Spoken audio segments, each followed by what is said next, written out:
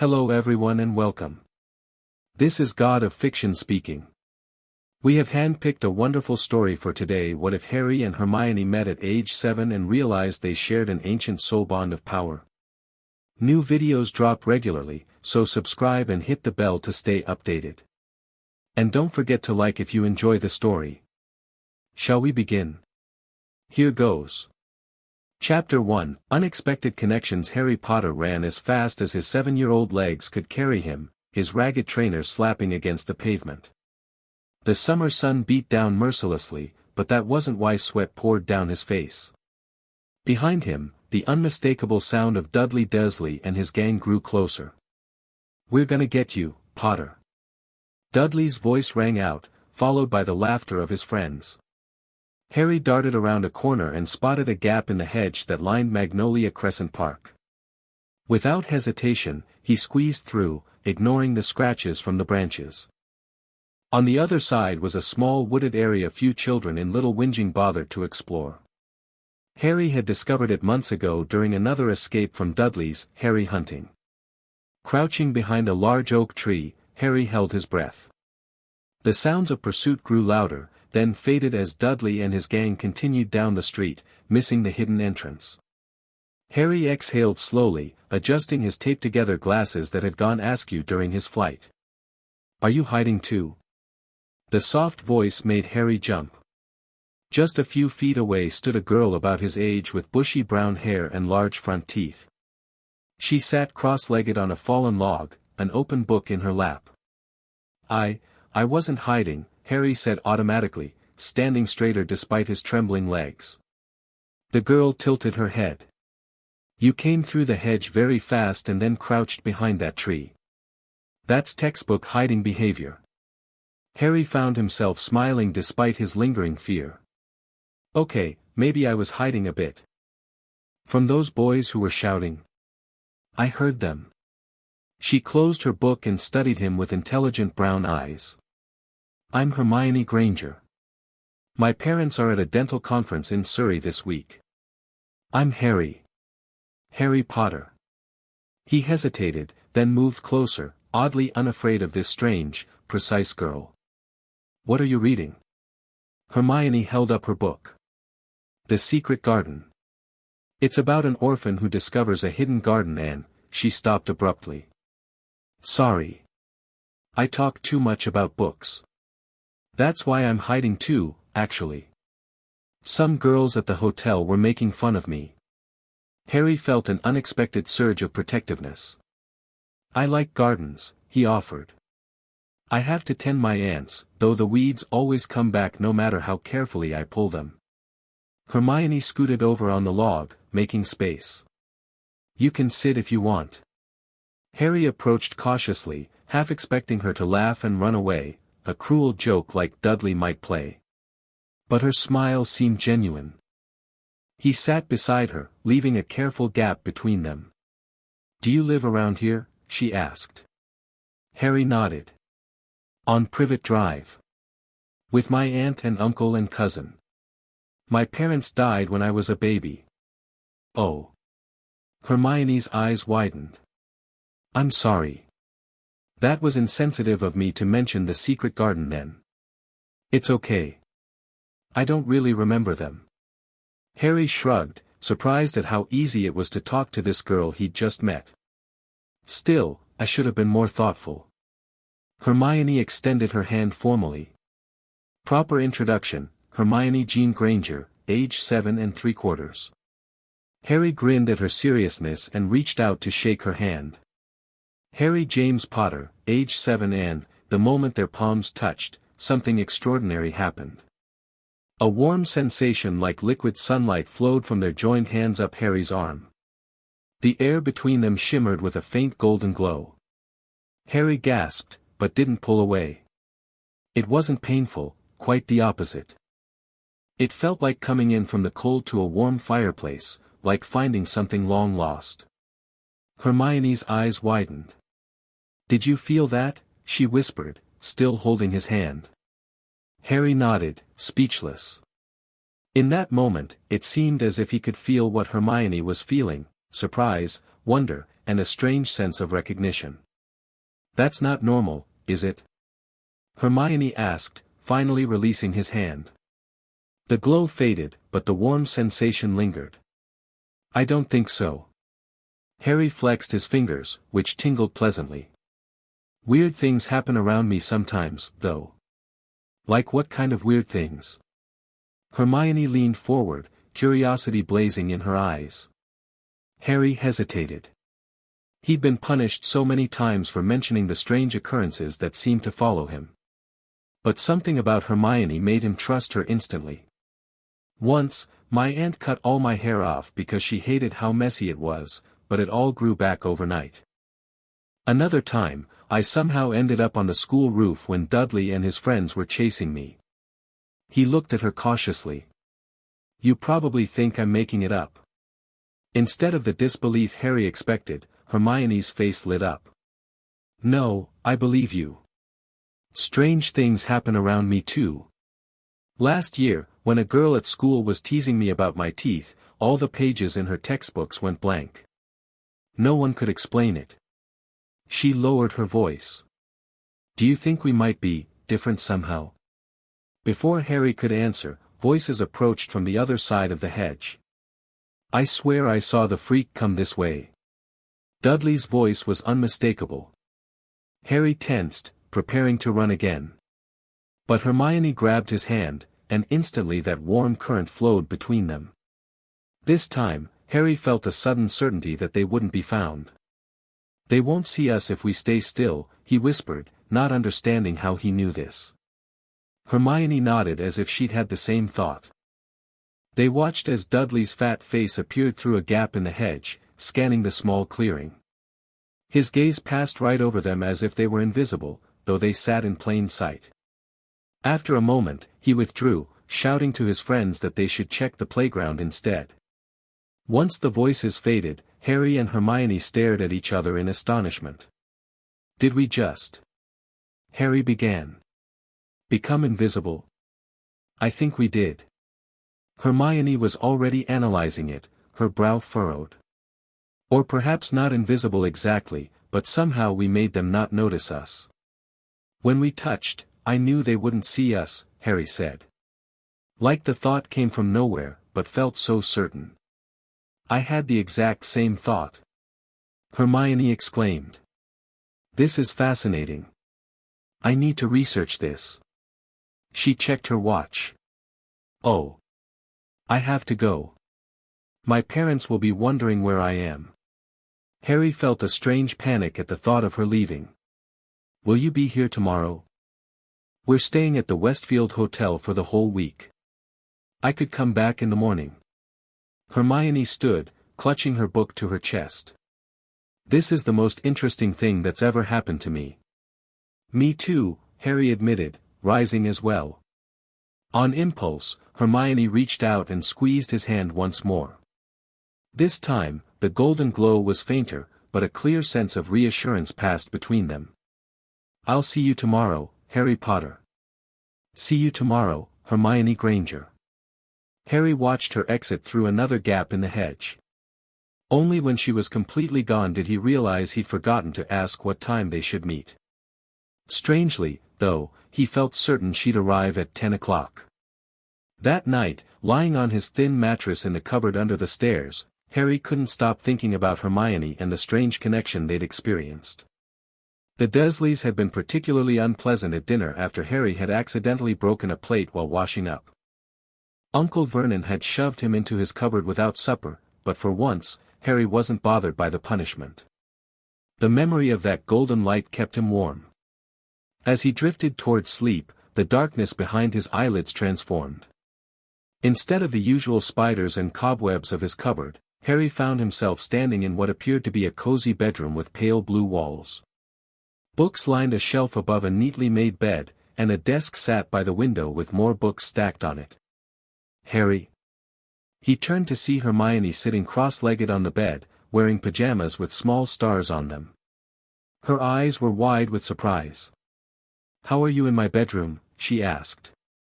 Harry looked down at himself, then around at the unfamiliar room. "I don't know." I was falling asleep in my cupboard, and then I was just, here. Your cupboard? Hermione's brow furrowed. Harry felt heat rush to his face. Where I sleep? At my aunt and uncle's house. They make you sleep in a cupboard? Hermione looked horrified. It's not so bad, Harry said automatically, though the words sounded hollow even to him. But this is strange. Am I dreaming? Are you dreaming? Maybe we both are. Hermione slid off her bed and approached him cautiously. Can I?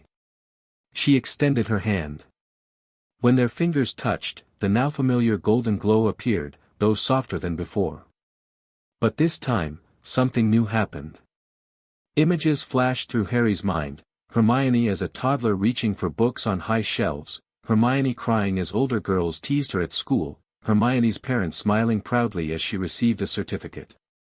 I can see your memories, Harry whispered in awe. I can see yours too. Tears filled Hermione's eyes. Oh, Harry. Harry knew she was seeing the worst parts of his life, Uncle Vernon's shouting, Aunt Petunia's slaps, Dudley's bullying, the loneliness of his cupboard. He wanted to pull away, ashamed, but Hermione held on tighter. It's not fair how they treat you, she said fiercely. Not fair at all. No one had ever said that before.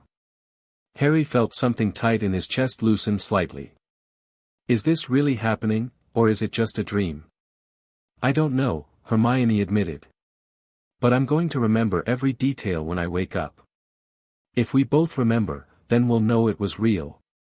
Let's meet at the park at 10 o'clock. Harry nodded. 10 o'clock. Hermione hesitated, then wrapped her arms around him in a quick hug. The golden light enveloped them completely this time, and Harry felt a surge of something he rarely experienced, happiness, belonging, safety.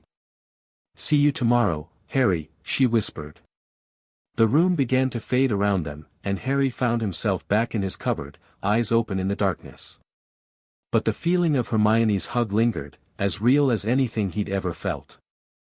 Miles away in the Department of Mysteries, deep within the Ministry of Magic, a silver instrument on a cluttered desk began to chime softly. Arcturus Crowley looked up from the ancient text he'd been studying, his sharp features illuminated by the glow of enchanted lanterns. At 43, his dark hair was already streaked with gray, the result of decades delving into the most obscure branches of magical research. The instrument chimed again, more insistently. Crowley set down his quill and crossed to the desk, waving his wand over the delicate silver device. A small cloud of luminous smoke rose from it, forming a pulsating sphere with two bright points of light at its center. Interesting, he murmured, adjusting his wire-rimmed spectacles. Very interesting indeed. The instrument was calibrated to detect unusual magical resonances, specifically, the rare magical phenomenon he'd spent the last 15 years researching. Most of his colleagues in the department considered it a waste of time, a theoretical branch of magic with no practical applications. But Crowley knew better. And now, his patience had been rewarded. He tapped the silver instrument with his wand, and the smoke cloud transformed into a map. The 2 points of light pulsed over a location in Surrey. After all this time, Crowley whispered to the empty office. A soul bond manifesting in the wild. He quickly jotted down the coordinates, then deactivated the instrument. This would require careful handling. Soul bonds were incredibly rare, the last documented case had been over 2 centuries ago. If his research was correct, the bond would still be in its infancy, malleable and full of untapped potential. Crowley smiled thinly as he gathered his cloak. The department had denied his funding requests for years. Now, with tangible evidence, even Croker would have to acknowledge the importance of his work. All he needed was to observe the subjects, document the bond's development, and eventually, well, that would depend on how powerful the bond proved to be. The next morning, Harry awoke with an overwhelming sense of anticipation. The dream about Hermione had been so vivid that he was certain it hadn't been just a dream. Something extraordinary had happened, and for the first time in his young life, Harry felt a spark of hope that maybe, just maybe, he wasn't alone in his strangeness. Aunt Petunia rapped sharply on his cupboard door. Up. Get up now. You need to start breakfast. Harry dressed quickly in Dudley's oversized hand-me-downs and hurried to the kitchen. He prepared bacon and eggs mechanically, his mind focused on the approaching meeting at the park. Would Hermione actually be there? Would she remember the dream? What are you smiling about, boy? Uncle Vernon demanded, his mustache twitching suspiciously as Harry served breakfast. Nothing, Uncle Vernon, Harry replied, carefully keeping his expression neutral. Well, stop it. It's unnatural. Vernon stabbed a piece of bacon with his fork. After breakfast, you're to weed the garden. The whole garden, mind you. Harry nodded, calculating quickly. If he worked efficiently, he could finish the garden by 9:30, giving him just enough time to slip away to the park. The morning dragged as Harry pulled weeds under the hot sun. Sweat dripped down his back, but he worked with unusual determination. Finally, with the garden looking pristine and Aunt Petunia busy on the telephone gossiping with a neighbor, Harry made his escape. He arrived at the park at precisely 10 o'clock, slipping through the same gap in the hedge. His heart pounded as he entered the small clearing. Would she come?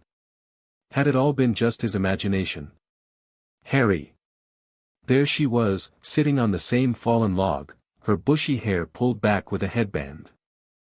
Hermione smiled brightly and waved, and Harry felt such relief that his knees nearly buckled. You came, he said, unable to keep the wonder from his voice. Of course I came, Hermione replied, as if any other option was unthinkable. She patted the log beside her. I've been thinking about this all morning. Did you have a strange dream last night? Harry nodded eagerly, sitting beside her. About your bedroom with the blue walls and all the books. Hermione's eyes widened. So it was real. I was in your cupboard too, I saw it. Her expression darkened. That's where they really make you sleep, isn't it? Harry looked down at his shabby shoes. Yeah. That's horrible, Hermione said fiercely. It's abusive. It's just how things are, Harry shrugged, uncomfortable with her anger on his behalf. It shouldn't be. Hermione took a deep breath, visibly calming herself. Anyway, I've been thinking about what happened yesterday. The glowing light when we touched, the dream sharing, making those boys not notice us. It's like something from one of my fantasy books. You don't think we imagined it? Harry asked, still half afraid this would all dissolve like a wonderful dream.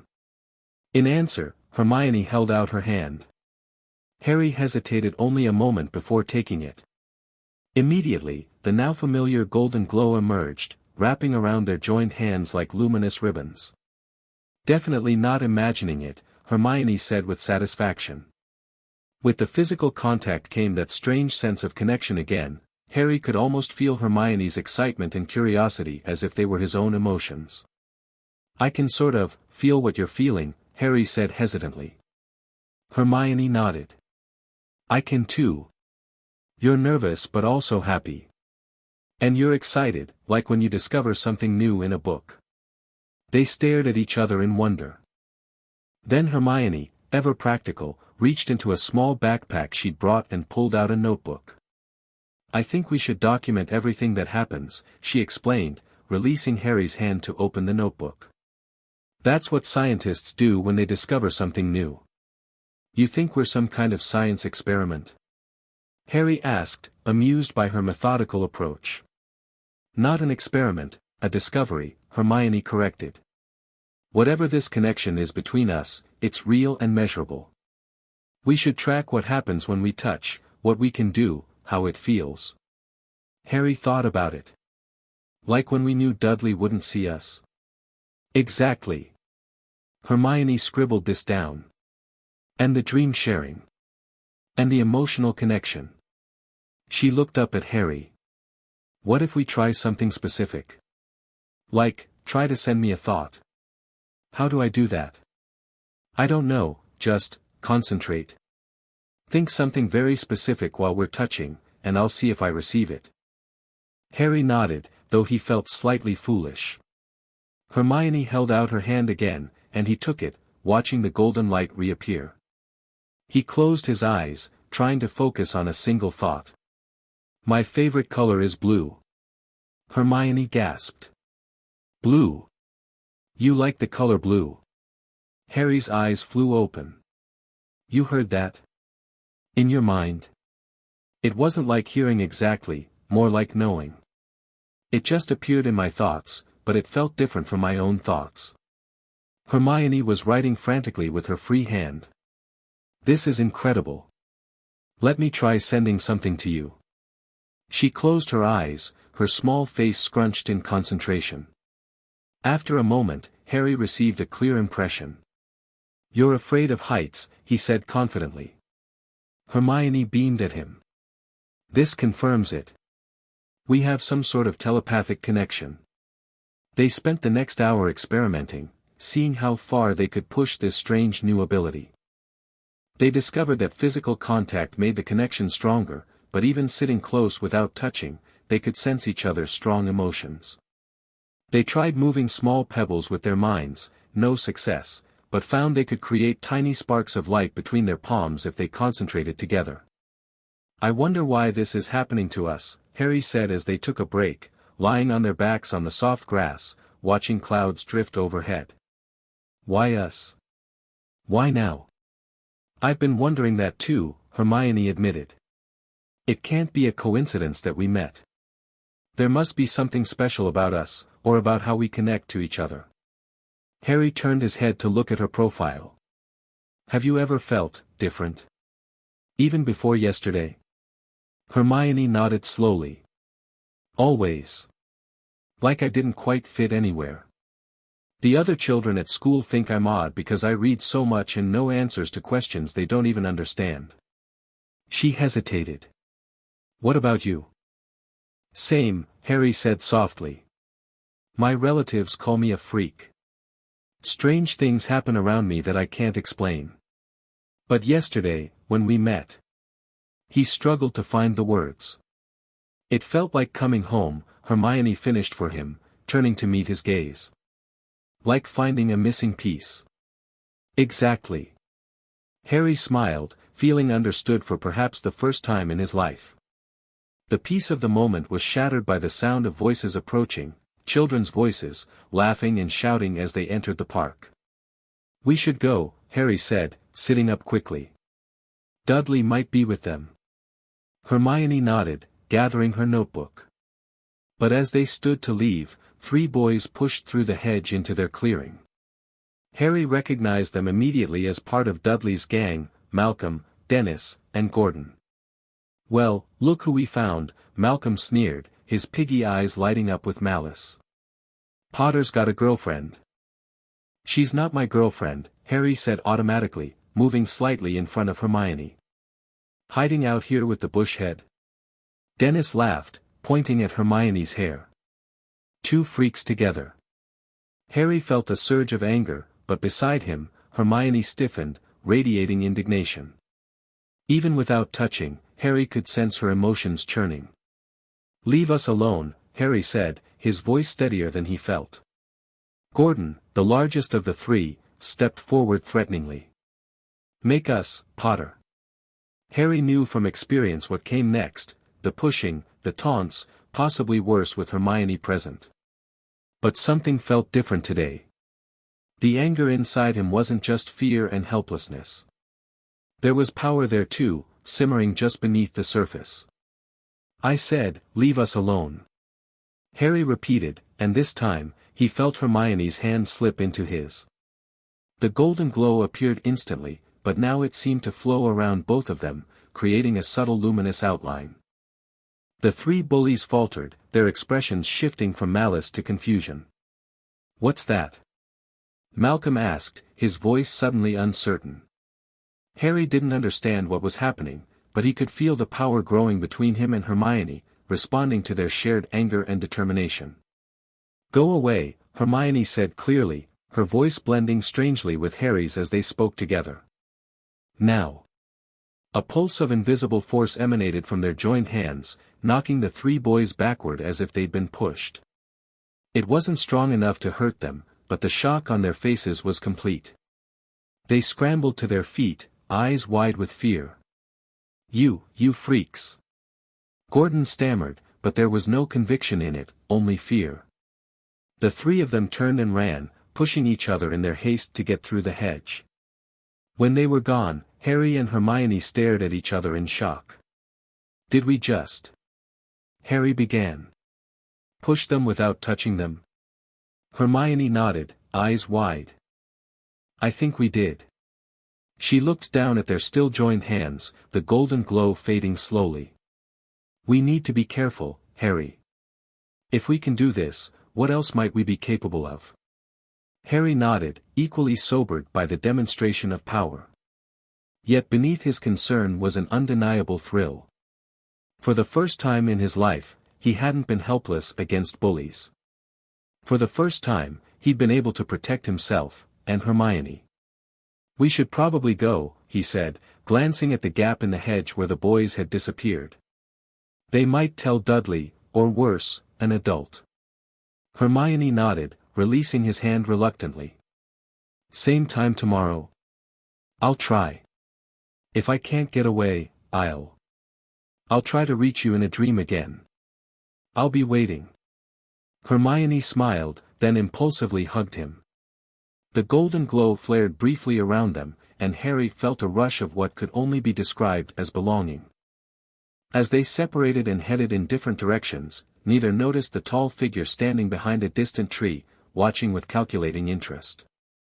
Arcturus Crowley adjusted his ordinary Muggle clothing and made a note in a small leather-bound journal before disapparating with a soft pop that was lost in the rustle of leaves.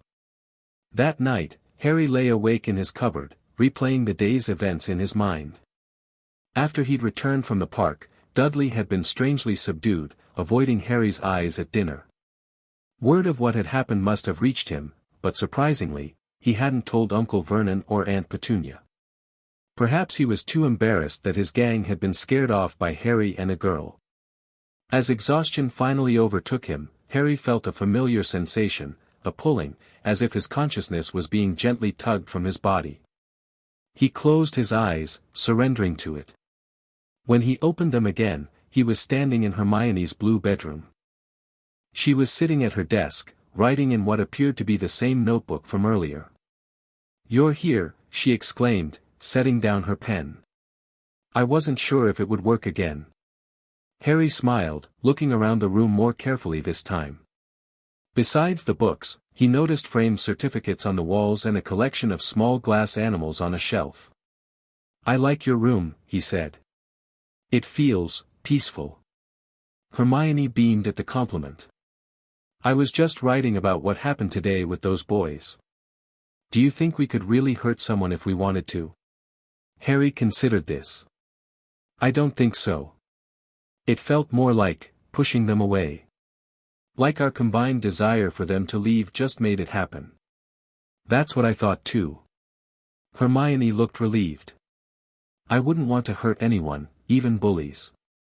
"Me neither," Harry agreed, though a small part of him wondered what it might feel like to turn this power against Dudley after years of torment. He pushed the thought away, uncomfortable with it.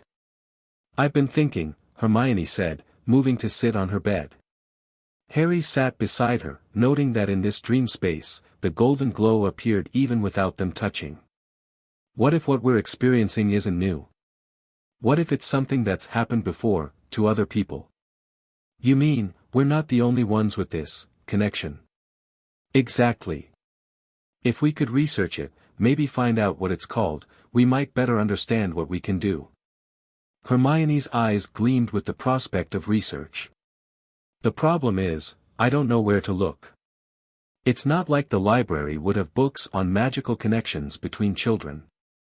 Harry thought about this. Maybe we should just keep experimenting ourselves. See what else we can do. "We can do both," Hermione said decisively. "I'll check the library for anything that might help, myths, legends, even fantasy stories might have clues. And we'll keep practicing when we meet." Speaking of meeting, Harry said, "I might not be able to come to the park tomorrow. Uncle Vernon mentioned taking Dudley to buy a new computer game, which means I'll probably be left with Mrs. Figg." "Mrs. Figg?" "The neighbor who watches me when the Dursleys go out. She's nice enough, but her house smells like cabbage and cats." Harry wrinkled his nose. Hermione looked thoughtful. "Maybe we can try something. If our connection works in dreams, could it work while we're awake but separate? Could we send messages to each other? Like telepathy, you mean? Across distance?" "Exactly." Hermione's eyes lit up. "Let's try right now, in the dream, and then tomorrow when we're both awake." They spent what felt like hours practicing, focusing on sending clear thoughts and images to each other within the dream space. It was easier here, where the connection already felt strong. They discovered that emotional content transmitted more clearly than words, and that images were somewhere in between. "Tomorrow, at exactly noon," Hermione instructed, "concentrate on sending me a message. Just a simple image or feeling. I'll be waiting for it, and I'll try to send something back." Harry nodded, excited despite his doubts. 12 o'clock sharp. "It's a date." Hermione smiled, then looked embarrassed. "I mean, not a date, just, I know what you mean," Harry said, grinning. For some reason, her fluster made him feel warm inside. The dream began to fade around them as morning approached in the waking world. "See you at noon," Hermione's voice echoed as Harry found himself back in his cupboard, dawn light filtering through the vents. As predicted, the Dursleys left Harry with Mrs. Figg while they took Dudley shopping. Normally, Harry would have spent the day looking through Mrs. Figg's photo albums of her cats and eating stale cake, but today he had a mission. At precisely noon, Harry excused himself to use the bathroom. Once alone, he sat on the edge of the bathtub and closed his eyes, trying to recreate the focused feeling from the dream. He pictured Hermione clearly in his mind, then concentrated on a single image, the red rose bush in Aunt Petunia's garden. He held the image, focusing all his energy on pushing it across whatever connection existed between them. After a minute of intense concentration, he felt a strange sensation, like a door opening in his mind. Suddenly, a clear image appeared, a chess piece, specifically a white knight. Harry's eyes flew open. Had it worked? Had Hermione sent him the image of the chess piece? Or was his mind simply creating what he hoped to receive? The rest of the day passed agonizingly slowly. Harry helped Mrs. Figg clean out cat litter boxes and dust her cluttered shelves, all while his mind buzzed with questions. By the time the Dursleys picked him up, he was practically vibrating with anticipation for the night, when he might see Hermione in their shared dream space again. However, that night, no matter how hard he tried, the connection didn't form. Harry lay awake for hours, reaching out mentally, trying to find that pulling sensation, but it never came. Had something happened to Hermione? Had they somehow lost the ability? Or was he simply too tired to make it work? When Harry finally fell into an ordinary, dreamless sleep, a sense of loss followed him into unconsciousness. The next morning dawned bright and clear. Harry prepared breakfast mechanically, his mind still troubled by the failed dream connection. Uncle Vernon was in an unusually good mood, having secured a large drill order for Grunnings, which meant he barely glanced at Harry throughout the meal. "Boy," Aunt Petunia said sharply as Harry cleared the dishes, "I need you to run to the corner shop. We're out of milk." She pressed a 5-pound note into his hand. "And don't you dare spend the change on sweets." Harry nodded, secretly delighted at the unexpected freedom. The corner shop wasn't far from the park where he met Hermione. Once outside, Harry broke into a run. If he hurried, he might have time to check the park before getting the milk. His heart pounded with hope as he took the shortcut through the alleyway behind Wisteria Walk. He was so focused on reaching the park that he nearly collided with a tall man in a gray suit who stepped into his path. "Careful there, young man," the man said, his voice cultured and smooth. "Sorry, sir," Harry mumbled, trying to step around him. The man didn't move. "No harm done." You seem to be in quite a hurry, Harry. Harry froze, suddenly alert. How do you know my name? The man smiled, but the expression didn't reach his eyes, which were a penetrating pale blue behind wire-rimmed glasses. I know a great many things, Harry Potter. Including the fact that you've recently made a rather special friend. Alarm bells rang in Harry's mind. No adult had ever shown interest in his friendships before, and something about this man felt wrong. Despite his ordinary appearance and pleasant voice, an aura of coldness surrounded him. I don't know what you're talking about, Harry said, taking a small step backward. I think you do. The man knelt to Harry's level, his movements fluid and precise. The girl with the bushy hair. Hermione, I believe. You two have discovered something quite remarkable together, haven't you? Fear gripped Harry's chest. How did this stranger know about Hermione? About their connection? Had he been watching them? I have to go, Harry said, his voice stronger than he felt. My aunt is waiting for the milk. The man reached out as if to touch Harry's shoulder, but Harry flinched away. For an instant, the man's pleasant expression slipped, revealing something cold and calculating beneath. My name is Arcturus Crowley, Harry, he said, straightening up. I'm a researcher of rare phenomena. What you and your friend have discovered is exceptionally rare, and potentially valuable. I'd like to help you understand it. We don't need help, Harry said, edging away. Please leave us alone. Crowley's smile thinned. You don't understand what you're dealing with. This power between you, it's dangerous without proper guidance. Harry felt a surge of defiance. It's not dangerous. It's ours. Is it? Crowley raised an eyebrow. Tell me, Harry, have you experienced headaches yet? Nosebleeds? Blackouts? These are the early signs of an unstable bond. Harry hesitated. Was the man making this up to scare him, or could he be telling the truth? They hadn't experienced any of those symptoms, but what if they were coming? I can see you're concerned, Crowley said smoothly. As you should be. Here, he withdrew a business card from his pocket.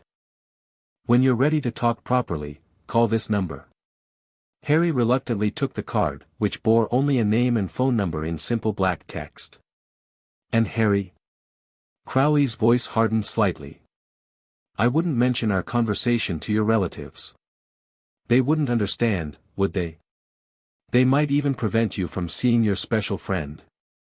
With that thinly veiled threat, Crowley turned and walked away, his movements unnaturally graceful. Harry stood frozen until the man disappeared around a corner, then shoved the card deep into his pocket, his hands trembling. The encounter had shaken him deeply. He abandoned his plan to visit the park and instead hurried to the shop, bought the milk, and returned directly to Privet Drive, constantly glancing over his shoulder. He needed to warn Hermione. Someone knew about them, someone dangerous. That night, Harry focused all his mental energy on reaching Hermione. The strange encounter with Crowley had frightened him, but it had also strengthened his determination. Their connection wasn't just a fascinating discovery anymore, it might be something they needed to protect.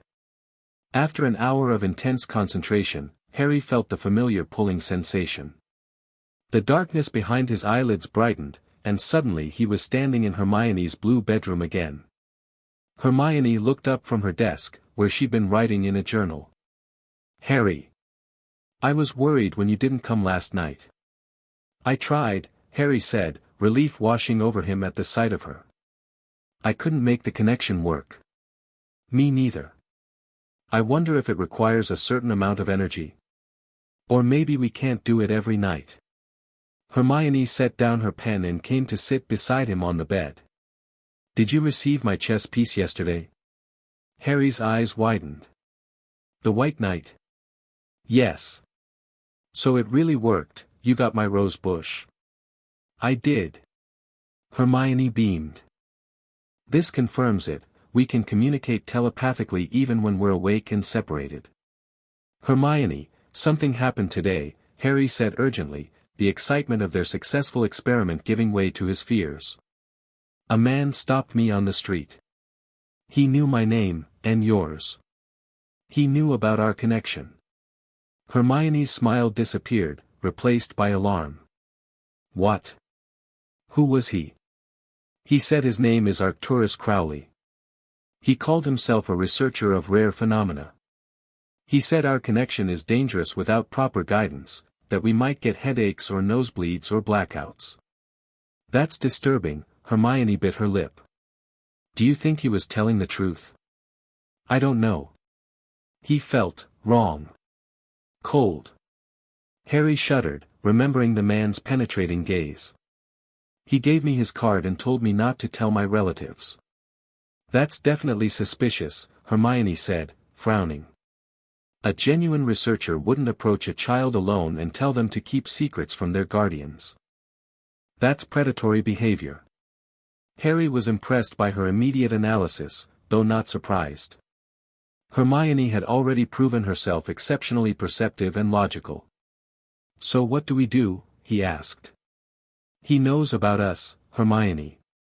He might have been watching us in the park.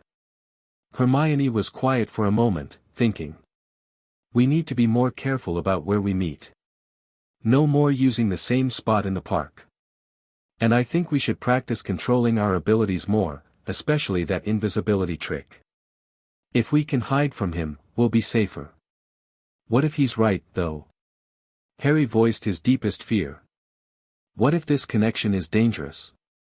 Hermione reached for his hand, and even in the dream space, the golden glow appeared between them, warm and reassuring. It doesn't feel dangerous, does it? It feels right. Harry nodded slowly. The connection between them had brought him the first real happiness he could remember. It couldn't be something bad. Besides, Hermione continued pragmatically, we haven't had any headaches or nosebleeds or blackouts. I think he was trying to scare you. Probably, Harry agreed, feeling better. But we still need to be careful. We will be. Tomorrow, let's meet at the public library instead of the park. It's a public place with lots of people around. He won't be able to approach us there. Hermione squeezed his hand. And Harry? If you see him again, run. Find adults, make noise. Don't let him get you alone. Harry nodded, grateful for her clear thinking. The library at 10. The library at 10, Hermione confirmed. Now, while we're here, let's practice more.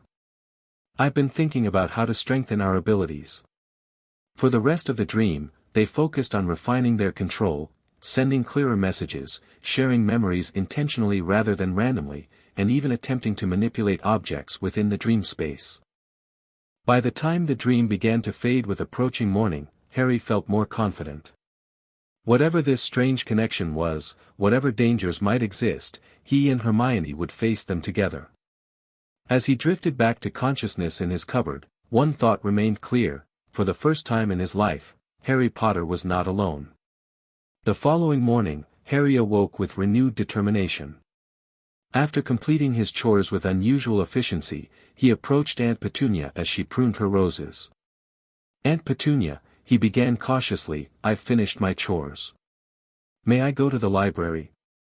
I want to look up some information for a school project. Petunia looked surprised, then suspicious. School project? It's summer holiday. It's for when we go back, Harry improvised. About gardening. The teacher said students who complete summer projects might get special recognition. That caught her interest. Petunia always cared about appearances, and the idea of her nephew being recognized for academic achievement, especially in a subject she valued, appealed to her vanity. Very well, she said after a moment.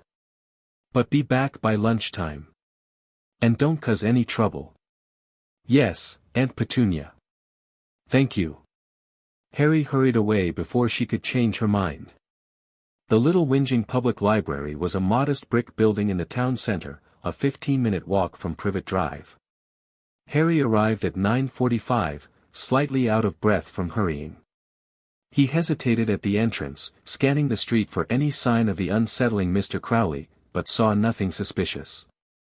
Inside, the library was cool and quiet, smelling of old paper and furniture polish.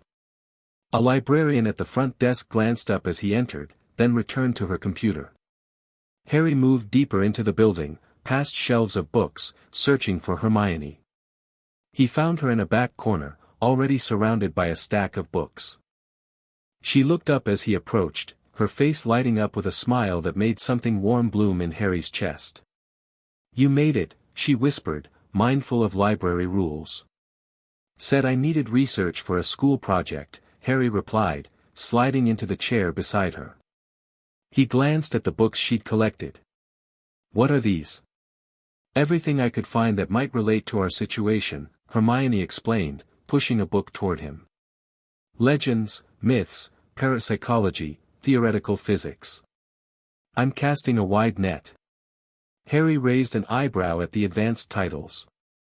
"Can you understand these?" "Not entirely," Hermione admitted with a small smile. "But I'm good at finding relevant information even in complex texts." They spent the next hour poring over the books, keeping their heads close together and speaking in whispers. Most of what they found was unhelpful, vague mentions of telepathy in parapsychology texts, fictional accounts of mind-reading in novels, nothing that matched their specific experience.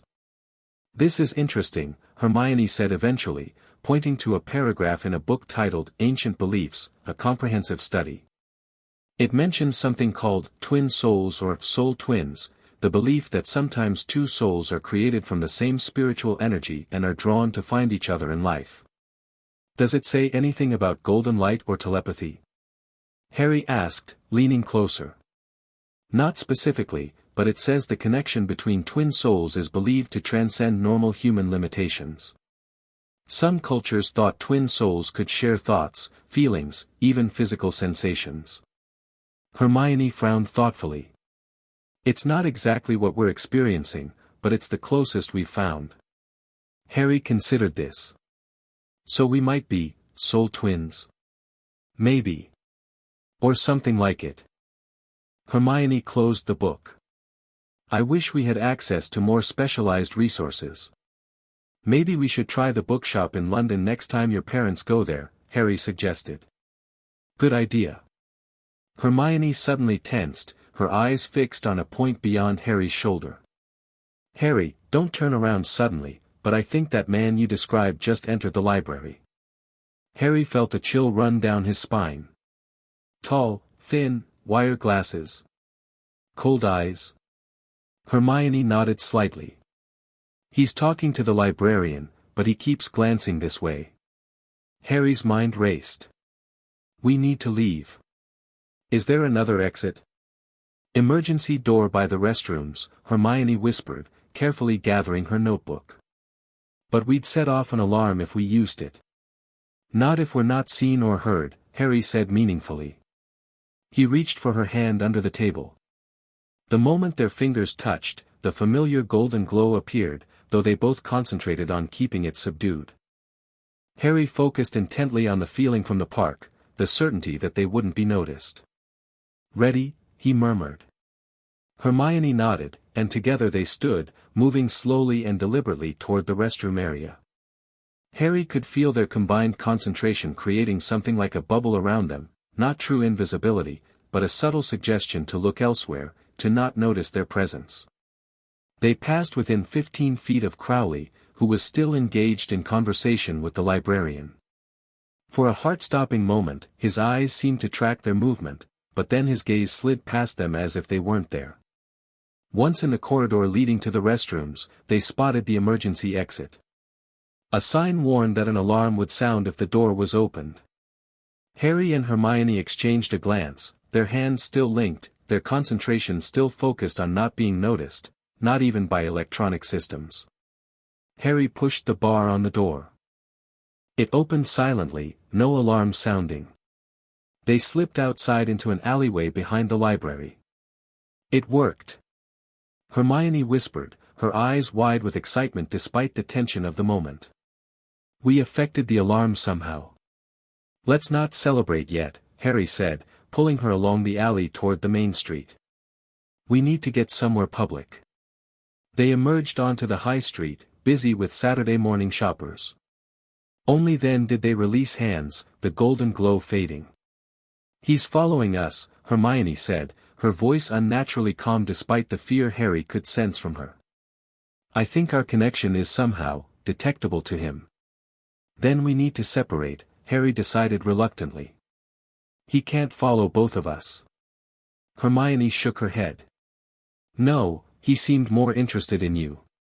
If we separate, he'll follow you." "Exactly." Harry met her gaze steadily. "I'll lead him away while you get back to your hotel safely." "Absolutely not." Hermione looked outraged at the suggestion. "I'm not leaving you to face him alone." Harry felt a rush of warmth at her loyalty, but stood firm. "Hermione, please. I know these streets better than you do. I can lose him and meet you later." She bit her lip, clearly torn. "Promise you'll be careful? And that you'll contact me mentally as soon as you're safe?" "I promise." Harry squeezed her hand once more, feeling the golden energy pulse between them. "Meet at our spot in the park at 4 o'clock if you don't hear from me before then." Hermione nodded reluctantly. 4 o'clock. "But if you're not there, I'm telling my parents everything and calling the police." "Fair enough." Harry managed a small smile. "Ready?" They split up, Harry heading toward the busiest part of the shopping district while Hermione walked casually in the opposite direction. Through their lingering connection, Harry sensed the moment Crowley emerged from the library and, as predicted, began following him rather than Hermione. Harry weaved through the Saturday crowds, occasionally glancing in shop windows to track Crowley's reflection. The man maintained a steady distance, his expression impassive but determined. Unlike most adults, who would have given up or confronted him by now, Crowley showed remarkable patience. This only strengthened Harry's conviction that the man was dangerous.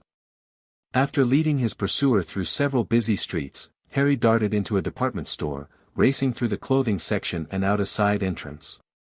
He sprinted down an alley, turned right, then left, using every shortcut and hiding place he'd discovered during years of evading Dudley's gang. Finally, breathless but triumphant, Harry stopped in a small churchyard, reasonably certain he'd lost Crowley. He sat on a bench, catching his breath, and focused his mind on contacting Hermione. "I'm safe." Lost him near the church on Magnolia Road. He concentrated on sending the message, picturing Hermione clearly in his mind. After a moment, he felt a response, not words exactly, but a clear sense of relief and acknowledgement. Harry leaned back on the bench, suddenly exhausted. The mental communication seemed to drain his energy, especially without physical contact to strengthen their connection. But it had worked. Hermione knew he was safe. As his breathing steadied, Harry contemplated their situation. Crowley's persistent pursuit confirmed their suspicions. The man had a specific interest in their connection, one that went beyond casual curiosity. And his resources, tracking them to the library, following so methodically, suggested he wasn't working alone. Harry checked his watch. 2 hours until he was due to meet Hermione at the park. He decided to stay in the churchyard for a while longer, then take an indirect route to their meeting place. Better safe than sorry. Leaning his head back, Harry closed his eyes, enjoying the rare moment of peace. Despite the danger and uncertainty, a small smile played on his lips. For the first time in his life, he wasn't facing troubles alone. He had Hermione now, brilliant, loyal Hermione, who saw him clearly and still chose to stand by his side. Whatever this connection between them was, whether twin souls, as the book suggested, or something else entirely, Harry was beginning to think it was the best thing that had ever happened to him. Chapter 2, Forged in secrecy. The beginning of autumn painted little whinging with amber and gold, but Harry Potter barely noticed the seasonal beauty. His thoughts remained fixed on Hermione Granger and their extraordinary connection. School had started again, bringing with it Dudley's renewed torment and the isolation Harry had always endured. Yet everything felt different now. He had a secret, a miraculous secret that made the daily indignities bearable. 2 weeks had passed since their narrow escape from Arcturus Crowley at the library. Though the mysterious man hadn't reappeared, his shadow lingered over their meetings, adding an edge of caution to their exploration. Harry sat on his bed in a cupboard under the stairs, eyes closed in concentration. It was Sunday evening, and he was attempting to reach Hermione through their mental connection. They'd established a routine: every Sunday and Wednesday at 7 o'clock, they would try to communicate, sharing the significant events of their days and, more importantly, planning their next meeting. Hermione. Harry projected the thought outward, picturing her face clearly in his mind. Can you hear me? For several minutes, nothing happened. Then, like a radio finding the right frequency, Hermione's presence filled his mind. Harry. Sorry I'm late. Mum wanted to talk about my school project. Relief washed over him. Even after weeks of successful communication, part of him still feared each time that the connection would fail, that he would lose this miraculous bond. It's okay, he responded. Any news? Yes. Excitement colored her thoughts. Dad has a dental conference in Guildford next weekend. That's only 20 minutes from Little Whinging. They've agreed to bring me along, and we're staying from Friday through Sunday. Harry's heart leapt. It had been nearly 2 weeks since they'd seen each other in person. Their dream meetings and mental communications sustained their connection, but nothing compared to being physically together. That's brilliant. Where should we meet? Not the park, Hermione replied immediately. It's too exposed, and Mr. Crowley might be watching it. Harry considered their options. There's a small wooded area behind Wisteria Walk. Not many people go there because it's overgrown, but I know a clear path.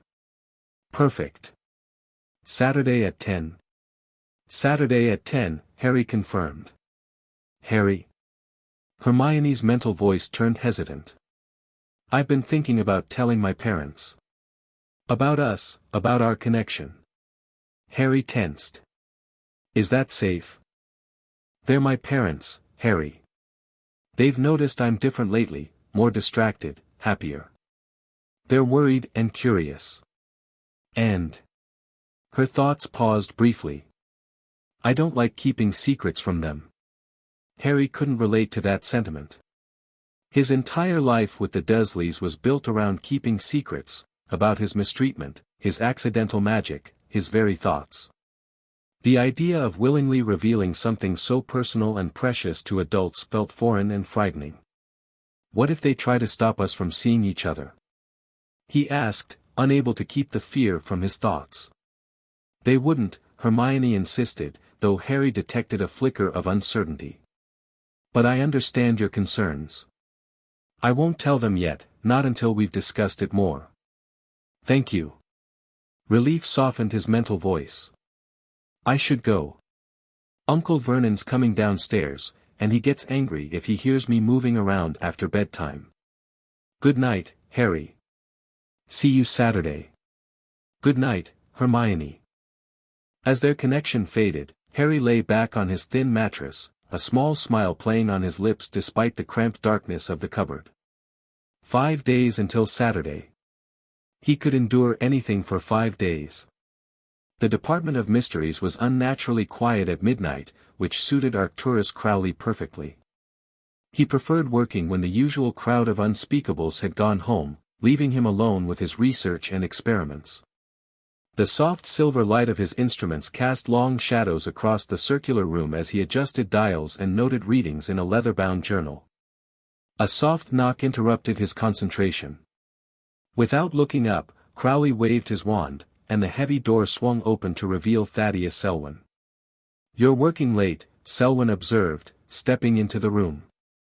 At 45, he was slightly older than Crowley, with silver threads running through his dark hair and a perpetual expression of aristocratic disdain. As are you, Crowley responded, finally looking up. I take it you've read my report. Selwyn nodded, closing the door behind him. Fascinating. Truly. A spontaneous soul bond in prepubescent children.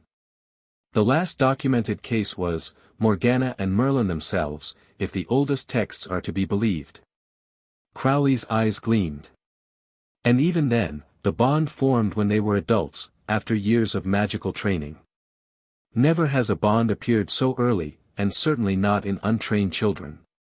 Yet you lost them. Selwyn's voice carried a subtle note of criticism.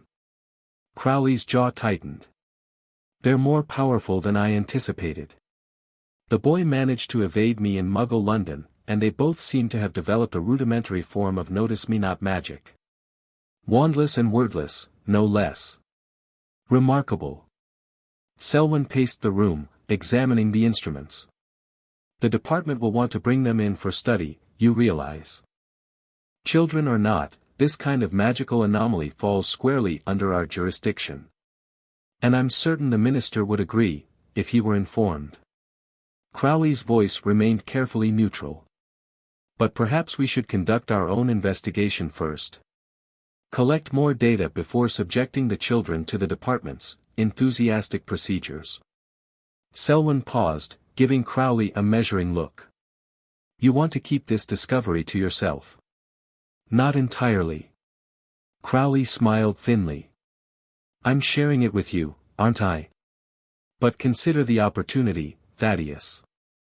If we can understand how this bond forms, how it functions, the applications would be revolutionary. Paired aurors with shared consciousness. Healers who can sense their patients' conditions directly. The possibilities are endless. And lucrative, Selwyn added with a knowing look. The private sector would pay handsomely for such research. Naturally. Crowley turned back to his instruments. But first, we need consistent access to the subjects. The boy lives with Muggle relatives, apparently distant relations on his mother's side. The girl travels with her parents. They're dentists, of all things. Potter and Granger. Selwyn tasted the names thoughtfully. The boy's name is familiar. It should be Harry Potter. The boy who survived the killing curse. Selwyn's eyes widened fractionally. The boy who lived. Are you certain? Quite. The lightning scar is unmistakable, and the ministry's monitoring spells confirm his location. Crowley adjusted a dial on one of his instruments. Which complicates matters. Dumbledore has taken a personal interest in the boy's welfare. He arranged the Muggle placement. Dumbledore. Selwyn's lip curled slightly. Always interfering. Indeed. But in this case, his choices may work in our favor. The Muggles appear to have no knowledge of the magical world. They're unlikely to recognize unusual behavior as magical in nature, and even less likely to report it to wizarding authorities. Selwyn nodded slowly, understanding. And the girl's family? Completely Muggle, with no previous contact with our world. When their daughter receives her Hogwarts letter, presumably in a few years, it will come as a total surprise. So we have time, Selwyn concluded. Before Hogwarts claims them and Dumbledore becomes aware of their bond. Precisely. Crowley's smile didn't reach his eyes. I've placed tracking charms on several items the boy regularly encounters, a library book, a bench in the park.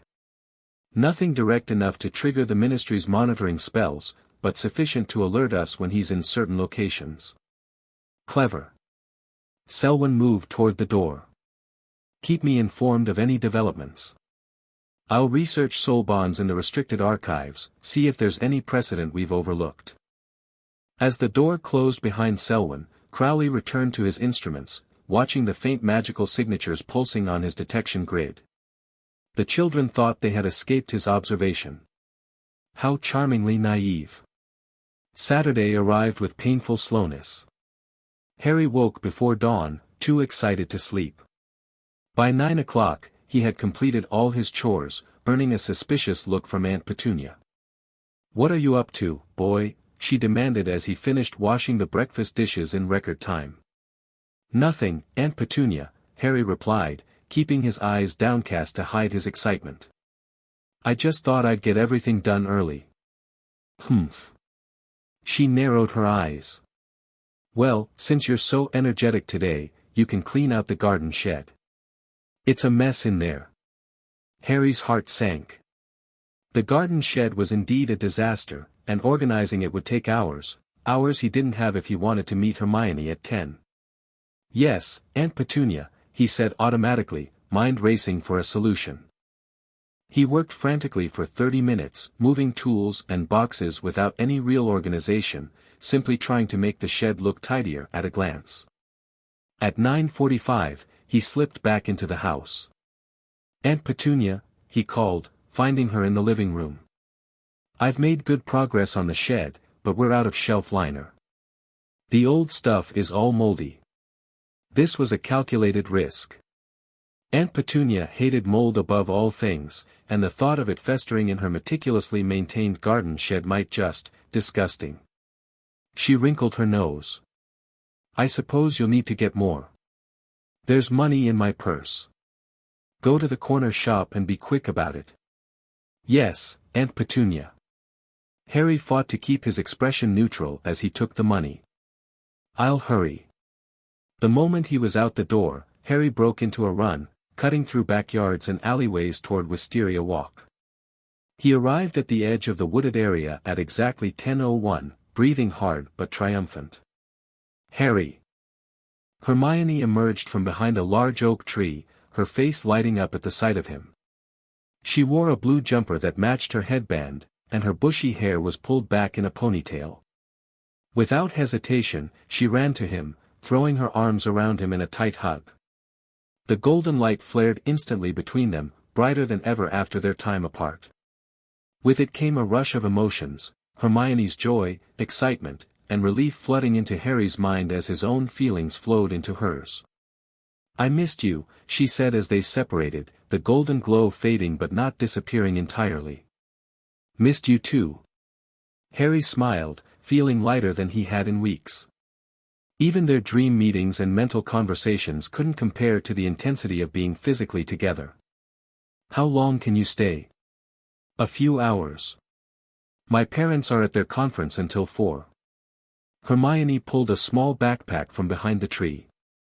I brought supplies. Water, sandwiches, and books, of course. Harry grinned. Of course. They found a comfortable spot deeper in the woods, where a fallen log created a natural bench. As they settled, Hermione pulled a notebook from her backpack. I've been researching, she began, flipping to a page filled with her neat handwriting. There's remarkably little information about bonds like ours, but I found some interesting theories. In regular libraries? Harry asked, impressed. I convinced my parents to take me to a specialist bookshop in London, told them I was interested in mythology and psychology. Hermione's expression turned serious. Harry, I think what we have might be something called a soul bond, in magical terminology. Magical terminology? Harry repeated, raising an eyebrow. You think it's actual, magic? Don't you? Hermione looked at him steadily. The golden light, telepathy, affecting electronic systems, making people not notice us. What would you call it? Harry hesitated. The Dursleys had beaten the word magic out of his vocabulary years ago. Anything unexplainable was labeled freakishness and severely punished. But with Hermione, in this secluded spot with golden light still shimmering faintly between them, he could acknowledge the truth. Magic, he agreed softly. But I thought magic was just in stories. So did I. But what if it isn't? Hermione's eyes shone with excitement. What if magic is real, but hidden? It would explain so much about us, about the strange things that happen around us. And about Crowley, Harry added, his expression darkening. If magic is real and somehow secret, he could be part of whatever group keeps it hidden. Exactly what I was thinking. Hermione nodded eagerly. Which means we need to learn more about our abilities, not just to understand them, but to protect ourselves. They spent the next hour experimenting, building on what they'd already discovered about their connection. Physical contact still produced the strongest effects, but they found they could maintain a faint connection even at a distance of several yards. They practiced sending clear thoughts to each other, moving from simple images to complex ideas. "Let's try something new," Hermione suggested after they'd taken a break for sandwiches. "The book I read mentioned that some bonds allow for skill sharing. Like if one person knows how to do something, the other person can access that knowledge through the bond." "How would that work?" Harry asked, intrigued. "I'm not sure exactly, but let's try." Hermione considered for a moment. "I know how to play chess." "You don't, right?" Harry shook his head.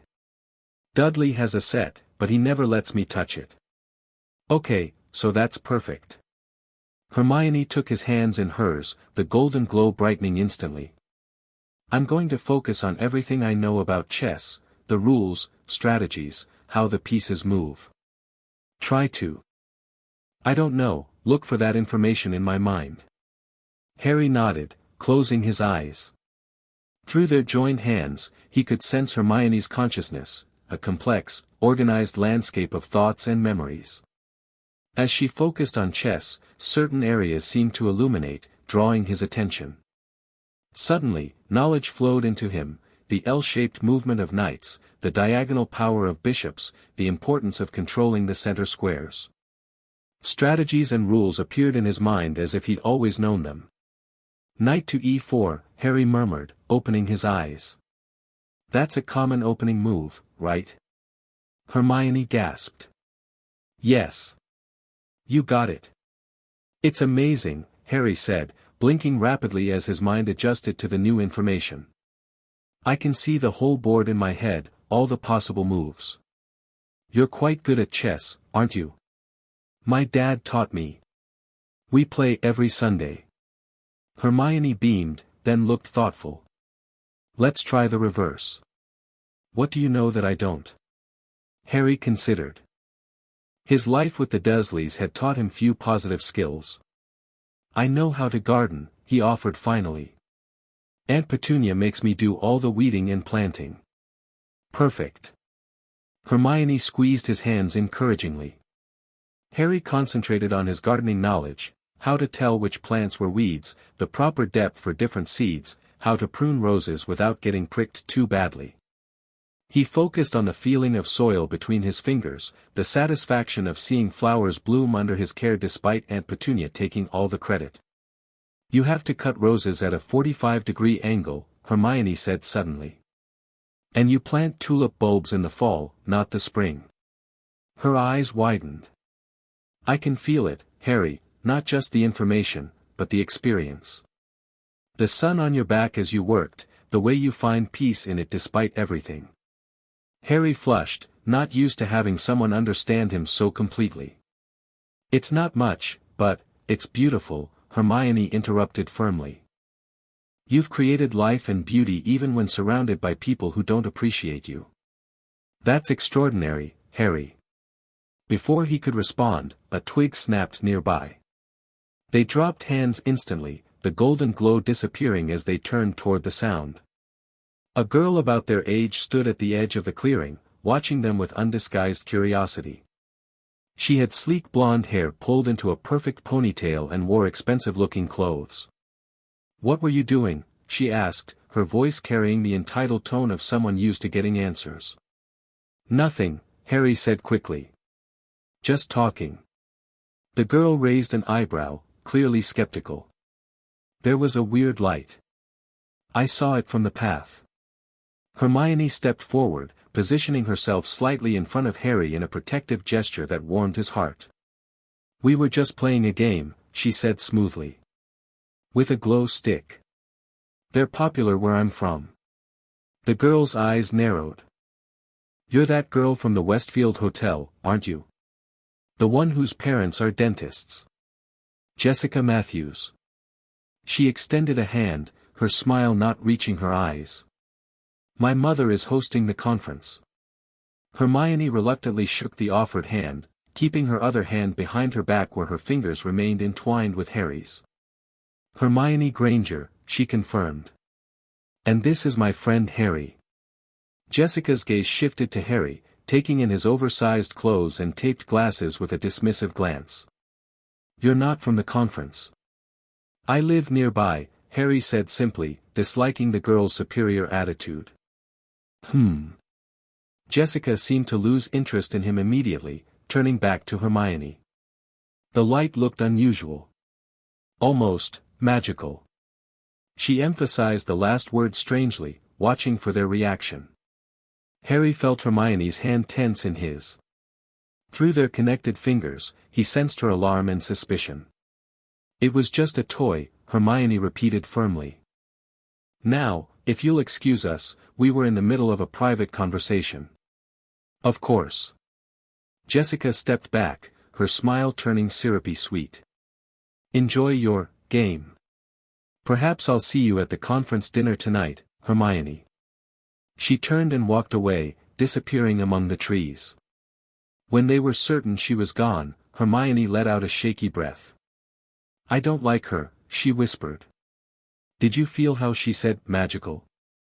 Like she was testing us?" Harry nodded, unease settling in his stomach. "Do you think she's connected to Crowley?" "I don't know. But she was definitely too interested in that light." Hermione chewed her lip thoughtfully. "We need to be more careful. Maybe we should practice hiding the glow."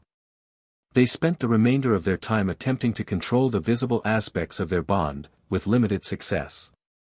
They could reduce the brightness somewhat through concentration, but couldn't eliminate it entirely when in physical contact. "It's like trying not to smile when you're happy," Harry explained, frustrated. "The feeling is still there, so the glow is too." "We'll keep practicing," Hermione said determinedly. "Next time we meet, when will that be?" Harry interrupted, already dreading their separation. Hermione's face fell. "I'm not sure. This conference was the perfect excuse, but my parents might get suspicious if I keep asking to visit Little Whinging specifically." They sat in dejected silence for a moment. Then Harry had an idea. "What if we created a reason? Is there something near here that you could legitimately want to visit regularly?" Hermione's eyes lit up. "The Surrey History Museum. It's in Guildford, where my parents' conference was. I could tell them I'm doing a special school project on local history, and ask to visit regularly for research. They'd believe that. They're always encouraging my educational interests." "That's brilliant," Harry said, grinning. "And Guildford is close enough that they might bring you to Little Whinging as part of the trip. I'll suggest it to them tonight." Hermione checked her watch and sighed. "I should go. I need to be back at the hotel by 3. They stood reluctantly, still holding hands, neither wanting to break the connection. "I'll reach out tonight, same time," Harry confirmed. "Same time," Hermione agreed. She hesitated, then quickly leaned forward and kissed his cheek. "Be careful, Harry. Especially after meeting Jessica." The spot where her lips touched his skin tingled pleasantly, and the golden glow briefly intensified. "You too. And good luck convincing your parents." As he watched her disappear through the trees, Harry touched his cheek, still feeling the gentle pressure of her kiss. Despite the complications, Crowley, Jessica, the Dursleys, Harry couldn't help but smile. For the first time in his life, he had someone truly on his side. Someone who understood him, who cared for him, who saw him as special rather than freakish. Whatever challenges lay ahead, they would face them together. Arcturus Crowley reviewed the transcript with growing interest.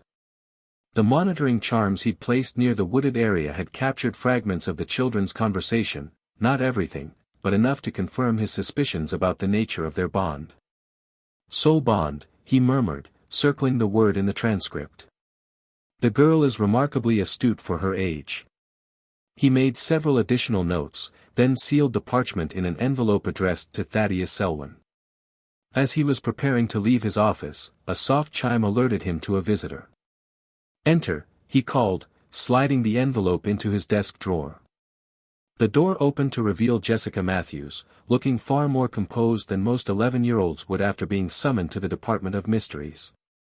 But then, Jessica was not an ordinary child. As the daughter of Imogen Matthews, a senior member of the Wisengamot, she had grown up in the corridors of magical power. "You wanted to see me, Uncle Arcturus?" she asked, her voice carefully respectful. "Indeed." Crowley gestured to a chair. "I understand you had an interesting encounter today." Jessica sat primly, smoothing her robes. "I followed your instructions. The tracking charm led me to them in the woods. They were holding hands, and there was a golden light surrounding them." "And you interrupted them," Crowley said, his tone neutral but his eyes sharp. Jessica had the grace to look slightly abashed. "I wanted to see how they would react." The girl, Hermione, tried to pass it off as a Muggle toy, but she was clearly lying. "Did either of them recognize the term magical when you emphasized it?" "They tensed," Jessica reported. "Both of them. But they didn't admit anything." Crowley nodded thoughtfully. "As expected. They're cautious, which complicates our observation but confirms their awareness of their unusual abilities." He studied the girl before him. "You did well, Jessica, though in the future, please follow my instructions precisely. Observation only, no interaction unless directed." "Yes, Uncle." Jessica's eyes gleamed with curiosity. "May I ask why these children are important?" The boy looked completely ordinary, shabby clothes, broken glasses. "The girl seems intelligent but otherwise unremarkable." "Appearances can be deceiving," Crowley replied mildly. "Suffice to say, they possess a magical connection of considerable research interest. Your continued assistance will be noted favorably by the department." Jessica straightened, pride evident in her posture. As a child from a prominent magical family, she understood the value of such recognition. "I'm happy to help, Uncle. Mother says I should learn the inner workings of the ministry before I even start Hogwarts." "Your mother is wise." Crowley stood, indicating the meeting was over. "Return to your regular activities. I'll contact you if I need further assistance." After Jessica left, Crowley returned to his notes. The children were becoming more adept with their abilities. Skill sharing was an advanced aspect of soul bonds that usually took years to develop. Their accelerated progress was both fascinating and concerning. If they continued at this rate, they might develop abilities beyond his ability to monitor discreetly. The time had come to consider more direct intervention. Hermione's plan worked better than they could have hoped. Her parents, impressed by her sudden interest in local history, agreed to monthly weekend trips to Surrey. The first Saturday of each month became their special day, with Harry slipping away from Privet Drive under various pretexts to meet Hermione in carefully selected, secluded locations. October's meeting was in an abandoned groundskeeper's shed on the edge of a public garden. November found them in the back corner of a small, rarely visited local museum. Each time, they practiced their abilities, growing stronger and more controlled in their connection.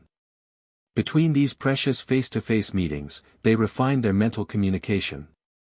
What began as simple image sharing evolved into complex conversations they could conduct from miles apart, though the effort still left them mentally exhausted.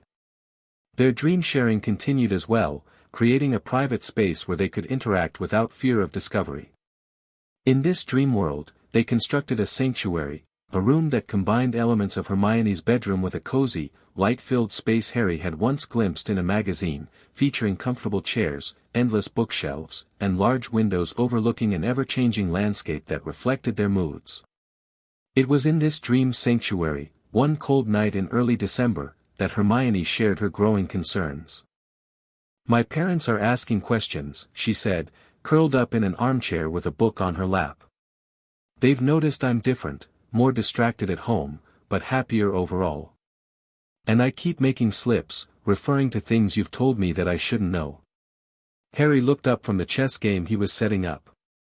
Through their bond, he could sense her genuine worry. "What kind of slips?" "Last week at dinner, Dad mentioned a gardening problem, and I started explaining exactly how to fix it, in detail. They were baffled about where I'd learned so much about plants." Hermione sighed. And sometimes I wake up talking to you, out loud. Mum's heard me twice now. Harry moved to sit on the arm of her chair, placing a hand on her shoulder. Even in the dream space, the golden glow appeared at their contact, though softer than in the waking world. Maybe it's time to tell them something, he suggested reluctantly. Not everything, but enough to explain the changes. I've been thinking the same thing. Hermione leaned against him, drawing comfort from the contact. I could tell them I've made a special friend who lives near the museum. That would explain my eagerness to visit and some of the new knowledge. But not the talking in your sleep or the distracted behavior, Harry pointed out. Hermione nodded. I know. But it's a start. I hate lying to them, Harry. They've always been so supportive of me. Harry felt a pang of envy. The concept of supportive parents was as foreign to him as the idea of Dudley going on a diet. You're lucky to have them. I know. Hermione looked up at him, her expression softening. Which is another reason I want you to meet them someday. They'd like you, Harry. I know they would. The idea both terrified and attracted him. Maybe someday, he said noncommittally. They sat in comfortable silence for a while, the dream space shifting around them to reflect their thoughtful mood, the windows now showing a gentle snowfall, the room growing slightly warmer in response. There's something else, Hermione said finally. Jessica Matthews. She's been watching me. Harry straightened, immediately alert. What do you mean, watching you? At school. She transferred in last month, her family moved to my neighborhood suddenly. She's in my class now, and she's always observing me, trying to get close to me. Hermione shivered despite the warmth of the room. It can't be a coincidence, Harry. Not after she saw us in the woods. You think her family moved specifically to keep tabs on you? The idea seemed far-fetched, yet Harry couldn't dismiss it. Not after Crowley's persistent interest. It sounds paranoid when you say it out loud, Hermione admitted. But yes, that's exactly what I think. She's too interested in me, always asking about my special talents and whether I ever experience unusual phenomena. Her words, not mine. Harry frowned, a protective instinct rising within him. Be careful around her. Don't be alone with her if you can help it. I won't. Hermione hesitated, then added, there's something else strange about her. Sometimes, when she thinks no one's looking, she pulls out this thin wooden stick and mutters to herself. Once, I swear I saw sparks come from the end of it. Harry's eyes widened. A magic wand? Like in stories? Maybe. Hermione bit her lip. If magic is real, why not wands too? The dream began to fade around them, signaling the approach of morning in the waking world. Our time's almost up, Harry said regretfully. I'll see you Saturday. Hermione nodded. First Saturday of December. The museum at 10 o'clock. As the dream dissolved completely, Harry found himself back in his cupboard, mind racing with new concerns.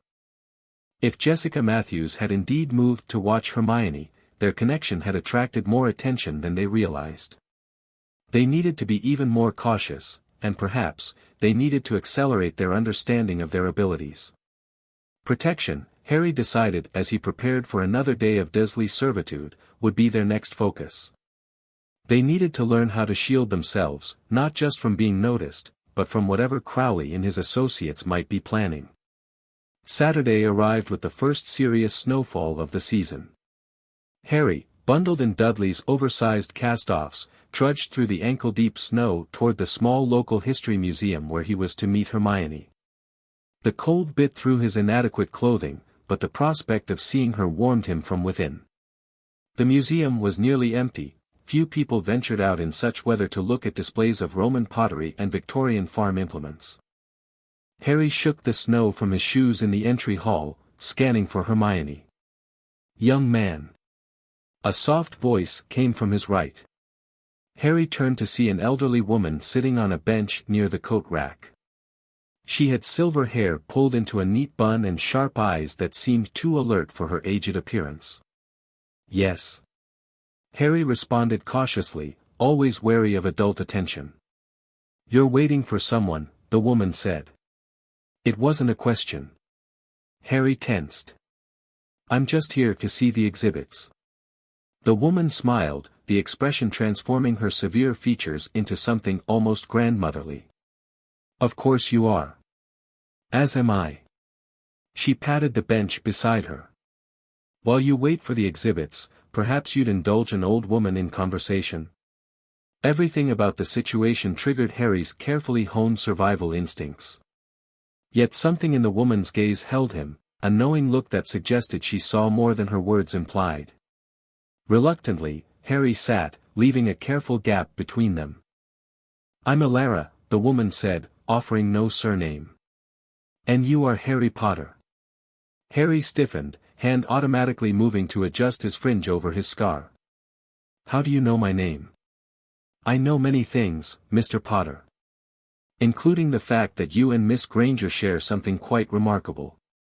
Elara's voice dropped to a whisper. A golden connection, yes. Visible when you touch. Fear and suspicion flooded Harry. Was this woman working with Crowley? Another observer sent to monitor them? I don't know what you're talking about, he said, preparing to bolt. Elara's hand moved faster than seemed possible for someone her age, grasping his wrist. There was no golden glow at her touch, just cool, papery skin against his, but a subtle warmth seemed to flow from her fingers, calming him despite his alarm. I am not your enemy, child, she said softly. Quite the opposite. I've been watching you both from a distance, ensuring that Crowley and his ilk don't move against you too directly. You know Crowley? Harry asked, his voice barely audible. I know what he is, and what he wants. Elara released his wrist. He's an unspeakable, a researcher of magical mysteries, and he sees your bond with Miss Granger as a fascinating specimen to be studied, regardless of the human cost. And what do you want? Harry challenged, tired of adults with hidden agendas. Elara smiled, genuine warmth reaching her eyes. To help, of course. Soul bonds are rare and precious things, Mr. Potter. They should be nurtured, not exploited. Before Harry could respond, he sensed Hermione's approach through their connection, a warm awareness that grew stronger as she neared. A moment later, she appeared in the museum entrance, cheeks flushed from the cold, snowflakes melting in her bushy hair. Her smile at seeing Harry quickly faded when she noticed the elderly woman beside him. Through their bond, Harry felt her immediate concern. Who is that? She projected, approaching cautiously. She knows about us, Harry sent back. Says her name is Elara. Claims she wants to help. Hermione reached them, her posture guarded but her expression politely curious. Hello, she greeted the woman. I'm Hermione Granger. A pleasure to meet you properly, Miss Granger. Elara inclined her head. I was just explaining to Mr. Potter that I might be of assistance to you both. Hermione's eyes narrowed slightly. How, exactly? By teaching you to control and protect your bond, Elara replied simply. You've done remarkably well on your own, but there are aspects of soul magic that require guidance to master. Soul magic? Hermione repeated, interest flickering across her face despite her caution. Elara glanced around the empty museum hall. This is hardly the place for such a discussion. There's a tea room 2 streets over, private booths, excellent scones, and most importantly, wards that prevent eavesdropping. Harry and Hermione exchanged a glance, an entire conversation passing between them in an instant through their connection. Could be a trap, Harry cautioned. But she might have real information, Hermione countered. And it's a public place. What if she's working with Crowley? I don't think so. Her energy feels different. After a moment's consideration, Harry nodded slightly. Lead the way, he told Elara, but we reserve the right to leave any time. Naturally. Elara rose with surprising grace for her apparent age. And I commend your caution. It will serve you well in the years ahead. The tea room was exactly as Elara had described, a cozy establishment with booth seating that offered privacy without isolation. Few customers braved the snow, giving them the back section entirely to themselves. After ordering tea and scones, Elara drew a thin wooden stick from her sleeve, similar to what Hermione had described seeing Jessica use, and made a subtle gesture around their booth. For privacy, she explained, noting their wary expressions. A simple charm that discourages others from focusing on our conversation. You're a witch, Hermione said, her voice a mixture of awe and vindication. Real magic, with wands and everything. Elara inclined her head. Indeed, Miss Granger. As are you, though untrained as yet. And Mr. Potter is a wizard, following in his parents' footsteps. My parents? Harry leaned forward, hunger for information overriding caution. They had magic too. Lily and James Potter were among the most talented magical practitioners of their generation, Elara confirmed, her expression softening at Harry's obvious hunger for information. Your father excelled in transfiguration, the art of changing one thing into another. Your mother was brilliant with charms and potions. They didn't die in a car crash, did they? Harry asked, his voice small. Elara's expression darkened. Most certainly not. They were murdered by a dark wizard, a terrible man who sought power above all else. You, Mr. Potter, are famous in our world for surviving the attack that claimed their lives. Harry sat back, overwhelmed. Through their connection, he felt Hermione's hand find his under the table, offering silent support as the golden glow bloomed between them. Ah, there it is, Elara murmured, observing the glow with evident fascination. Beautiful. And remarkably strong for such a new bond. What exactly is a soul bond? Hermione asked, practical as always despite the shocking revelations. The books I found weren't very specific. Nor would they be, in Muggle, non-magical, libraries. Elara sipped her tea. A soul bond is a rare magical connection between two compatible individuals. It creates a bridge between minds, hearts, and magic itself. In essence, two become greater than the sum of their parts. But why us? Harry asked. And why now? That, Elara admitted, is what makes your case particularly intriguing. Soul bonds typically form between magically mature individuals, usually adults, who have compatible magical signatures and deep emotional connection. For one to spontaneously form between children who just met. She shook her head wonderingly. Unprecedented.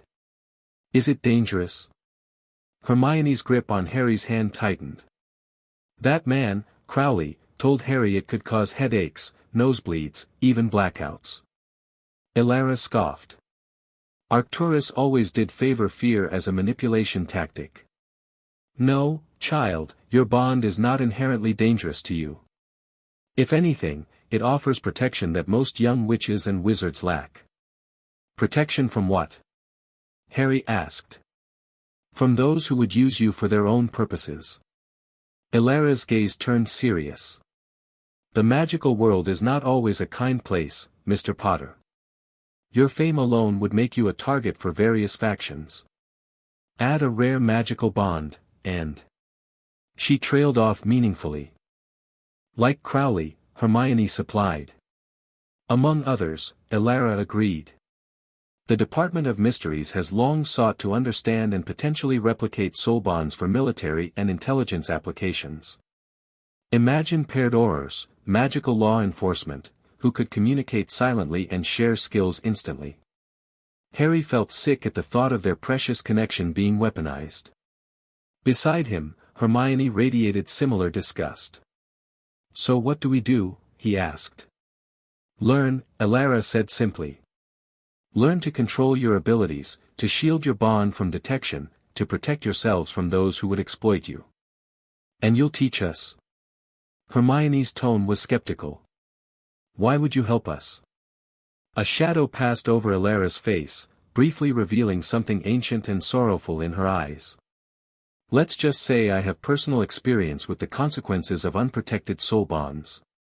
What happened to me and my bonded partner? I would spare others that fate. The genuine pain in her voice convinced Harry more than any logical argument could have. He exchanged another glance with Hermione, feeling her analysis and conclusion through their connection. We accept your help, Harry said finally. But we need to know we can trust you. Elara nodded approvingly. Wise. I propose a magical oath, a promise bound by my own magic. If I break it, I lose my magical abilities. She raised her wand. I, Elara Blackwood, swear on my magic that I intend no harm to Harry Potter or Hermione Granger, and that I will teach them to the best of my ability how to control and protect their soul bond. A soft silver light emerged from her wand, encircling her wrist before fading into her skin. There, she said. If I break this oath, my magic will abandon me, a fate few witches would risk lightly. When do we start? Hermione asked, excitement beginning to overshadow her caution. We already have, Elara replied with a smile. Lesson 1, Discernment. You've just learned to evaluate a potential ally and make a reasoned decision about trusting them. Essential skill in the magical world. Harry couldn't help returning her smile. For the first time since discovering their bond, he felt a glimmer of hope that they might actually understand what was happening to them, and perhaps, gain some control over their extraordinary situation. As they finished their tea, Elara outlined a training plan. They would meet monthly, coinciding with Hermione's regular visits to Surrey. Between sessions, they would practice specific exercises designed to strengthen their control. Your first assignment, Elara instructed as they prepared to leave, is to work on containing the visual manifestation of your bond. The golden glow is beautiful, but it's also like a beacon to those with the magical sensitivity to perceive it. We've tried, Harry admitted. But we haven't had much success. That's because you've been trying to suppress it entirely, which is like trying not to breathe, Elara explained. Instead, visualize containing it, like light within frosted glass rather than a bare bulb. The energy remains, but its radiance is diffused and controlled. With that instruction and a promise to meet again in January, Elara left them to enjoy the remainder of their day together. As they walked through the snow-covered streets, hand in hand with a newly contained glow between them, Harry felt both overwhelmed and exhilarated by all they had learned. Magic, he said softly, testing the word. Real magic, Hermione. And my parents were magical too. It explains so much, Hermione agreed, her mind clearly racing to reorganize her understanding of the world. But it also raises 1,000 new questions. Harry squeezed her hand. At least we're not alone in figuring it out anymore. We were never alone, Hermione corrected gently.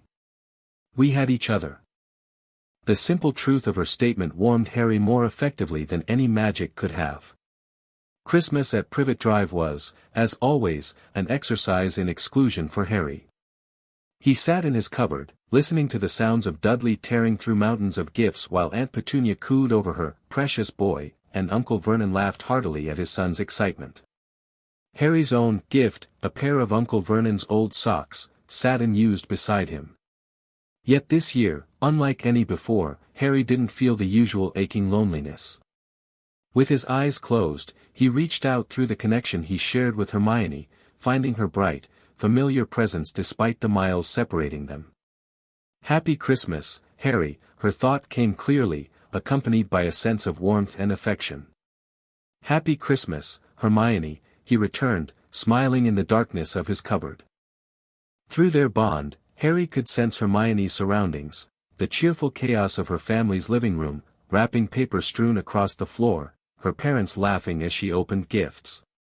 She was intentionally sharing the experience with him, letting him vicariously enjoy a proper family Christmas. Open my gift. She urged, excitement bubbling through their connection. Harry blinked in surprise. You got me a gift? Of course I did, silly. Look under your mattress. Puzzled, Harry reached beneath his thin mattress and, to his astonishment, felt something that hadn't been there before.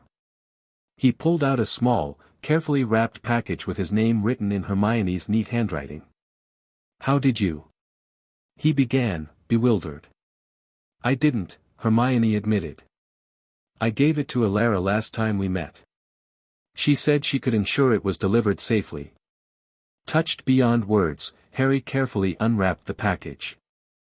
Inside was a handsome leather-bound journal with his initials embossed in gold on the cover, along with a pen that gleamed with unusual iridescence. "It's beautiful," he sent, running his fingers over the soft leather. "Open it," Hermione prompted.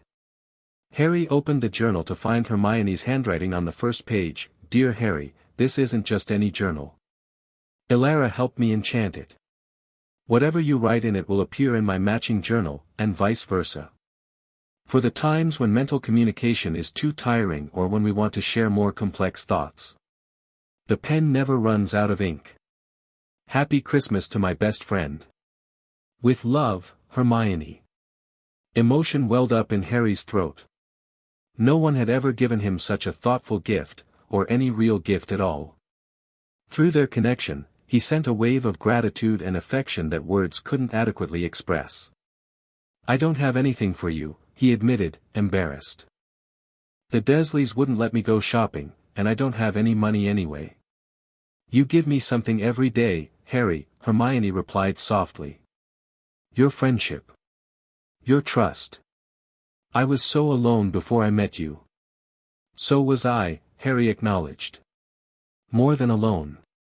For the next hour, they shared their respective Christmases, Hermione openly and joyfully in her family's living room, Harry secretly in his cupboard.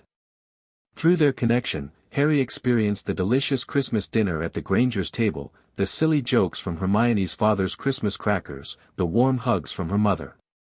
In return, Harry shared the only gift he could: stories. He described the snowy scene outside Privet Drive in vivid detail, creating a mental image so clear that Hermione gasped in delight. He invented a tale about woodland creatures celebrating their own Christmas beneath the snow, making Hermione laugh with his descriptions of a fussy badger wearing a tinsel scarf. It wasn't a traditional exchange of gifts, but as the day drew to a close, neither felt shortchanged. Their bond had given them something far more precious than material presents, the certainty that no matter the circumstances, they were never truly alone. The winter months passed in a blur of secret meetings, magical training, and deepening connection. Under Alara's guidance, Harry and Hermione made remarkable progress in controlling their abilities. They learned to contain the visible manifestation of their bond, to shield their mental communications from potential magical eavesdropping, and to extend the range of their telepathic connection. "You're naturals," Alara told them during their February session, watching as they successfully maintained a shield charm through combined concentration. "Most adult practitioners struggle with the concepts you're grasping intuitively. It doesn't feel like we're learning something new," Hermione explained, her brow furrowed in concentration as she and Harry maintained the shimmering magical barrier between them. "It's more like remembering something we've always known." "That's the nature of soul bonds," Alara confirmed. "Your magic recognizes its counterpart and intuitively seeks harmony with it." Harry, who found theoretical explanations less compelling than practical applications, asked, "Can we try something offensive now? Not just shields, but something that could help if we're in danger." Alara considered him thoughtfully. "Your instinct for self-preservation is commendable, Mr. Potter. However, offensive magic requires careful ethical consideration." "Why do you want this knowledge?" "Because Crowley is still watching us," Harry replied without hesitation. "He's more subtle now, but we've spotted his associates twice in the last month. And Jessica Matthews keeps finding excuses to be near Hermione at school." "We're not looking to hurt anyone," Hermione added quickly. "But if someone tries to separate us or take us somewhere against our will." "I understand." Alara nodded solemnly. "Very well. Today, we'll begin with a simple repelling charm. When cast through your bond, it should create enough force to push an attacker away without causing permanent harm. The lesson that followed was more intensive than previous sessions, leaving both children mentally exhausted but satisfied with their progress. As they prepared to leave, Elara pulled Harry aside while Hermione visited the tea room's bathroom. "Mr. Potter," she said quietly, "I've been meaning to ask about your home situation."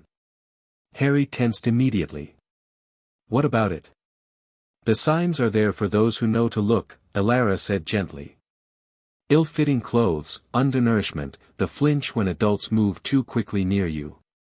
The Dursleys. They're not kind to you, are they?" Harry stared at the floor, uncomfortable with her perceptiveness. "They don't hit me much," he said finally. "Not usually. They just don't want me." Elara's expression darkened. "That in itself is a form of abuse, child. Has no one from the magical world checked on you? Dumbledore or his representatives?" "Who's Dumbledore?" Harry asked, confused. "Albus Dumbledore, the wizard who placed you with the Dursleys after your parents' death. He's the headmaster of Hogwarts School of Witchcraft and Wizardry, where you'll eventually study magic formally." Elara frowned. "He was supposed to ensure your well-being." "No one's ever checked on me," Harry said, a hint of bitterness creeping into his voice. "Not once." Elara appeared troubled by this information. "I see. That is concerning. However, it may work in our favor for now. The less attention directed toward you, the more space we have to develop your abilities without interference." "You mean Dumbledore might try to stop our training?" Harry asked, alarmed. "Not stop, perhaps, but certainly control." Elara's voice held a complex mixture of respect and wariness. "Albus Dumbledore is a great wizard with good intentions, but he has definite ideas about how magic should be taught and used.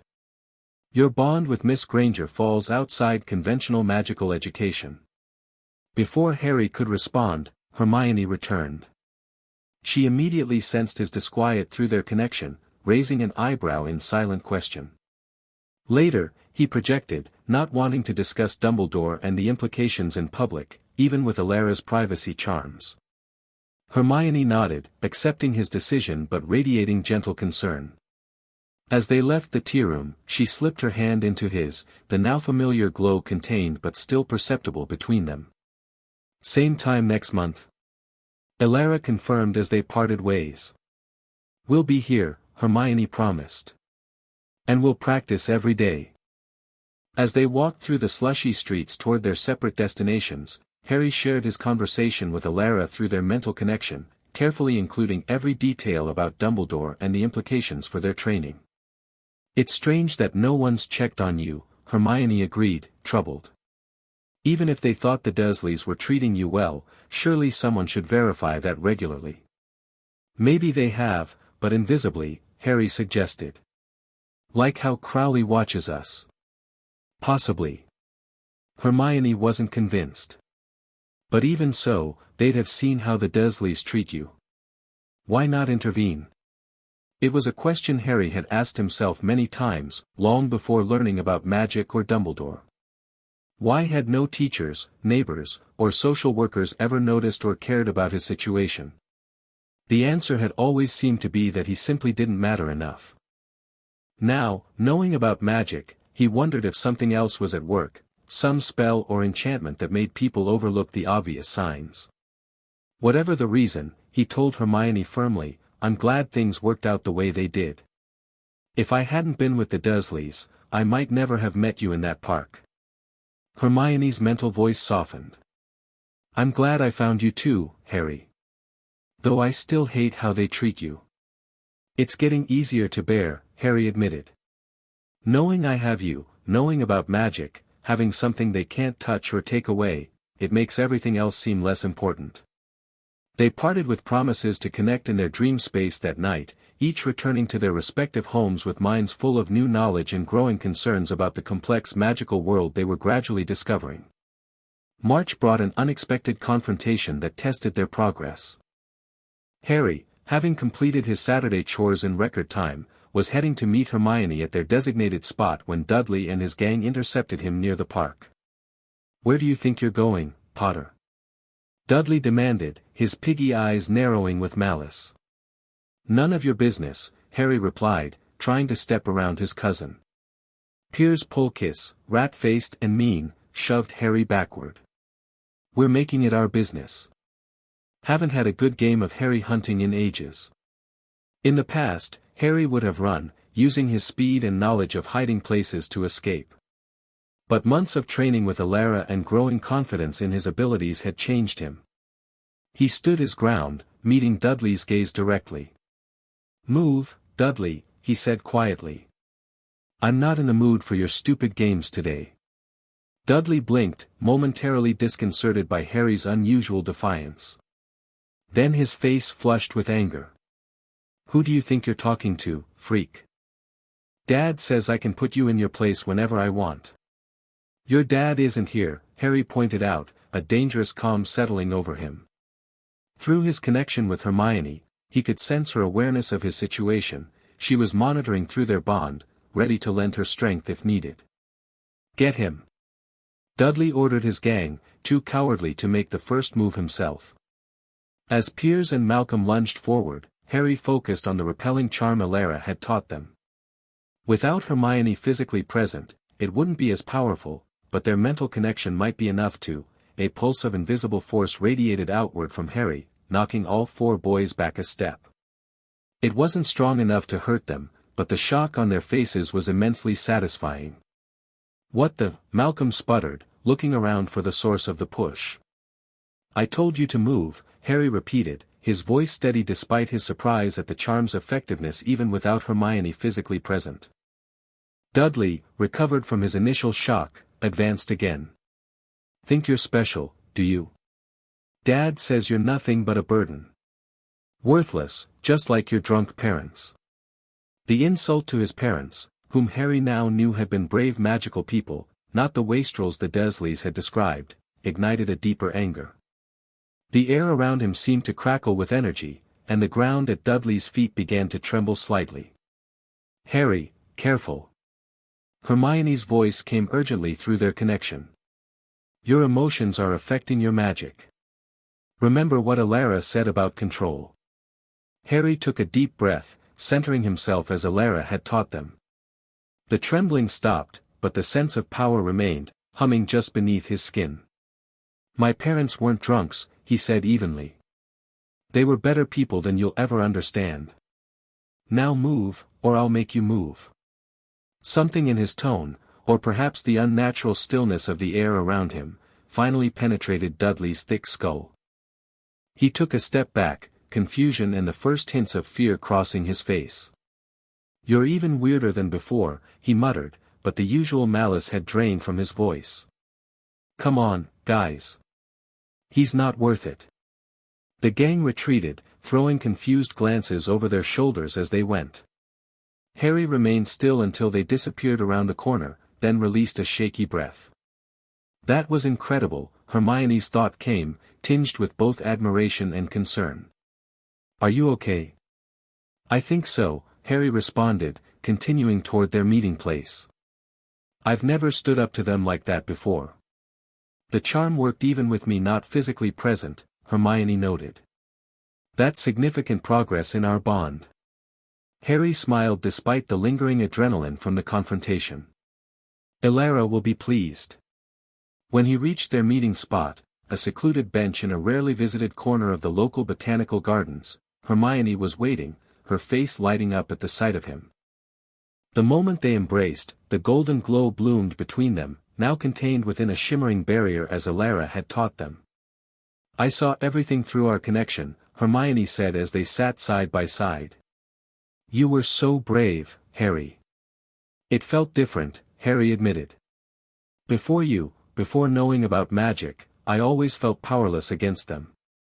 But today, I knew I could protect myself if necessary. That's exactly what our training is for, Hermione said, squeezing his hand. Not for aggression, but for protection. They spent the afternoon practicing more advanced techniques from Alara's instructions, each success strengthening both their abilities and their confidence. As the day waned and they prepared to part ways, Hermione broached a subject they'd been discussing through their journals. "I've been thinking about the summer," she said.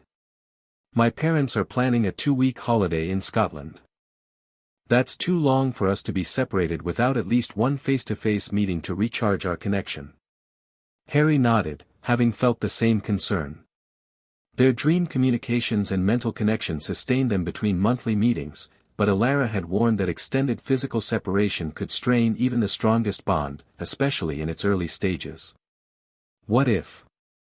Hermione hesitated, then forged ahead. "What if you came with us? As my guest?" Harry stared at her, stunned by the suggestion. "To Scotland? With your family?" "I know it's a big ask," Hermione said quickly. "And I haven't mentioned it to my parents yet.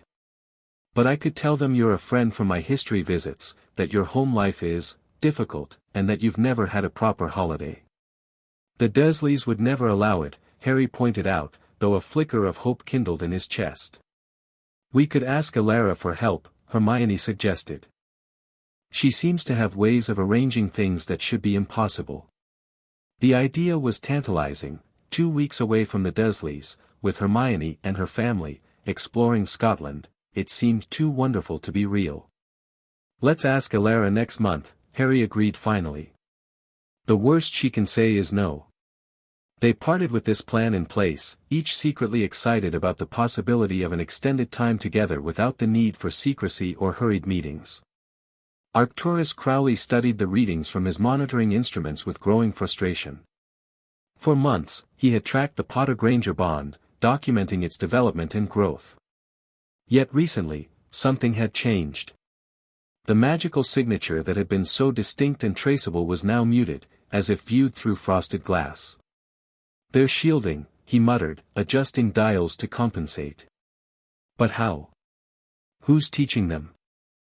The door to his office opened without a knock, revealing Thaddeus Selwyn with a stack of ancient tomes under his arm.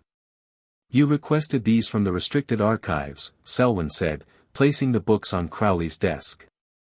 "Though I question the wisdom of delving into such controversial magics. Necessity drives us beyond conventional boundaries," Crowley replied, gesturing to his instruments. "The children have learned to shield their bond. Someone is instructing them." Selwyn raised an eyebrow. "Dumbledore? Unlikely. He's been remarkably hands-off with Potter, despite his supposed guardianship. Besides, Dumbledore would bring the boy into the magical world properly, not teach him in secret." "Then who?" Selwyn examined the readings himself, his expression troubled. "These shielding techniques are sophisticated. Ancient, even. Few modern wizards practice them." Crowley's fingers drummed impatiently on his desk. "Whoever it is, they're interfering with my research. The bond is developing too rapidly, becoming too stable. If we're to extract useful data, extract." Selwyn interrupted, his voice sharp. "I thought we agreed to observe only, at least until we understand the nature of the bond fully." Crowley waved dismissively. "Semantics. We can't properly study the bond without direct access to the subjects. Their cooperation would be ideal, but their youth makes consent complicated." Selwyn's expression darkened. "We discussed research, Arcturus, not experimentation on children. If the department knew, the department authorized this project," Crowley snapped. "Every aspect of it." "Not every aspect," Selwyn said quietly, gesturing to the books he'd brought. "Soul extraction rituals were banned centuries ago. For good reason." Crowley leaned forward, his voice dropping to a whisper. "We're not extracting their souls, Thaddeus. Merely borrowing the energy of their bond. Temporarily. And if this borrowing damages the children? A regrettable but acceptable risk, given the potential benefits." Crowley's eyes gleamed with cold enthusiasm. "Imagine harnessing that power, Thaddeus. The spontaneous formation of soul bonds is unprecedented. If we could replicate it, control it, the applications would revolutionize magical society." Selwyn looked troubled. You're venturing into dangerous territory, Arcturus. Territory I'm not certain I can follow you into. Your conscience is noted, Crowley said dryly. But consider this, if we don't act soon, the children's bond will stabilize beyond our ability to influence it. This is a limited window of opportunity. What are you proposing, exactly? Selwyn asked, professional curiosity warring with ethical concerns. Crowley opened one of the ancient tomes, revealing diagrams of complex magical rituals. A modified extraction ritual, performed during the summer solstice when magical energies are naturally heightened. We'll need both children present, of course. And how do you propose to arrange that? The Matthews girl has provided valuable intelligence. The Granger family is planning a summer holiday. With the right persuasion, we could ensure Potter joins them. Crowley smiled thinly.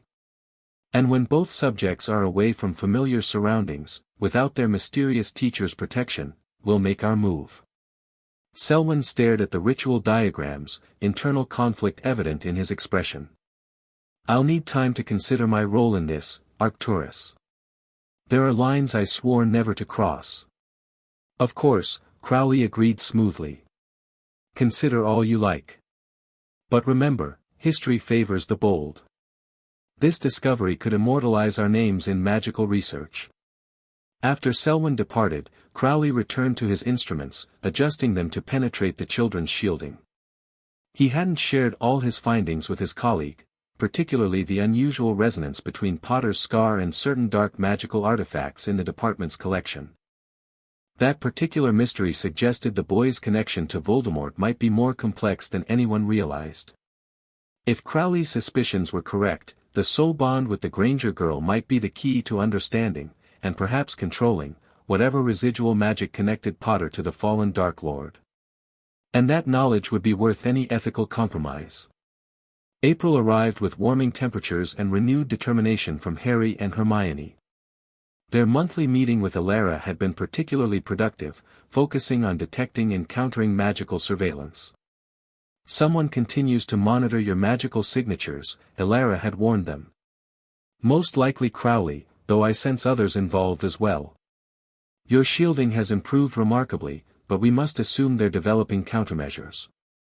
Now, in the quiet of an early spring evening, Harry sat in his cupboard with the enchanted journal Hermione had given him for Christmas.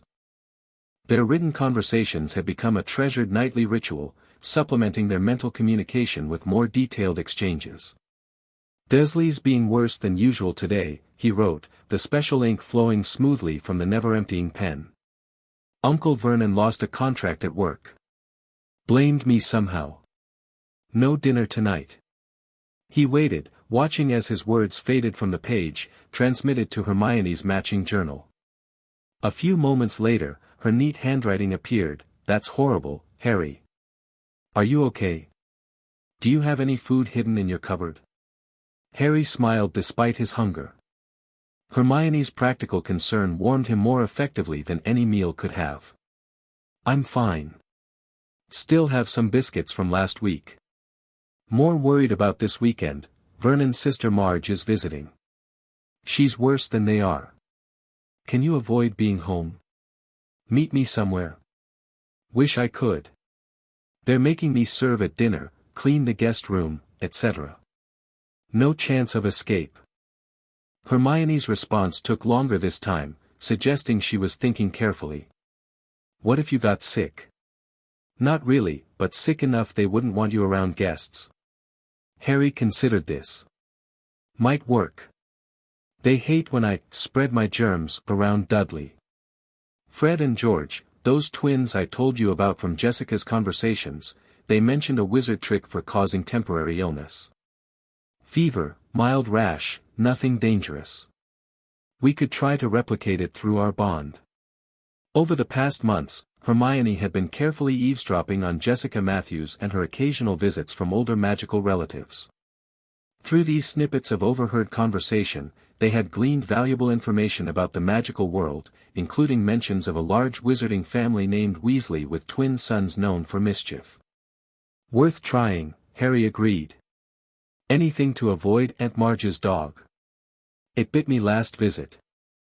They spent the next hour developing a plan, combining their growing magical abilities with the practical need to give Harry a believable illness, one serious enough to keep him isolated but not so severe that the Dursleys might call a doctor. By Friday morning, their plan was ready. As Harry served breakfast, he maintained a mental connection with Hermione, who was simultaneously preparing for school 20 miles away. At precisely 7:45, they executed their carefully practiced magical push. Heat rushed through Harry's body, concentrated in his face and neck. Within minutes, a distinctive rash of red spots appeared, and sweat beaded on his forehead from a sudden fever. Aunt Petunia noticed immediately. "What's wrong with you, boy?" she demanded, backing away as if he carried the plague. "I don't feel well," Harry mumbled truthfully, the magical fever making him genuinely lightheaded. Vernon looked up from his newspaper, eyes narrowing suspiciously. "If this is some ploy to avoid your chores before Marge arrives," Harry swayed slightly, the room spinning. This part wasn't entirely an act, the magical fever was more potent than they'd anticipated. "Hermione, it's stronger than we expected," he projected weakly. "I feel it too," came her concerned response. "Try to dampen the effect like Alara taught us." Harry focused on moderating the flow of magic, bringing the fever down from alarming to merely convincing. Still, he must have looked genuinely ill, because Petunia's expression shifted from suspicion to disgust and alarm. "It's chicken pox," she declared, examining the spots from a safe distance. "Dudley had it last year. Highly contagious." She turned to Vernon. "He can't be around Marge or Dudley. We'll have to isolate him." Vernon's face purpled with frustration. "But who'll serve the roast? And the guest room still needs, would you prefer Marge contract chicken pox?" Petunia interrupted sharply. "Or Dudley suffer a relapse?" That settled the matter. Harry was banished to his cupboard with strict instructions not to emerge until his contagious period had passed, conveniently estimated by Petunia to end after Marge's departure. Once alone, Harry allowed himself a small smile of triumph despite his genuine discomfort. "It worked," he sent to Hermione. "Though I feel properly awful." "Me too," she admitted. "I had to ask to lie down in the school nurse's office. But it should fade in a few hours, according to what I overheard from Jessica." 3 days of peace from the Dursleys, Harry marveled. Worth a bit of fever. Aunt Petunia, unwilling to risk contamination, pushed meals through the cupboard door and otherwise ignored him completely. Vernon's sister arrived that evening, her booming voice and her dogs barking barely muffled by the cupboard walls. For the first time in his memory, Harry was grateful for his cramped sanctuary. The enforced isolation provided unexpected benefits beyond avoiding Aunt Marge. With nothing but time, Harry devoted himself to the mental exercises Alara had assigned, strengthening his ability to shield his thoughts and project them precisely to Hermione. By the second day, they could maintain clear communication for nearly an hour without the mental exhaustion that had previously limited their sessions. "Your magical signature feels stronger," Hermione noted during one of these practice sessions. "More focused." "Yours too," Harry confirmed. "Maybe the fever spell acted like exercise for our magic." "Possible. Magical exertion followed by rest could strengthen our abilities, like muscle training. We should ask Alara." By Sunday night, when their manufactured illness had faded completely, Harry felt remarkably renewed despite 3 days of confinement. His connection with Hermione seemed clearer, their bond more stable. The temporary discomfort had yielded unexpected benefits. As Aunt Marge departed Monday morning, with a parting comment about Harry's weak constitution proving his bad breeding, Harry emerged from his cupboard with a new sense of agency. The illness deception had been their first proactive use of magic, not just reacting to threats or practicing Alara's lessons, but applying their abilities to improve Harry's situation. It was a small victory, but a significant one. For the first time, Harry had used magic deliberately to protect himself from the Dursleys' mistreatment. The realization brought both satisfaction and a sobering awareness of the power growing between him and Hermione. We need to be careful, he wrote in their journal that night. Not just about Crowley and whoever else might be watching, but about how we use our abilities. I've been thinking the same thing, Hermione responded. It would be so easy to use our connection for revenge or personal gain. That's a slippery slope. Exactly. Protection, not aggression. That's our rule. That's our rule, Hermione confirmed. Use magic to protect ourselves and each other, not to harm or manipulate others unless absolutely necessary. The principle seemed simple enough, but as spring progressed toward summer, their resolve would be tested in ways neither could anticipate. May brought unseasonable heat to Surrey, along with increasing tensions.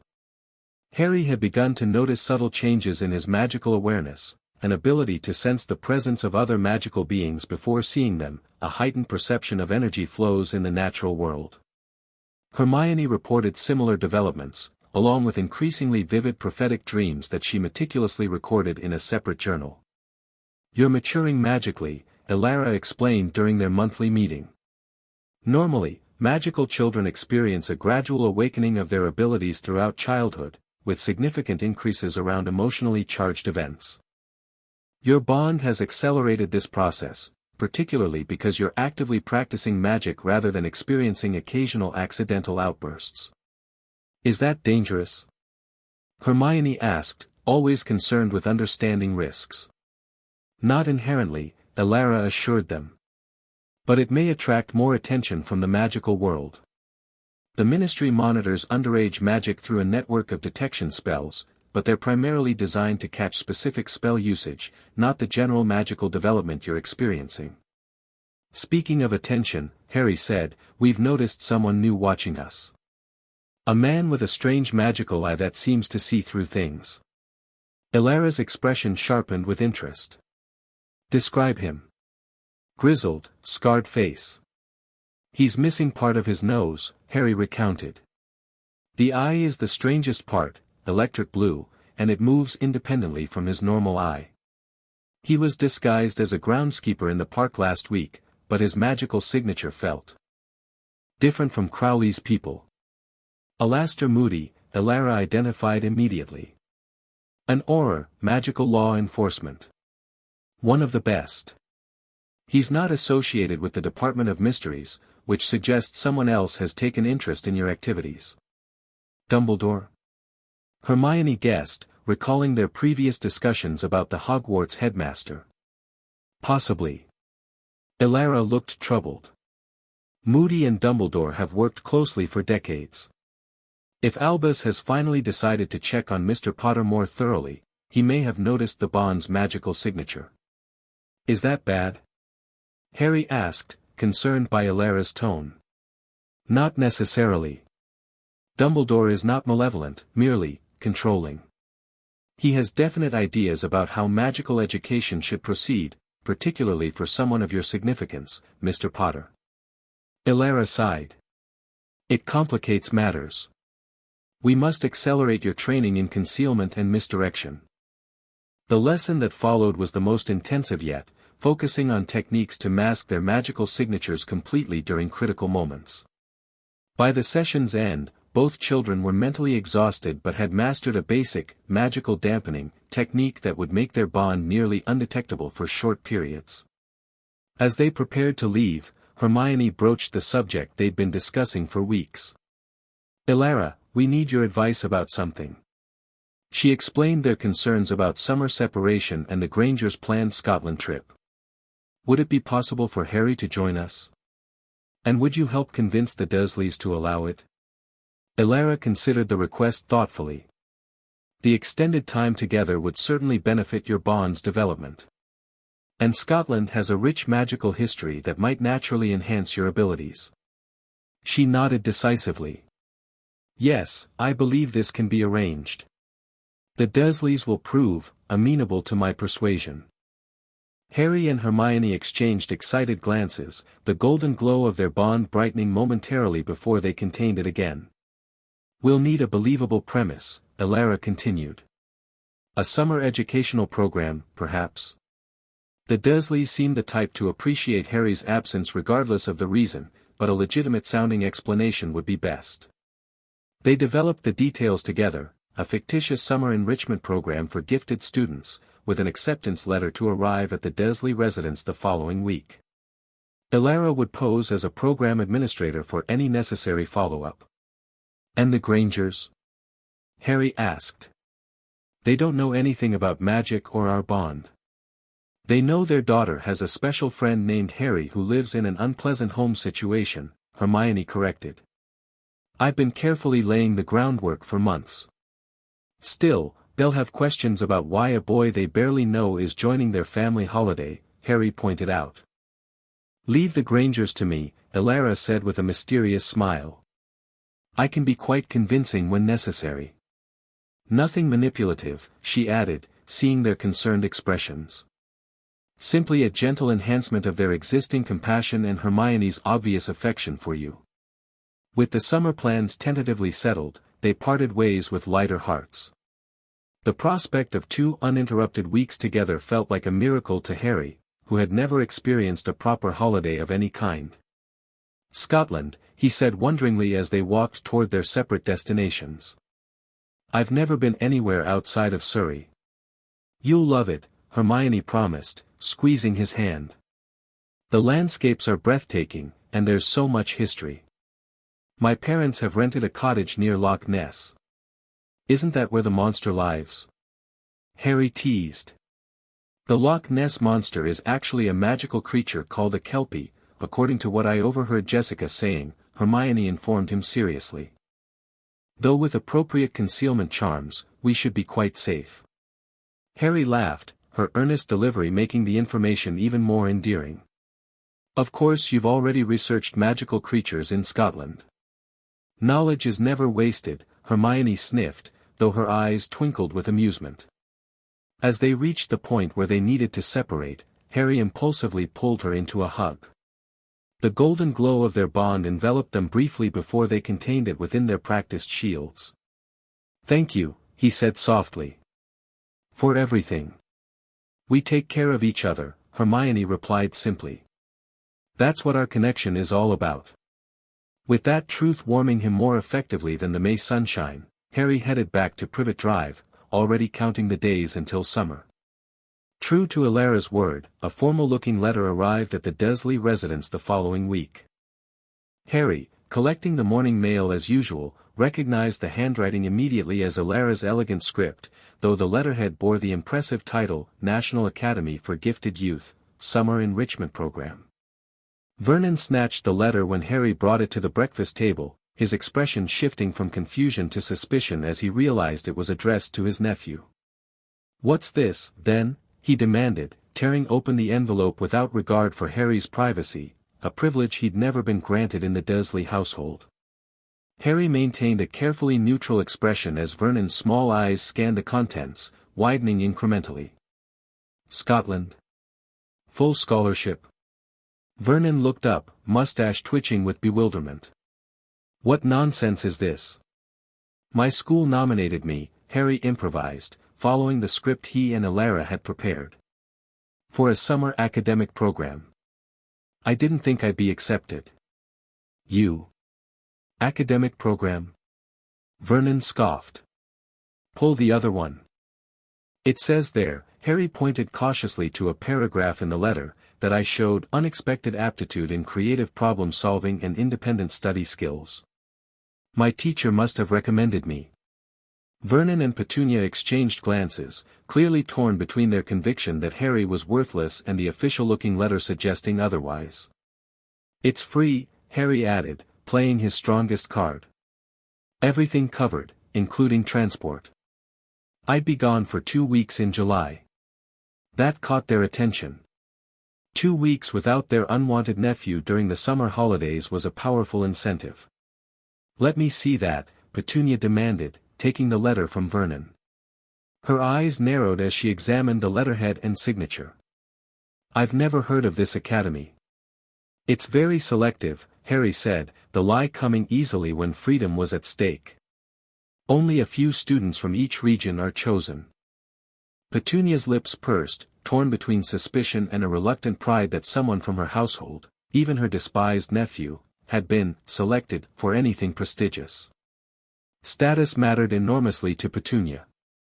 There will be a representative visiting next week to finalize arrangements, Harry continued, knowing Alara had included this information in the letter. They need your permission as my guardians. Humph, Vernon grunted, turning back to his breakfast. We'll see. Might be good to have you out from underfoot for a while. That non-committal response was as close to agreement as Harry could have hoped for at this stage. Through his connection with Hermione, he sent a pulse of cautious optimism. Phase 1 complete, he projected. They didn't say no outright. Excellent. Came her excited response. My parents are meeting with Alara tomorrow. She's posing as a social worker who's been monitoring your case. The plan was proceeding perfectly, perhaps too perfectly. That evening, as Harry cleared the dinner dishes, he sensed an unusual magical presence outside the house. Moving to the kitchen window on the pretext of washing a glass, he peered into the gathering darkness. A figure stood beneath a street lamp across the road, tall, thin, with a distinctive magical signature unlike anything Harry had encountered before. The stranger wore what appeared to be ordinary clothes, but Harry's enhanced perception detected multiple layers of magical concealment and protection surrounding him. Hermione, he called mentally, maintaining his dishwashing charade for the Dursleys' benefit. There's someone watching the house. Someone new. Powerful. Can you describe them? She responded immediately, her concern evident even across their mental connection. Tall, thin, white beard. Older man. His magical signature is vast. Like an ocean compared to Crowley's pond.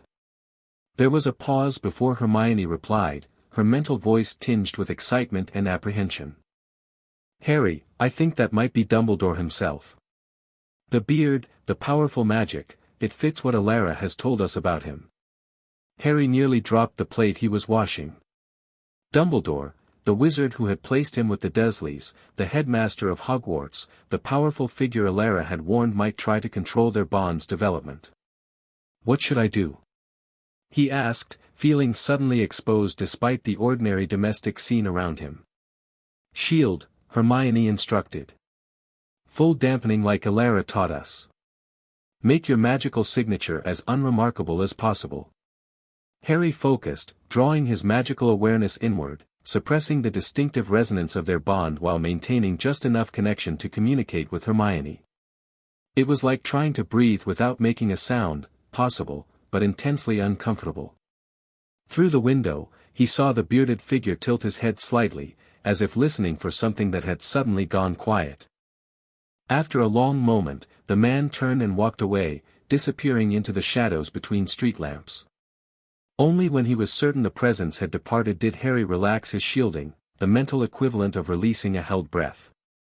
He's gone, he reported to Hermione. But why would Dumbledore be watching me now, after all these years? Maybe our activities have drawn attention, Hermione theorized.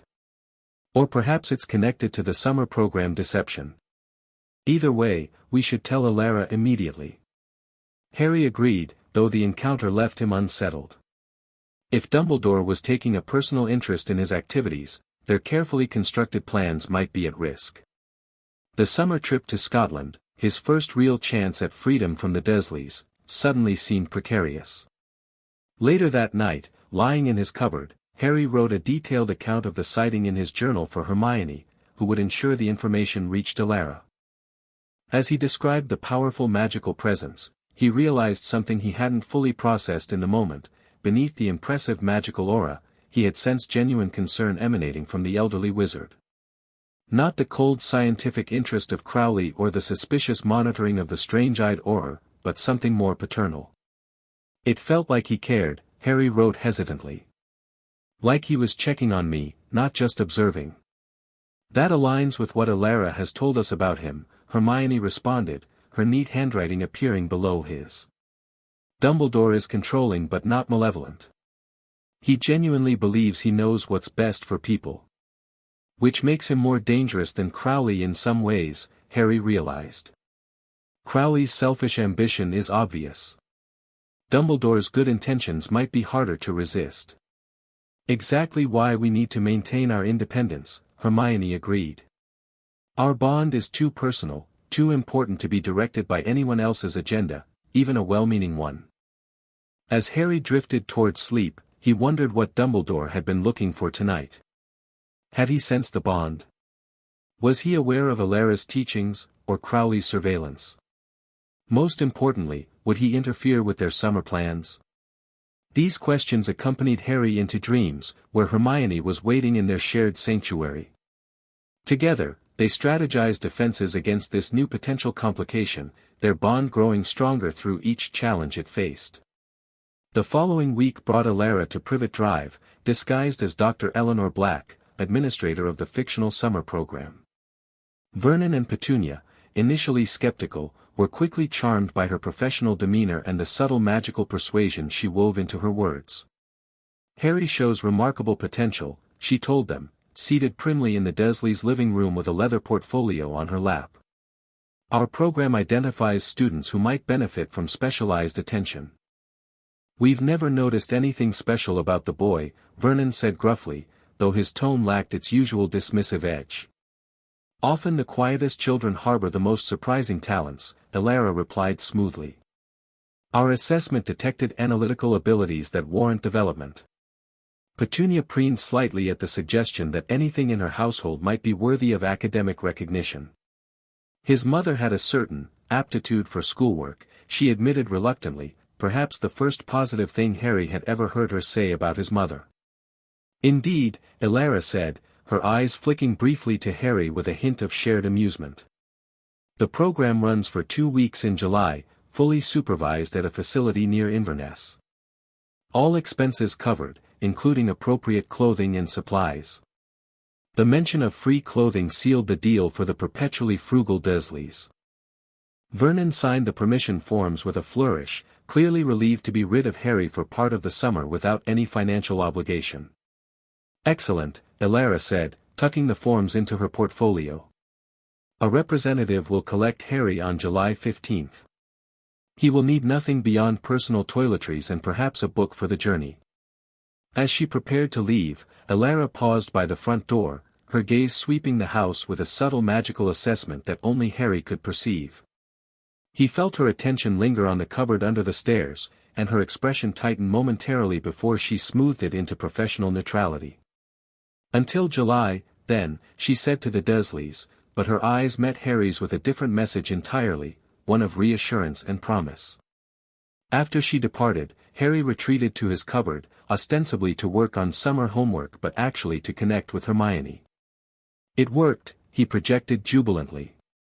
They signed the forms. I'm coming to Scotland. Brilliant. Hermione's mental voice radiated excitement. Elara visited my parents yesterday as Ms. Black from Children's Services. She explained that you're part of a mentorship program for children from difficult homes, and that continued social interaction over summer would be beneficial for your development. What did your parents say? They were completely supportive. Dad was actually quite moved by the situation. They've already started planning day trips to include you. Harry felt a rush of gratitude toward the Grangers, people he'd never even met who were willing to welcome him into their holiday simply because their daughter cared for him. It was a kindness so foreign to his experience that he hardly knew how to process it. I don't know what to say, he admitted. No one's ever wanted me around before. Get used to it, Hermione responded firmly. You deserve to be wanted, Harry. The simple statement hit him with unexpected force. Despite months of friendship with Hermione, years of neglect and emotional abuse had left deep wounds in Harry's sense of self-worth. Her unwavering belief in his value remained a healing balm he was still learning to accept. Thank you, he sent finally, knowing she would understand all he couldn't express. The weeks leading up to the Scotland trip passed in a blur of anticipation. Harry endured the Dursleys' usual mistreatment with newfound patience, knowing freedom was approaching. Through their mental connection and enchanted journals, he and Hermione planned every detail of their time together, places to explore, magical skills to practice, books to share. Elara provided one final training session in early July, focusing on advanced concealment techniques. Scotland has a rich magical history, she explained. You'll encounter traces of ancient power in the landscape itself. This makes it ideal for developing your abilities, but also increases the risk of detection by other magical entities. Like what? Harry asked, intrigued and slightly alarmed. Various magical creatures inhabit the Highlands, Elara said. Most are harmless to prepared wizards, but a few might be drawn to your bond's unique signature. And of course, there are the ancient sites, stone circles, burial mounds, places where magic has accumulated over centuries. Should we avoid those places? Hermione asked, her disappointment evident at the thought of missing historical sites. Not necessarily, Elara smiled. In fact, visiting them mindfully could enhance your understanding of magical energies. Just maintain your shielding and be aware of your surroundings. She handed them each a small silver charm on a leather cord. These will help disguise your magical signatures from casual detection. They're not infallible, but combined with your shielding techniques, they should provide adequate protection for your holiday. Harry examined the charm, a small disc engraved with intricate symbols he didn't recognize. What about Crowley? And Dumbledore? Crowley has been reassigned temporarily, Elara said, a satisfied gleam in her eye. I may have anonymously suggested to the department head that his obsession with child subjects warranted psychological evaluation. As for Dumbledore. Her expression turned thoughtful. His attention seems divided at present. There are rumors of a significant magical artifact being moved to Hogwarts for safekeeping. So we might actually have 2 peaceful weeks. Hermione asked hopefully. It appears so, Elara confirmed. Though I advise continued vigilance. Your bond is too precious to risk through complacency. Harry slipped the charm around his neck, feeling its subtle magical resonance harmonize with his own energy. Thank you. For everything. Elara's usual brisk demeanor softened. You're most welcome, Mr. Potter. Both of you have shown remarkable aptitude and responsibility. It has been refreshing to work with such promising young minds. As they prepared to part ways, Elara handed them a small leather pouch. A few basic potion ingredients and instructions, she explained. Nothing dangerous, but useful for minor ailments or magical boosts you might need while traveling. Harry tucked the pouch into his pocket, touched by her practical concern for their well-being. Though they would see Elara again after the Scotland trip, this meeting felt significant, a transition from intensive training to more independent application of their abilities. Remember, Elara said as they left the tea room, trust your instincts and each other above all else. Your bond is your greatest strength. With those words echoing in their minds, Harry and Hermione returned to their respective homes to prepare for the journey that would test that bond in ways they couldn't yet imagine. July 15th arrived with perfect summer weather, clear blue skies and gentle warmth that seemed to mirror Harry's soaring spirits. He woke before dawn, too excited to sleep, and packed his few belongings in a small backpack the Dursleys had grudgingly provided from Dudley's discarded school supplies. The sum total of his possessions was pathetically small, a few oversized clothes, his toothbrush, and the precious items connected to Hermione, the enchanted journal, the never-emptying pen, and the silver protective charm from Elara. Everything fit with room to spare in the worn backpack. Vernon paced impatiently in the living room, checking his watch every few minutes. When is this program person supposed to arrive? I've got a golf game at 11. Dar. Black said 9 o'clock, Harry reminded him quietly, sitting on the bottom stair with his backpack between his feet. At precisely 9, the doorbell rang. Vernon yanked the door open to reveal not Elara, but a pleasant-looking couple in their early 40s. The woman had Hermione's intelligent eyes, though her hair was sleek rather than bushy, while the man's kind smile immediately reminded Harry of his daughter. Mr. and Mrs. Dursley. I'm Richard Granger, and this is my wife Jean, the man introduced himself. We're here to collect Harry for the summer program. Dr. Black sends her apologies for the change in arrangements. She was called away on urgent business. Vernon looked momentarily flustered by the unexpected substitution but recovered quickly. Yes, well, the boy's ready to go. He practically pushed Harry toward the door. When exactly will he be returned? Jean Granger's smile tightened slightly at Vernon's brusque manner. July 29th, as indicated in the paperwork.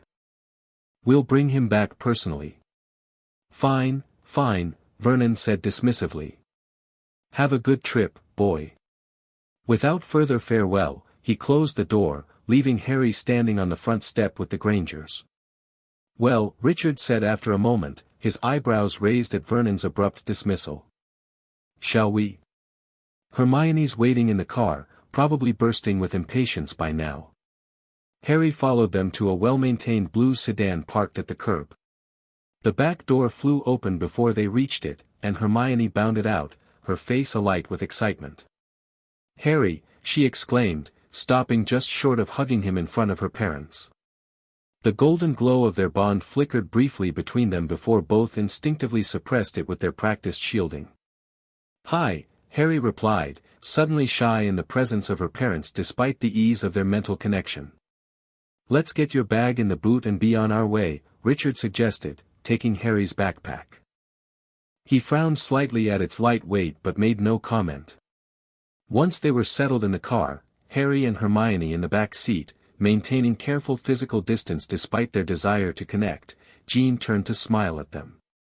We've heard so much about you, Harry, she said warmly. Hermione tells us you're quite the gardener. Yes, ma'am, Harry responded, unsure how to interact with these kind adults who seemed genuinely interested in him.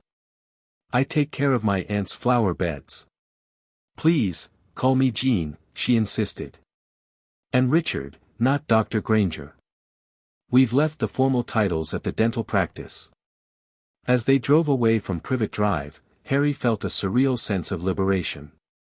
Through their mental connection, Hermione sensed his emotional turmoil. Are you okay? She projected, concern coloring her thoughts. Better than okay, Harry responded honestly. It just doesn't feel real yet. 2 whole weeks, Hermione reminded him with mental excitement. And my parents already like you, I can tell.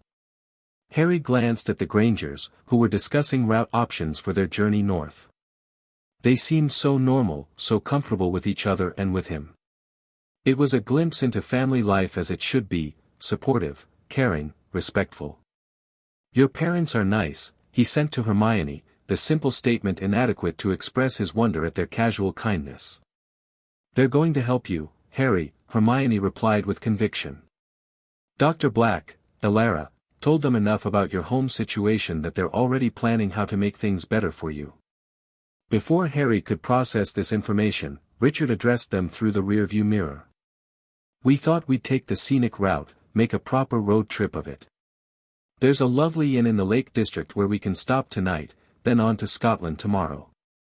Any objections? That sounds wonderful, Dad, Hermione beamed.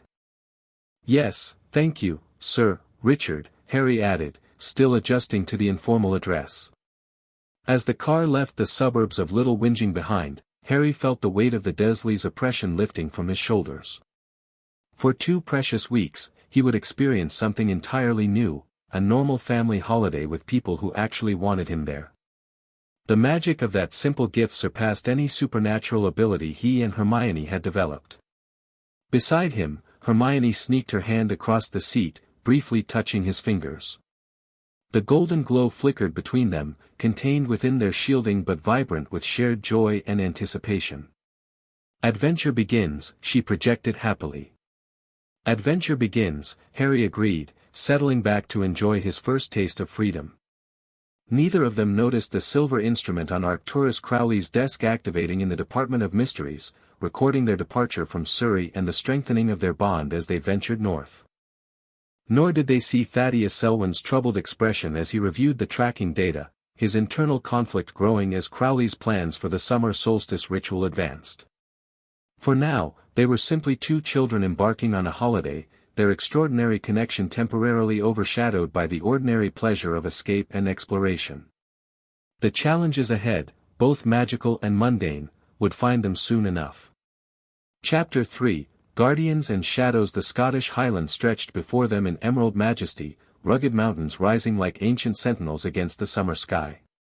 From the back seat of the Granger's car, Harry pressed his face against the window, drinking in the wild beauty of a landscape unlike anything he'd ever seen.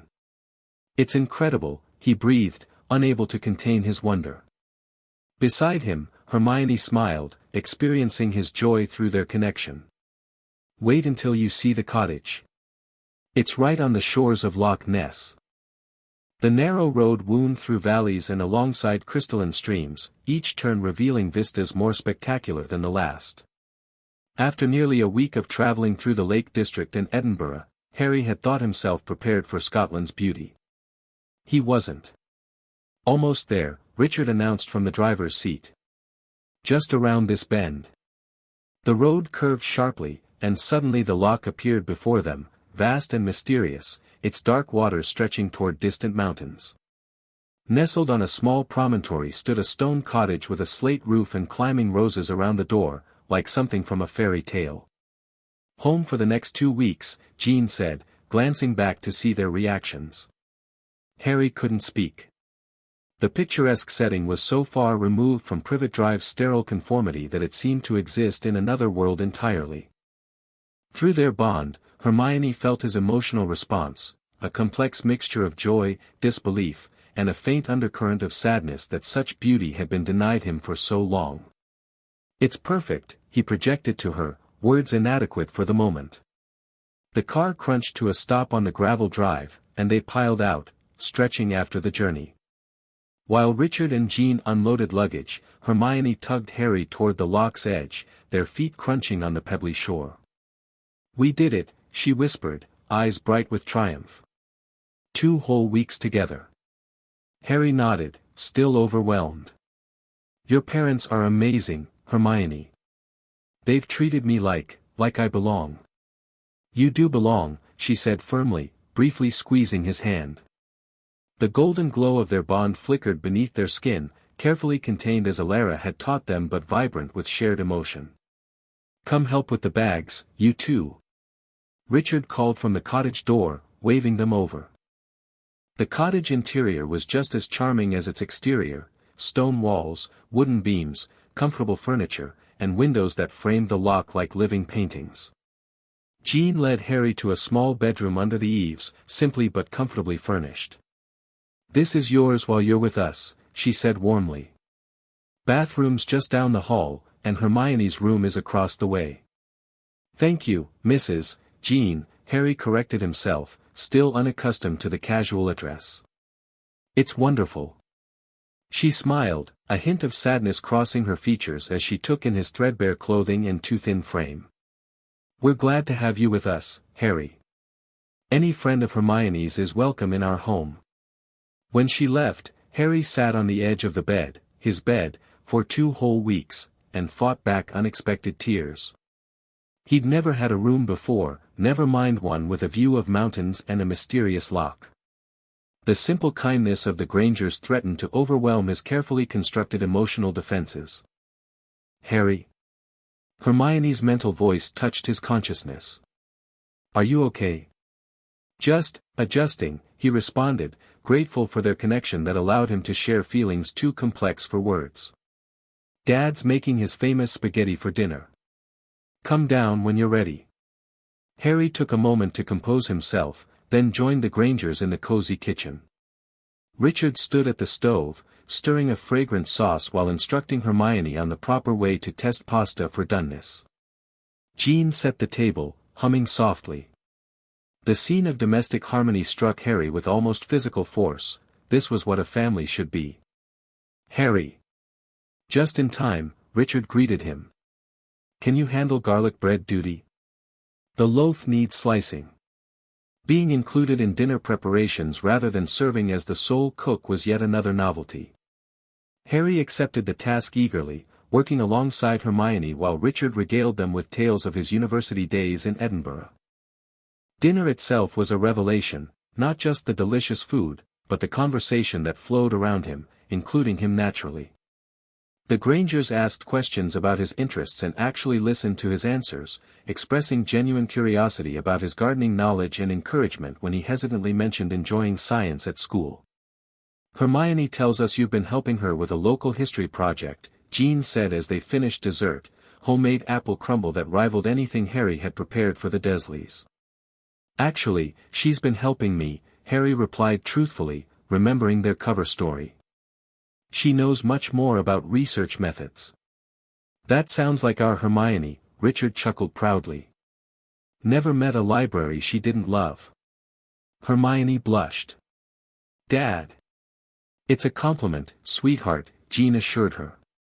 "Your father and I have always been proud of your intellectual curiosity." Harry marveled at the casual praise. If Dudley had shown the slightest academic inclination, the Dursleys would have thrown a parade. Yet Hermione's extraordinary intelligence was acknowledged as a simple, appreciated fact, neither excessively lauded nor taken for granted.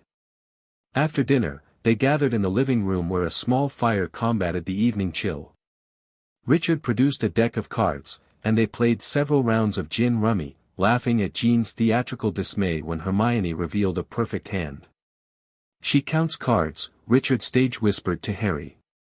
"Gets it from my side of the family."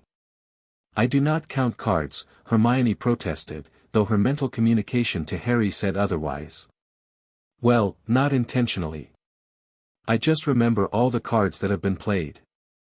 Harry suppressed a smile, enjoying this glimpse of playful family dynamics.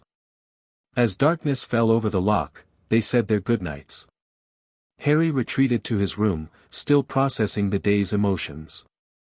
Through the open window came the gentle lapping of water against the shore and the distant call of an owl, peaceful sounds utterly unlike Privet Drive's suburban hum. A soft knock preceded Hermione's appearance at his door, her hair tied back for the night. "Wanted to check you're settled," she whispered. "And to give you this." She handed him a small, wrapped package. "What's this?" Harry asked, surprised. "Just a little welcome gift." "Open it." Inside was a leather-bound sketchbook and a set of quality-colored pencils. "I noticed how you look at landscapes," Hermione explained, a faint blush coloring her cheeks. "Like you're memorizing every detail. I thought you might enjoy drawing them." The thoughtfulness of the gift, so perfectly matched to an interest he barely acknowledged himself, left Harry momentarily speechless. Through their bond, Hermione felt his gratitude and pleasure. "Thank you," he managed finally. "I've never had anything like this." "There's a spot just up the path from the cottage where you can see the whole loch," she said. "Maybe tomorrow we could go there, and you could try it out." Harry nodded, running his fingers over the smooth paper. "I'd like that." Hermione hesitated, then quickly hugged him. The golden glow brightened briefly between them before they contained it. "Good night, Harry," she whispered. "Sleep well." After she left, Harry sat by the window, gazing out at the moonlight silvering the loch's surface. For the first time in his life, he felt something approaching peace, not just the absence of abuse, but the positive presence of acceptance and care. "Good night, Hermione," he projected, knowing she would sense his gratitude even without words. "Good night, Harry," came her warm response. "Welcome home." While Harry and Hermione settled into their Scottish idyll, activity intensified within the Ministry of Magic. In a windowless office deep in the Department of Magical Law Enforcement, Alastair, Mad-Eye, Moody scowled at the parchment before him, his magical eye spinning independently of his natural one. Another magical surge around the Potter boy, he growled to the young Auror standing nervously before his desk. "Third one this month, and now he's left his aunt and uncle's house." "Explain." "The monitoring charms indicate he's traveling with a Muggle family named Granger," the Auror reported. "They've rented a cottage near Loch Ness. Appears to be a holiday arrangement." Moody's scarred face twisted in thought. "And Dumbledore approved this?" "No authorization on file, sir. The boy's Muggle guardian signed permission for a summer educational program, but our sources indicate no such program exists. At least, not officially. So either the boy's been kidnapped or someone circumventing proper channels. Moody stood abruptly, his wooden leg thudding against the floor. And these magical surges, they're not accidental magic, are they? The Auror shook his head. The pattern is too consistent, too controlled. Whatever's happening, it's intentional. And there's something else. He hesitated. The Muggle girl traveling with him, Hermione Granger. She's exhibited magical signatures as well, though she's not on our registry of Muggle-born magical children yet. Moody's eye swiveled to focus unervingly on the Auror. An unidentified magical child and the boy who lived, both performing unusual magic and now traveling together. And nobody thought to inform me earlier? The Department of Mysteries flagged the information, sir. They claim jurisdiction under subsection 7 of the Magical Research Act. Crowley, Moody spat the name like a curse. That ambitious vulture has been circling something. Time to find out what. He grabbed his staff. Prepare a portkey to Scotland. And send an owl to Dumbledore, marked urgent. As the Auror hurried to comply, Moody reviewed the file again, his magical eye scanning the parchment for hidden information. Whatever was happening with Harry Potter and this Granger girl, he intended to discover the truth, before Crowley and his department cronies could exploit it. The second day at the lock dawned clear and golden, perfect for exploration. After a breakfast of pancakes that Richard insisted Harry help flip, a man needs certain essential skills in life, and pancake flipping is definitely one of them, they set out to explore the area around the cottage. Hermione led Harry to the spot she'd mentioned, a small promontory jutting into the loch with a flat rock perfect for sitting. The view was spectacular, encompassing the entirety of the loch's northern reaches and the mountains beyond. It's like something from a painting, Harry said, settling on the rock and opening his new sketchbook. Hermione sat beside him, producing a book from her ever-present backpack. I'll read while you draw. No pressure. They spent a peaceful hour in companionable silence, Harry carefully capturing the landscape in pencil while Hermione read, occasionally sharing interesting passages from her book on Scottish folklore. Their bond hummed contentedly between them, requiring no words or even directed thoughts, just the simple pleasure of shared presence. Eventually, Richard called them back to the cottage for lunch and an afternoon drive to a nearby historic site, a stone circle that Jean, an amateur archaeology enthusiast, was particularly keen to visit. As they approached the ancient monument, both Harry and Hermione felt an immediate change in the magical atmosphere. The circle of weathered megaliths seemed to pulse with dormant power, resonating with their own magical signatures. Do you feel that? Harry projected, outwardly maintaining a normal expression as Richard parked the car. Like a heartbeat, Hermione confirmed, her mental voice filled with wonder. Elara mentioned ancient magical sites, but I didn't expect it to be so palpable. They approached the stones cautiously, lagging behind Jean who was eagerly consulting a guidebook. The moment Harry stepped within the perimeter of the circle, the silver charm Elara had given him grew warm against his skin, and the ambient magic intensified dramatically. Memories not his own flooded his consciousness, druids chanting under a full moon, power flowing through the earth in invisible currents, ceremonies of protection and blessing performed across centuries. He staggered slightly, overwhelmed by the sensory input. Hermione steadied him, her hand on his arm creating a grounding point as their bond helped distribute and process the magical influx. You okay, Harry? Richard called, noticing his momentary unsteadiness. Just a bit dizzy, Harry replied, which wasn't entirely untrue. Probably from looking up at the stones. Jean approached, concern evident in her expression. Perhaps we should find some shade. The sun is quite strong today. As they moved to a nearby bench beneath a tree, Hermione maintained physical contact with Harry, helping regulate the magical overload through their bond. What happened? She asked once they were seated. The stones, they have memories, Harry tried to explain the inexplicable. Or maybe they help access memories that are stored in the magic itself. I saw people, ancient people, using this place for rituals. Fascinating, Hermione's academic interest warred with concern for his well-being. Are you all right now? Harry nodded, the initial shock subsiding into a more manageable awareness of the site's magical properties. It's like background noise now. I think I was just surprised. Under the pretext of explaining the stone circle's history to Harry, Hermione shared facts from her guidebook while her parents explored the monument more closely. By the time they returned to the cottage for dinner, both children had adapted to the magical resonance of the ancient site, filing away the experience for later discussion with Alara. That evening, as the adults prepared dinner, Harry and Hermione slipped outside to practice the magical exercises Alara had assigned for their trip. Standing at the loch's edge, far enough from the cottage to avoid being overheard, they joined hands and focused on their connection. The golden glow emerged instantly, stronger and brighter than usual, a result, they suspected, of their exposure to the stone circle's ancient magic. They contained it within their practiced shielding, but allowed it to flow freely between them, strengthening their bond. Something's different, Hermione observed as they worked through a series of mental synchronization exercises. Our energies are more harmonized. Harry nodded, feeling the same increased resonance. The stone circle changed something. Like it activated a deeper level of our connection.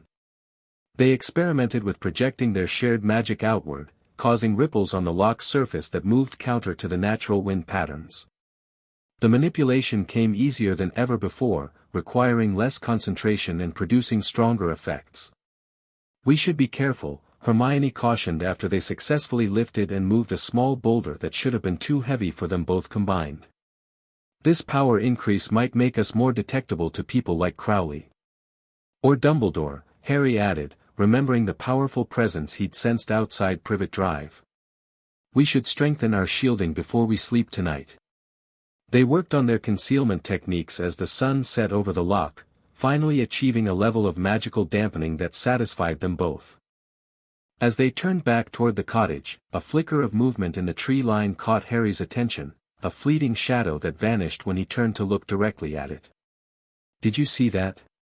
He projected to Hermione, not turning his head again but scanning the area through peripheral vision.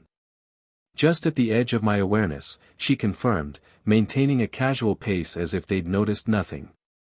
Not human-shaped, more like a distortion in the air. Magical surveillance? Possibly. Or a local magical creature drawn to our practice. They returned to the cottage alert but outwardly relaxed, joining the Grangers for a dinner of local fish and vegetables. Throughout the meal, both maintained their shielding while sending periodic awareness outward, checking for magical presences.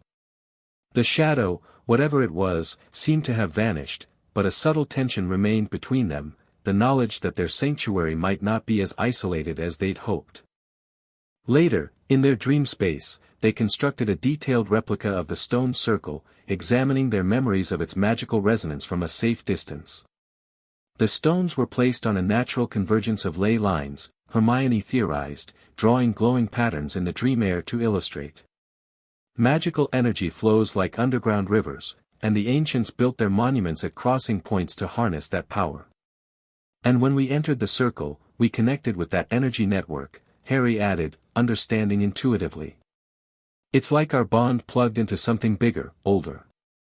They discussed the shadow sighting as well, weighing possibilities from benign magical creature to ministry surveillance.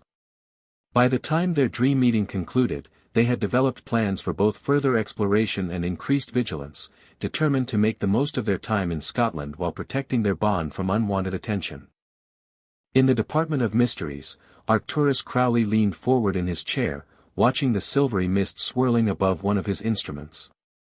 The magical signature he tracked pulsed with unusual intensity, confirming his suspicions. They've found a ley line convergence, he murmured, adjusting dials to refine the reading. Earlier than expected. The office door opened, admitting Thaddeus Selwyn, whose expression suggested urgent news.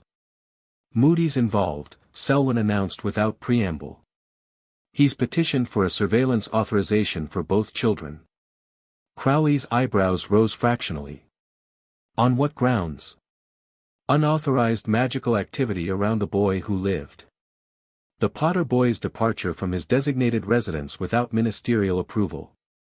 Potential endangerment of magical secrecy. Selwyn counted off the reasons on long fingers. All technically valid, though we both know his real concern is Dumbledore's interest in the matter. Has the authorization been granted? Not yet.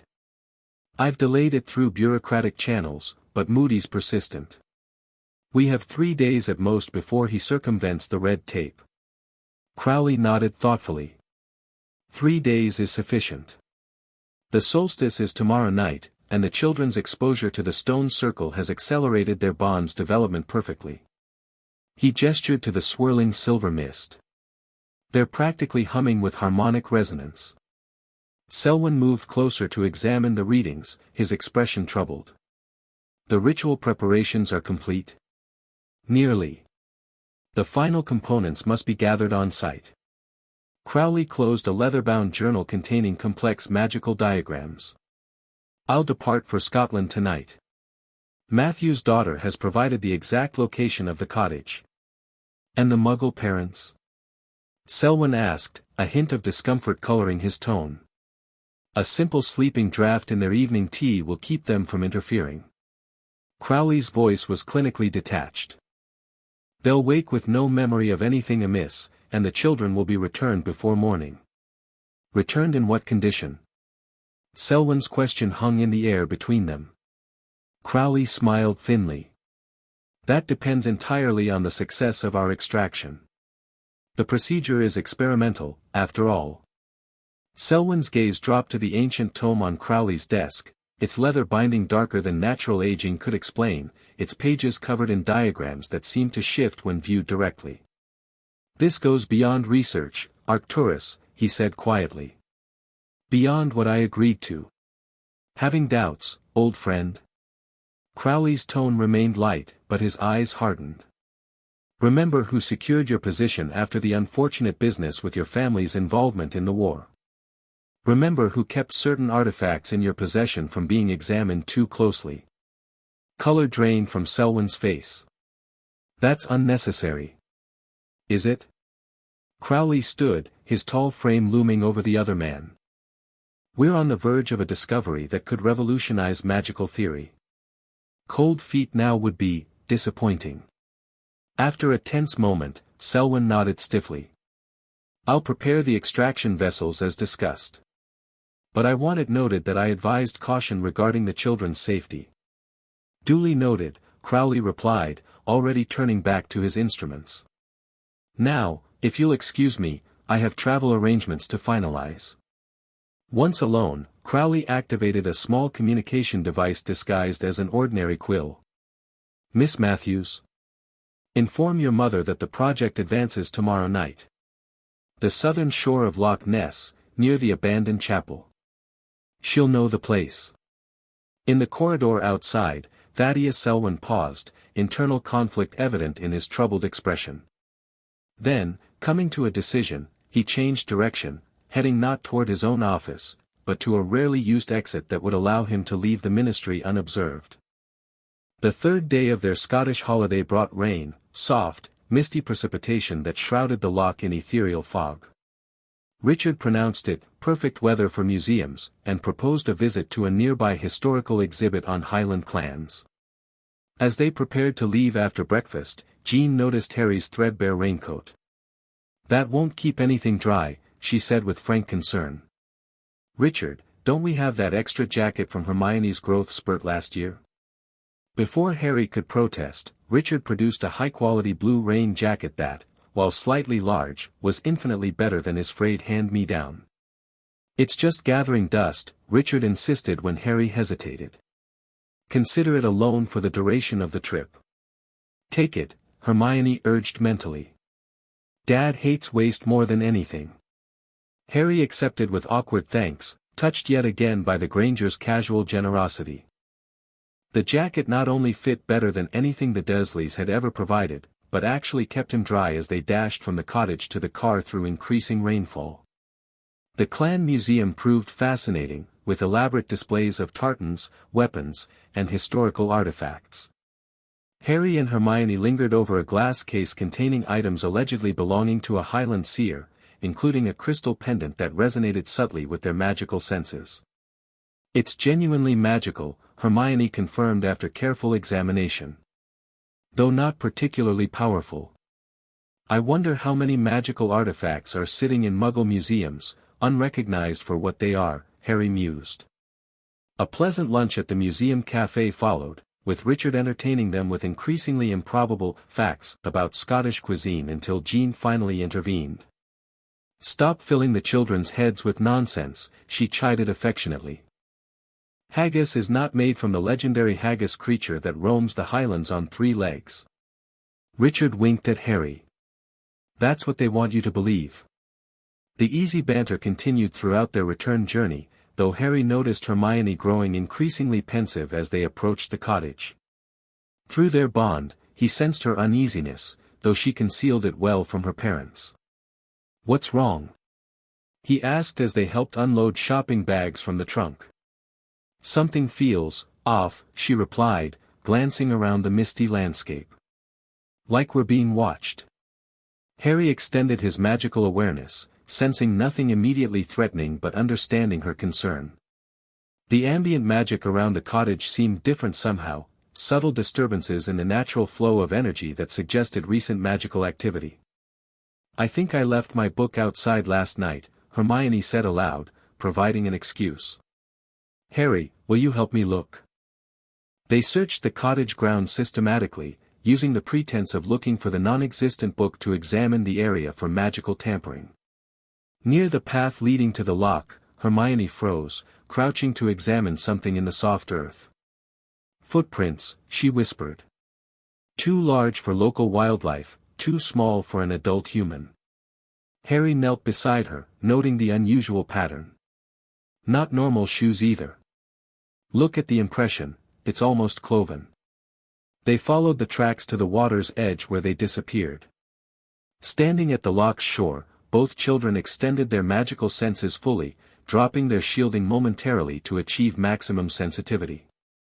A complex tapestry of magical energies revealed itself, the ancient power of the land, the natural magic of the lock itself, and something else, a directed current of magical force that hadn't been present yesterday, flowing like an invisible stream from the southern shore toward a distant point across the water.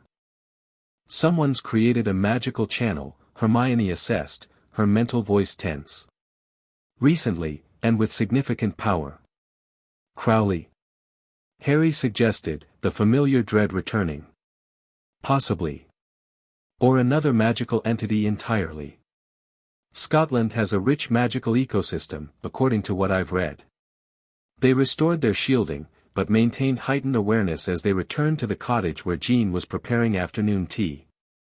The cozy domestic scene, steam rising from the kettle, scones warming in the oven, contrasted sharply with their growing sense of magical intrusion.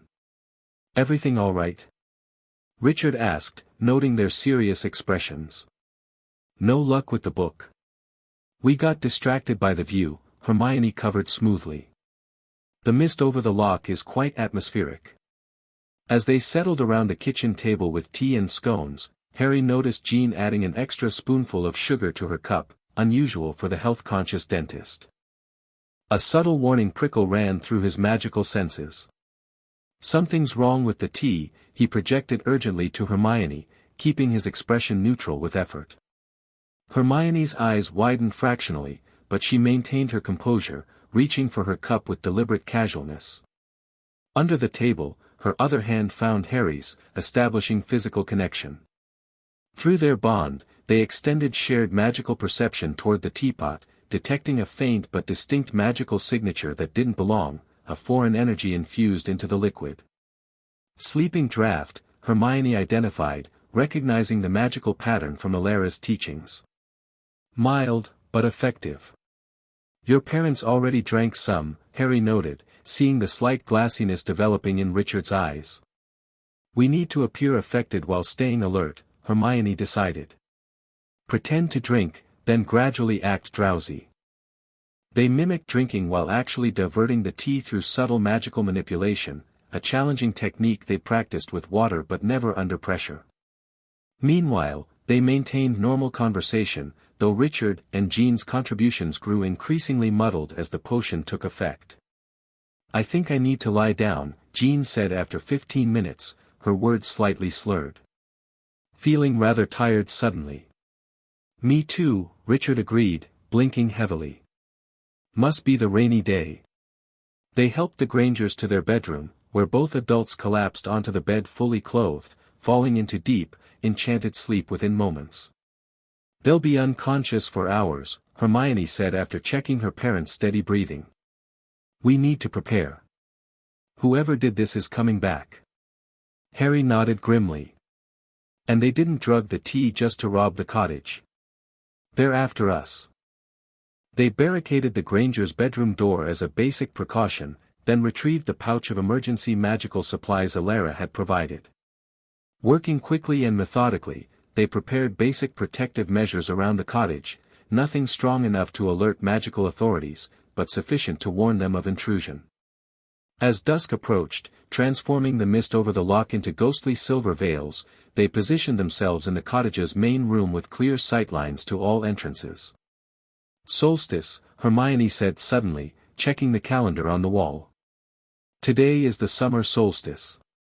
Alara mentioned that certain magical rituals are traditionally performed on solstices because of the natural power amplification. "So whatever they're planning, it's happening tonight," Harry concluded. "Should we run?" Hermione considered briefly, then shook her head. "We can't leave my parents defenseless, and we don't know the area well enough to effectively hide.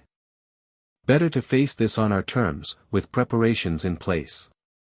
As darkness fell completely, they dimmed the cottage lights and settled into watchful waiting, their bond humming with heightened awareness and shared determination. Whatever came, they would face it together. Albus Dumbledore strode through the corridors of Hogwarts, his midnight blue robes swirling around him as he moved with surprising speed for a man of his years. The message from Alastor Moody had arrived moments ago, and its contents demanded immediate attention. Approaching a stone gargoyle, he murmured, "Sherbet lemon," causing the statue to leap aside and reveal a spiral staircase.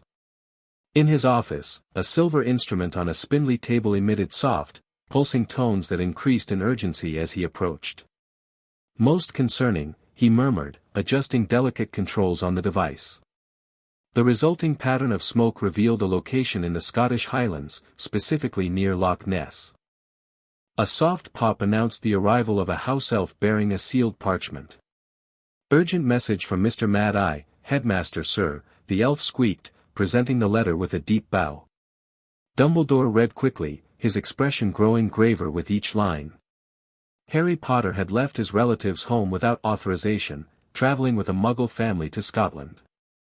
Unusual magical activity surrounded the boy, including controlled magic beyond typical accidental outbursts. The Department of Mysteries showed suspicious interest in the situation, with one Arcturus Crowley specifically monitoring the boy's magical signature. Most troubling of all, Moody reported evidence of an unauthorized ritual being prepared near the boy's location, a ritual with concerning similarities to ancient soul magic documented in restricted texts. "Fawkes," Dumbledore addressed the magnificent phoenix perched nearby. "I require your assistance for immediate travel." The phoenix trilled in response, flying to the headmaster's shoulder as Dumbledore gathered several small silver instruments and placed them in his pocket. He then withdrew his wand, the Elder Wand, though few knew its true nature, and cast a complex spell that created a glowing map of magical currents in the air before him. A particular nexus of energy pulsed ominously, centered exactly where Moody had indicated. Whatever was happening, it involved powerful magic that threatened the careful protections Dumbledore had established around the boy who lived. "Time is of the essence," he murmured to Fawkes. "To Loch Ness, my friend." In a flash of phoenix fire, the office stood empty, only the continued pulsing of the silver instruments indicating that matters of grave magical importance were unfolding far from Hogwarts' protected halls.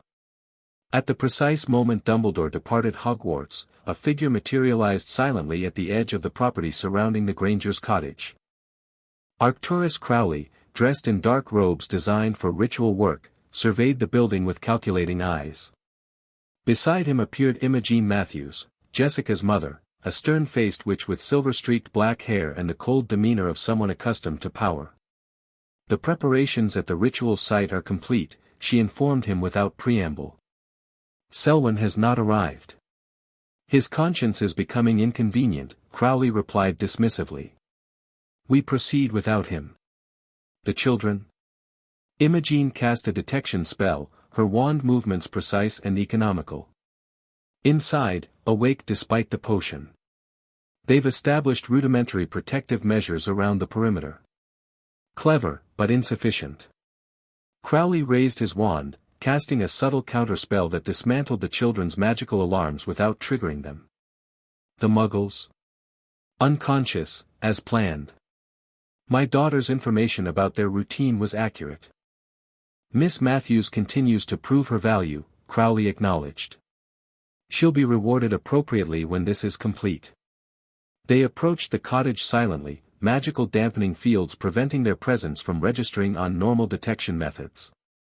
At the door, Crowley performed a complex wand movement that identified and neutralized the locking charms the children had placed.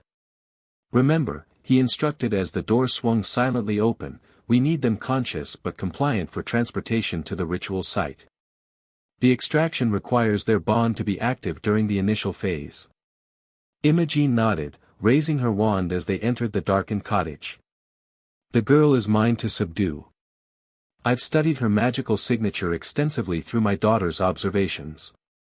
Inside the cottage, Harry and Hermione sensed the intrusion immediately, not through their disabled alarm system, but through the sudden disturbance in the ambient magical field. They exchanged a silent glance, activating their bond to its fullest extent while maintaining the outward appearance of unpreparedness. Two magical signatures, Hermione assessed, her mental voice calm despite her racing heart. One definitely Crowley. The other unknown, but female and powerful. They've disabled our alarms, Harry noted. But not our connection to each other. They had positioned themselves seemingly casual in the living room, Harry appearing to doze on the couch while Hermione read in an armchair, positioned to view both the front and rear entrances. When the front door opened soundlessly, they feigned startled surprise rather than prepared defense. Good evening, Mr. Potter, Miss Granger, Crowley's smooth voice broke the silence as he stepped into the room, wand raised.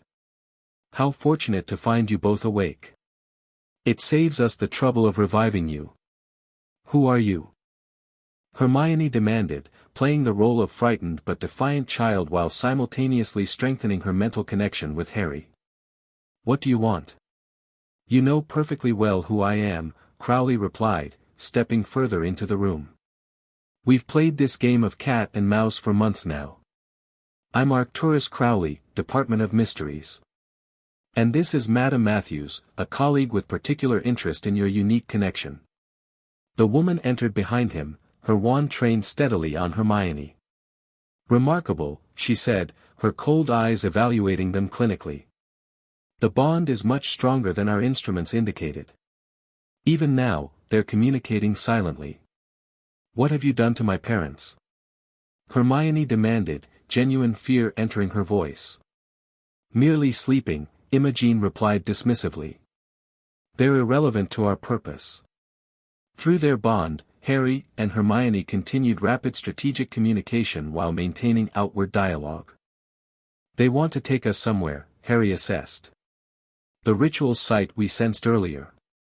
We can't let them separate us, Hermione responded. That's likely their first move. Your purpose being what, exactly? Harry asked aloud, slowly sitting upright on the couch, positioning himself for better defensive options. Scientific research, Mr. Potter, Crowley said with a thin smile.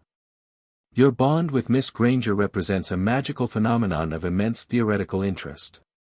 Tonight, we'll be conducting a detailed examination of its properties. You mean experimenting on us, Hermione translated coldly. Such a harsh characterization, Crowley chided. Think of it as contributing to magical knowledge. Now, we can proceed with minimal unpleasantness if you cooperate, or we can do this, Harry interrupted, making eye contact with Hermione. In perfect synchronization, they activated the trap they prepared, a modified version of the repelling charm Alara had taught them, combined with a magical flash designed to temporarily blind and disorient. The cottage lights exploded in a burst of magical energy as the golden glow of their bond flared brilliantly between them. Crowley staggered backward, his spell preparation disrupted, while Imogen shielded her eyes with a hastily conjured magical barrier. In the moment of confusion, Harry and Hermione moved as one, darting toward the kitchen and the back door beyond. They might have succeeded had the door not burst open before they reached it, revealing Jessica Matthews, her young face set in a determined expression, wand extended.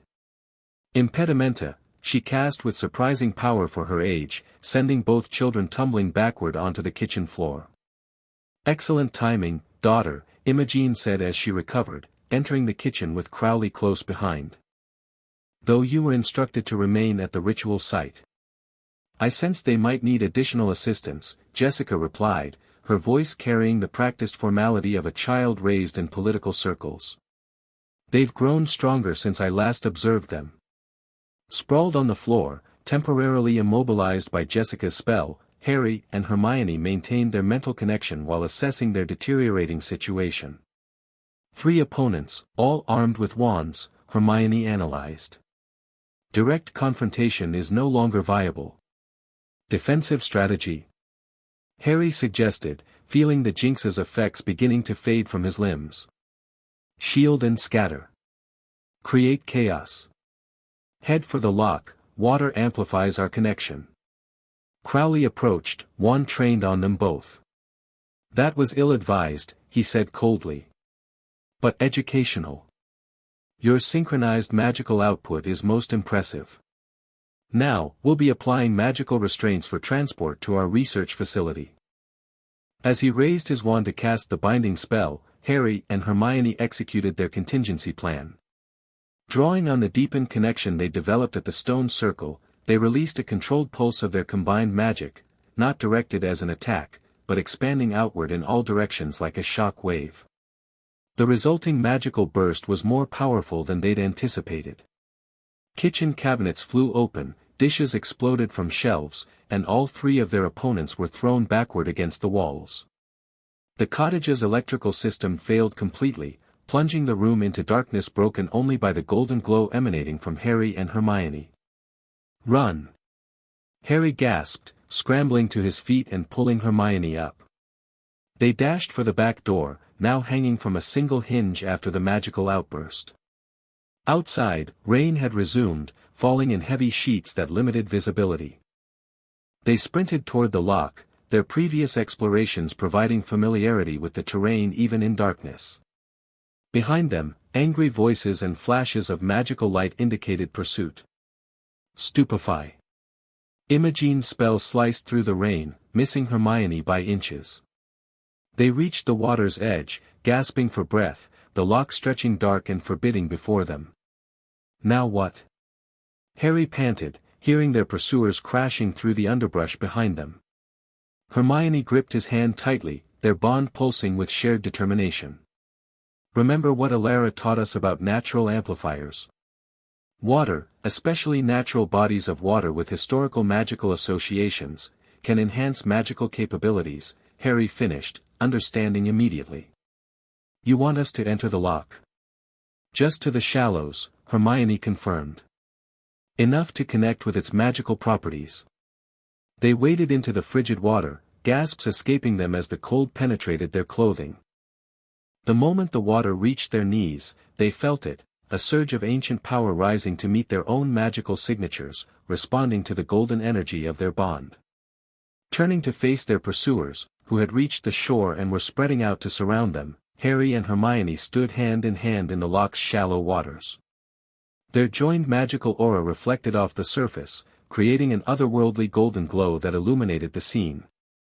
"Enough of this nonsense," Crowley called, advancing to the water's edge. "You're merely delaying the inevitable. The ritual must proceed tonight, while the solstice energies are optimal." "What ritual?" Harry demanded, playing for time as he and Hermione gathered power from the lock's magical reserves. What are you planning to do to us? A simple extraction, Crowley replied, his tone conversational despite the tension of the standoff. Your bond contains unique magical properties that, when properly harvested, could revolutionize magical theory. The process won't permanently harm you, probably. That's not happening, Hermione stated firmly, her voice carrying unusual resonance as it blended with the ambient magic of the lock. Imogen raised her wand, impatience evident in her sharp movements. Enough talk. Incarcerus. Ropes shot from her wand, hurtling toward the children, but dissolved into golden dust upon contact with the glowing aura surrounding them. The water around their legs began to churn, responding to the magical energies they channeled. Mother, Jessica called warningly, noticing the unnatural movement of the lock. Something's happening with the water. Crowley's eyes narrowed as he observed the phenomenon. Fascinating. They're tapping into the lock's inherent magical properties. More advanced than any documented soul bond at this development stage. He raised his wand. All the more reason to proceed with the extraction immediately. Together now, binding spell on 3. Before the adults could coordinate their attack, a massive surge of water rose behind Harry and Hermione, forming a towering wave that hung suspended in defiance of natural physics. The golden glow of their bond infused the water, creating a shimmering barrier between them and their would-be captors. This is impossible, Imogen whispered, taking an involuntary step backward. Children their age can't manipulate elemental forces, bond or no bond. It's not just them, Jessica realized, pointing to a disturbance in the water several yards away. Something's coming. A dark shape moved beneath the lock's surface, approaching rapidly from deeper waters. As it neared, the magical resonance around Harry and Hermione intensified, their bond somehow recognizing and responding to the ancient creature that rose before them, a massive, serpentine form with glistening scales and eyes that glowed with the same golden light as their bond. The Kelpie, Hermione breathed, awestruck despite their perilous situation. It's responding to our magic. The creature, the legendary beast of Loch Ness, regarded them for a long moment, then turned its attention to the wizards on shore. It released a bone-shaking roar that contained no physical sound but projected magical intimidation so intense that even Crowley took several steps backward. Retreat, he ordered, genuine fear entering his voice for the first time. This situation has developed unexpected complications.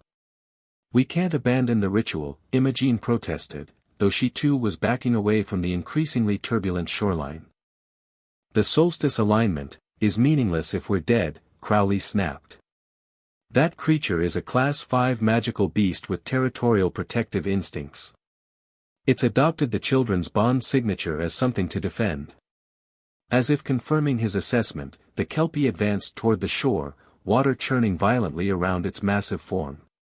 The suspended wave behind Harry and Hermione remained in place, creating a protective barrier. The Matthews women retreated hastily, but Crowley lingered a moment longer, his scientific curiosity warring with self-preservation. This isn't over, he called to the children. Your bond represents too significant a discovery to abandon. Then he too turned and fled, disappearing into the rainy darkness beyond the shore. Only when all 3 magical signatures had retreated beyond their perception did Harry and Hermione relax their defensive stance, the golden glow of their bond dimming to its normal intensity. The Kelpie regarded them with ancient, intelligent eyes, its massive head lowering to their level. Through their bond, they sensed no malice from the creature, only curiosity and a strange recognition, as if their connected magic reminded it of something from its long memory. "Thank you," Harry said softly, instinctively bowing his head to the magical beast. The creature made a rumbling sound deep in its throat, then slowly backed away, sinking beneath the lock's surface until only ripples remained to mark its passage. Exhausted and soaked, Harry and Hermione waded back to shore, the enormity of what had just occurred beginning to sink in. "We need to check on your parents," Harry said, practical concerns returning now that immediate danger had passed. "And secure the cottage somehow," Hermione added, wringing water from her sodden clothes. "They might come back." They trudged back to the cottage, the adrenaline of confrontation giving way to bone-deep weariness. The building stood dark and silent, its interior in disarray from their magical outburst. Upstairs, they found the Grangers still peacefully asleep, unaware of the dramatic events that had unfolded. The sleeping draft will wear off by morning, Hermione assessed, checking her parents' breathing. But what do we tell them about the state of the cottage? We'll think of something, Harry assured her, though his mind was already working on more immediate concerns. For now, we need to establish better protections and contact Alara somehow. They spent the next hour setting up makeshift magical barriers around the cottage, nothing sophisticated, but layered defenses that would at least alert them to another intrusion. Using techniques Alara had taught them, they cleared the worst of the destruction in the kitchen, though many items remained broken beyond their ability to repair. Finally, exhaustion overwhelmed them. They settled in the living room, maintaining physical contact to strengthen their bond while they took turns staying alert. "The Kelpie," Hermione murmured as Harry's eyelids grew heavy during his watch.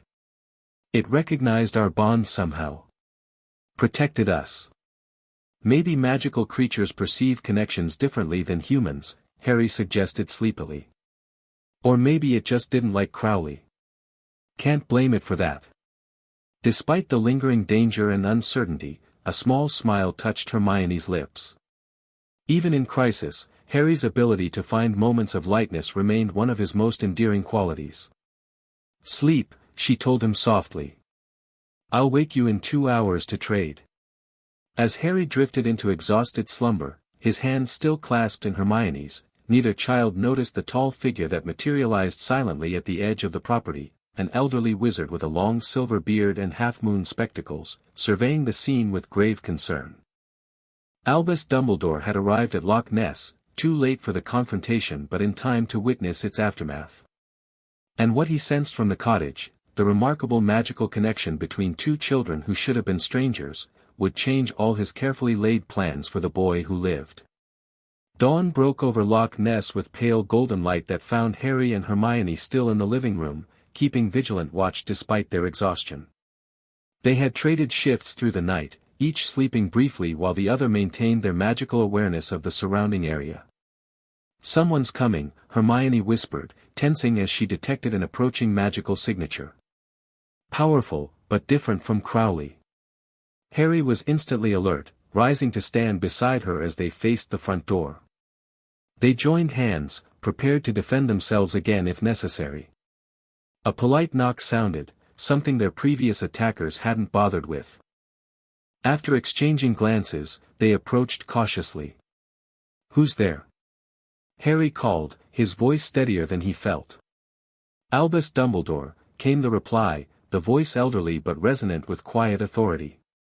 "Headmaster of Hogwarts School of Witchcraft and Wizardry. I believe we have matters of importance to discuss, Mr. Potter, Miss Granger." The name confirmed what they had already suspected from the magical signature. This was indeed the powerful wizard Alara had warned them about. They hesitated, unsure whether opening the door would bring help or a different kind of danger. "What do you think?" Harry projected to Hermione.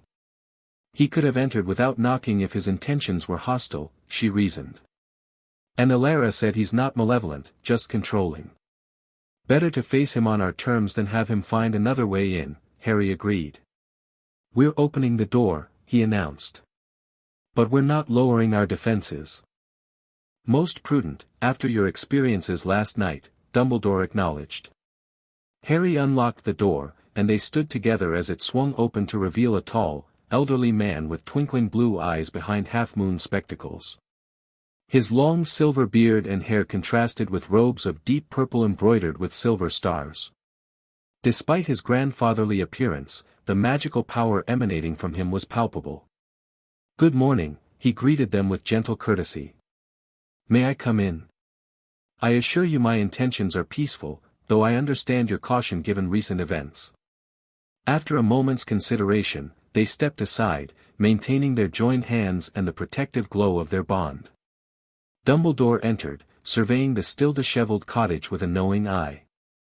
"Quite a skirmish," he observed, gesturing to the magical residue still visible to trained perception. You defended yourselves admirably against opponents with far more formal training. Most impressive. How do you know what happened? Hermione asked, suspicious despite his friendly demeanor. I arrived too late to intervene directly, but in time to observe the aftermath and track the magical signatures of those who fled, Dumbledore explained, conjuring a comfortable armchair with a casual wave of his wand and settling into it.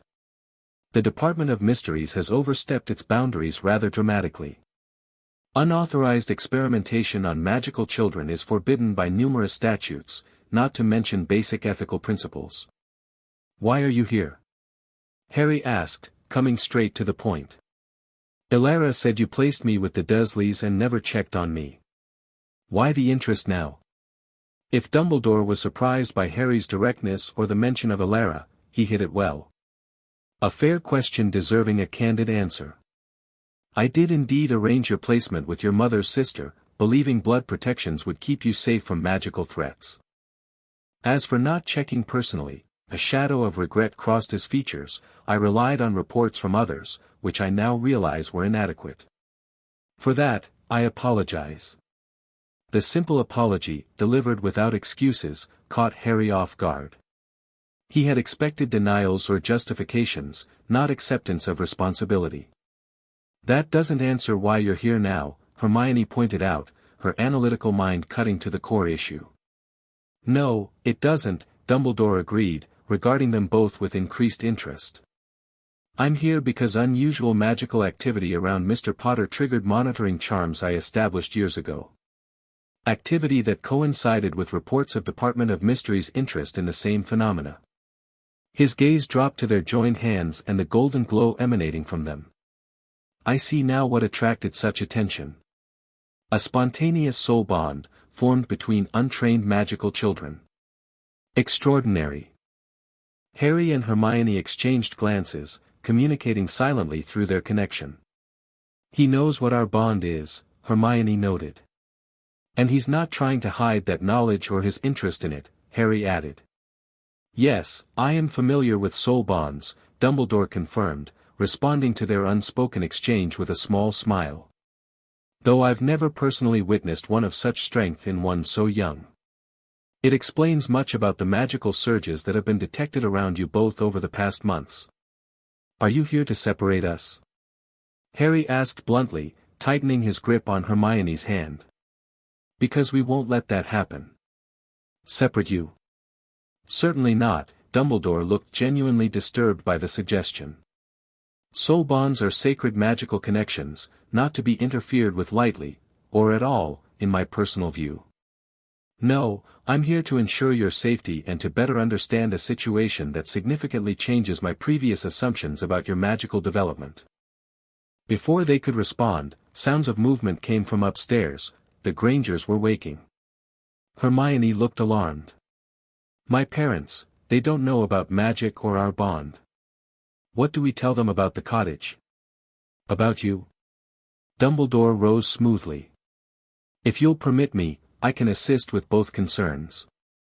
The cottage can be restored with a few simple spells, and as for your parents, they deserve the truth, Miss Granger. They are, after all, your guardians and responsible for your well-being. The truth? Hermione repeated, looking uncertain. Everything. Perhaps not all at once, Dumbledore advised gently. But a foundation of truth on which to build their understanding. They seem to be exceptional muggles to have supported your friendship with Mr. Potter so readily. Footsteps on the stairs announced the Grangers' imminent arrival. With a quick series of wand movements, Dumbledore restored the kitchen to its previous orderly state, repairing broken dishes and furniture with casual ease.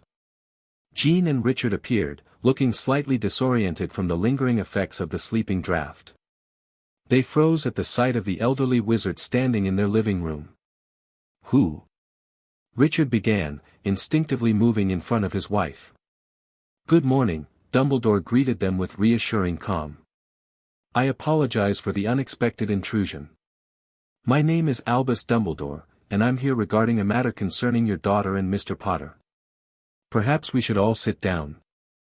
I believe you may find what I have to say rather surprising. The next hour passed in a blur of revelations. With remarkable diplomatic skill, Dumbledore explained the existence of the magical world, Hermione's status as a witch, Harry's history as a wizard whose parents had been murdered, and, in carefully measured terms, the unusual magical connection the children shared. The Grangers listened with increasing astonishment, their initial disbelief giving way to cautious acceptance as Dumbledore provided gentle magical demonstrations as proof. Throughout the explanation, Harry and Hermione remained silent, watching anxiously for signs of rejection or fear from the adults. "So our daughter is a witch," Jean said finally, testing the word carefully. "And she'll eventually attend this magical school of yours?" "Hogwarts, yes," Dumbledore confirmed. "When she turns 11. As will Mr. Potter, following in his parents' footsteps." "And this connection between them?" Richard gestured to the golden glow still faintly visible between the children's joined hands. "You called it a soul bond?" "A rare and precious magical phenomenon," Dumbledore explained. "It represents a natural harmony between their magical cores, a connection that enhances their abilities and creates a mental and emotional link." "Is it dangerous?" Jean asked, maternal concern evident in her voice. "Not inherently, no. In fact, it offers them certain protections." Dumbledore's expression turned grave. "However, its rarity makes it of interest to certain magical researchers with fewer ethical constraints than one might hope. That is partly why I am here, to ensure their safety from those who might exploit their connection." Richard's expression hardened. "Someone tried to harm them last night, didn't they?" "That's what you're not saying directly." Dumbledore inclined his head, respecting their perceptiveness. "There was an incident, yes. Harry and Hermione defended themselves remarkably well, but it highlights the need for improved protections and guidance." Jean moved to sit beside Hermione, placing a gentle hand on her shoulder. "Why didn't you tell us, sweetheart? About the magic, about this connection?" Hermione looked down, guilt evident in her expression. "I was afraid you wouldn't believe me. Or worse, that you'd believe me but be frightened or think I was a freak." "Oh, Hermione," Jean pulled her daughter into a tight hug. "You could never be a freak to us. Unusual, exceptional, extraordinary, yes. But never a freak." Richard had moved to Harry, who tensed automatically at the adult male presence, a reaction born from years with Vernon Dursley. But instead of anger or rejection, Richard's face showed only compassion. "And you, young man?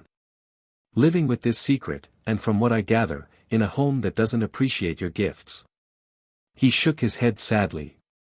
"No wonder you connected so strongly with our Hermione. You both needed someone who understood." Harry nodded, unable to speak past the lump in his throat. The Grangers' acceptance, not just of the magic, but of him and his bond with their daughter, was overwhelming. Dumbledore observed the scene with thoughtful eyes, his previous assumptions about Harry's development clearly undergoing significant revision. After allowing the family moment to continue undisturbed, he gently redirected the conversation.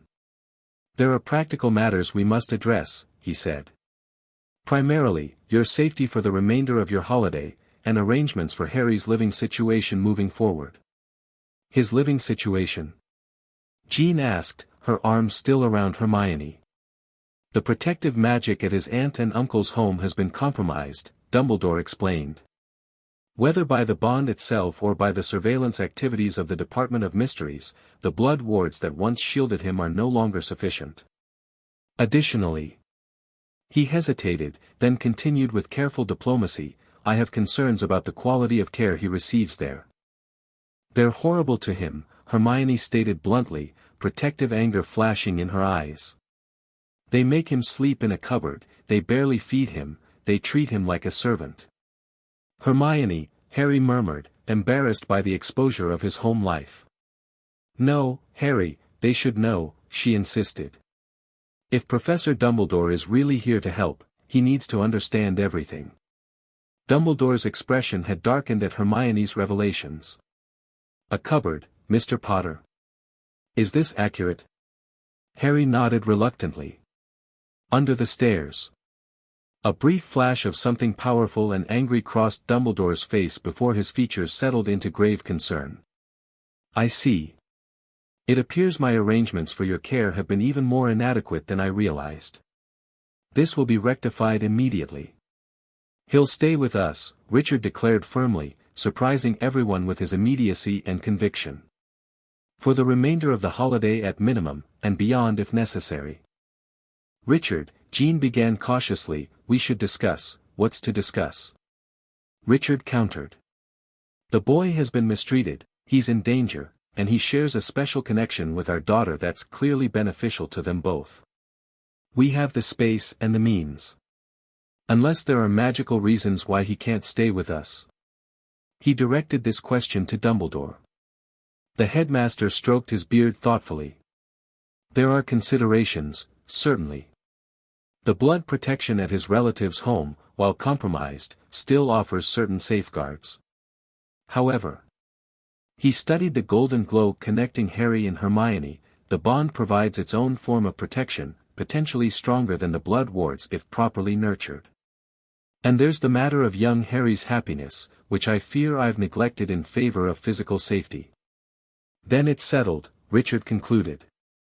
He stays with us while we sort out more permanent arrangements. Harry sat frozen, unable to process the sudden turn of events. The possibility of escape from the Dursleys, not just for a holiday, but potentially permanently, seemed too miraculous to believe.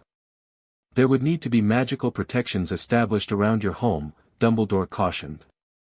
And certain legal matters addressed in both the Muggle and magical worlds. Whatever is necessary, Jean said, having moved from initial surprise to firm support of her husband's position. No child deserves to be treated as Harry has been, magical or not. Hermione squeezed Harry's hand, joy radiating through their bond. See? I told you they'd help. It doesn't feel real, Harry responded, overwhelmed. Things like this don't happen to me. They do now, Hermione assured him, her mental voice fierce with protective determination. As the adults discussed logistics, Harry felt something shift inside him, a fortress of expectation built on years of neglect and disappointment beginning to crumble. For the first time, he allowed himself to consider a future where he wasn't alone, where he had not just Hermione but a family who genuinely cared for his well-being. It was terrifying. It was wonderful. It was the beginning of something entirely new. The remainder of the Scotland holiday transformed into something neither Harry nor Hermione could have anticipated, a blend of magical education and family bonding, with Dumbledore making daily visits to establish protections and begin their formal introduction to wizarding society. The day after his initial arrival, the headmaster returned with Minerva McGonagall, a stern-looking witch who served as his deputy headmistress at Hogwarts. Mr. Potter, she greeted him with dignified restraint that didn't quite mask her emotion at meeting James and Lily's son. You have your mother's eyes. You knew my parents? Harry asked eagerly. I taught them both at Hogwarts, McGonagall confirmed, her Scottish accent becoming more pronounced with emotion. Your father was gifted in transfiguration, my subject, though he often used his talents for mischief. Your mother was brilliant across all subjects, with particular skill in charms and potions. Each scrap of information about his parents was precious to Harry, who had grown up with nothing but the Dursleys' lies. McGonagall, sensing his hunger for knowledge, shared stories throughout her visit, James Potter's Quidditch prowess, Lily Evans' fierce defense of younger students, their gradual romance that bloomed in their final years at school. While Harry absorbed these revelations about his heritage, Hermione bombarded both professors with questions about magical theory, particularly focused on their bond. Soul bonds are extensively documented in wizarding history, Miss Granger, McGonagall explained, impressed by the girl's analytical approach. Though most form between magically mature individuals with established compatibility. Yours appears to be what scholars call a recognition bond, where magical cores identify their perfect complement regardless of age or development. Is that why it happened so instantly when we met? Hermione asked, scribbling notes with the same enthusiasm she'd shown for their private research. Precisely, Dumbledore confirmed. Such bonds are particularly rare and powerful. The golden manifestation you experience is a visible sign of exceptional magical harmony. The magical education continued alongside practical matters. Dumbledore established powerful protective wards around the cottage, explaining each spell as he cast it, turning security into an educational opportunity. McGonagall demonstrated basic transfiguration techniques, providing controlled practice exercises that delighted both children. Meanwhile, Richard and Jean Granger threw themselves into understanding their newly discovered magical reality with characteristic thoroughness. Jean started a detailed notebook of magical terminology and concepts, while Richard focused on practical implications for Hermione's education and development. "We always knew she was special," Jean confided to Harry one evening as they watched Hermione practicing a simple levitation charm under McGonagall's supervision. "Books flying off shelves when she was upset, lights flickering when she was excited, we thought it was just strange coincidence. Now it all makes sense. She's the most brilliant witch I've ever met," Harry said with simple conviction, his admiration evident. Jean smiled, noticing the way he watched her daughter. "And she thinks the world of you, Harry. Even before we knew about this bond, she talked about you constantly. Her special friend who understood her completely." The Grangers' acceptance extended beyond mere tolerance of the magical world to active embrace of its possibilities for their daughter. By the third day, Richard was discussing magical career options with McGonagall, while Jean compiled questions about wizarding culture and society for Dumbledore. On the fourth day, a more somber meeting took place. While the children explored the loch shore under McGonagall's watchful eye, Dumbledore sat with the Grangers to discuss Harry's situation in detail. "I've initiated an investigation into the Dursleys' treatment of Harry," he informed them gravely. "What I've discovered confirms your daughter's allegations and worse. The neglect and emotional abuse appear systematic and long-standing." "How could this happen?" Jean demanded, anger evident in her usually gentle voice. "Weren't there safeguards? Monitoring?" "There should have been," Dumbledore acknowledged, genuine regret in his expression. "I assigned a neighbor, a squib named Arabella Figg, to keep watch, but her reports were infrequent and deliberately vague. I see now that I accepted too easily her assurances that Harry was managing well enough. A serious error in judgment on my part." "Well enough?" Richard repeated incredulously. "The boy was sleeping in a cupboard, wearing clothes that don't fit, and clearly underfed. That's not well enough by any definition." "You're absolutely right," Dumbledore agreed, offering no defense. "My focus on protecting him from external magical threats blinded me to the more mundane dangers within his supposed sanctuary.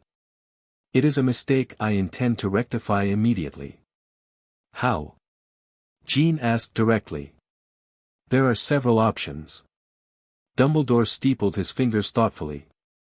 "The most straightforward would be to appoint new magical guardians, a wizarding family who could provide both proper care and magical protection."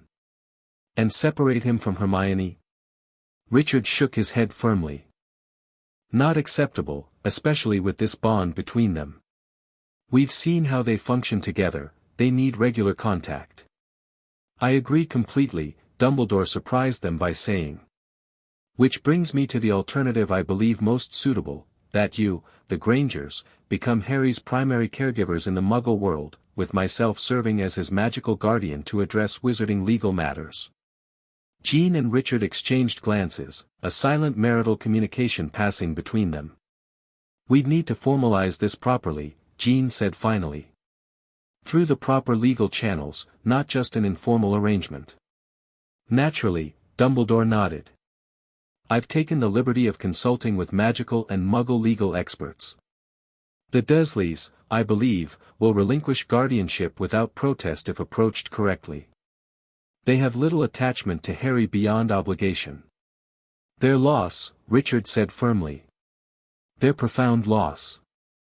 The adults finalized arrangements over the next 2 days, with Dumbledore shuttling between Scotland, Little Whinging, and the Ministry of Magic to expedite matters.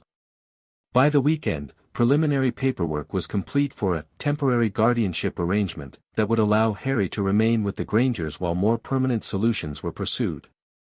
Throughout this whirlwind of adult activity, Harry and Hermione continued their own magical exploration, now with proper guidance from McGonagall and occasional visits from other teachers Dumbledore brought to meet them, including a diminutive charms professor named Filius Flitwick who was particularly fascinated by their bond's effects on spell casting. Most extraordinary. Flitwick squeaked after watching them perform a synchronized levitation charm that moved objects with unusual precision. The magical resonance between you creates a harmonic amplification effect. With proper training, you could become exceptional duelists or charm creators.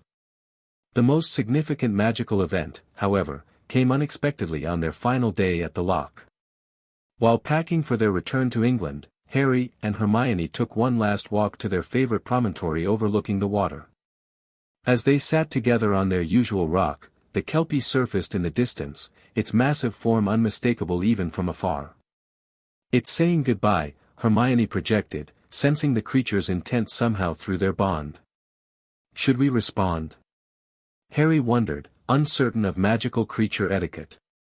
Together, they focused their bond's energy, creating a gentle golden pulse that traveled across the water's surface toward the kelpie.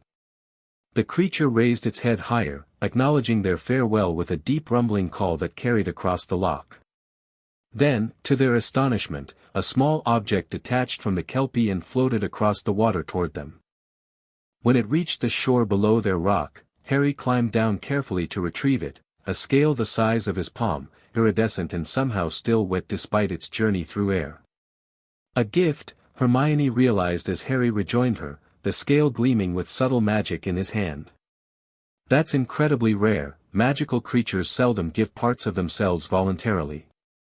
They watched as the kelpie submerged, disappearing into the loch's mysterious depths.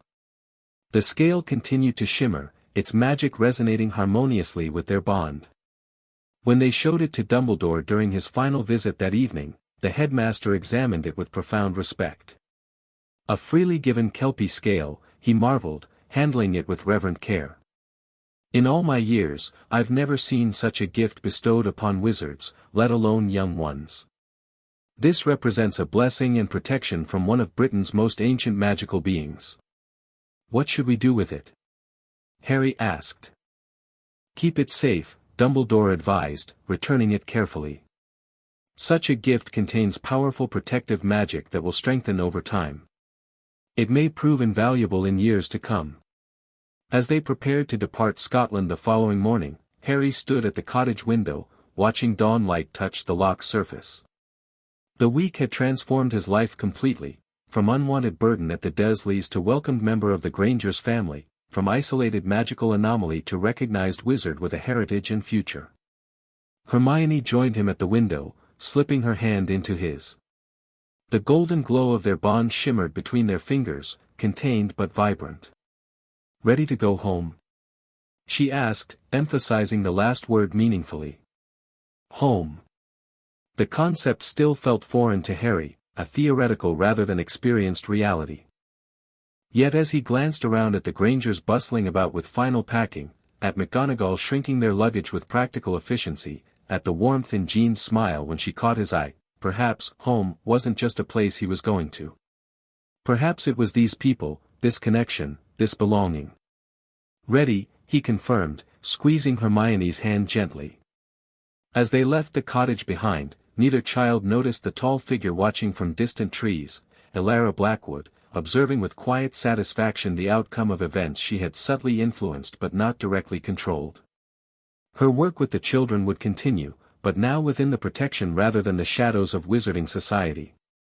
It was, she decided, a significant improvement.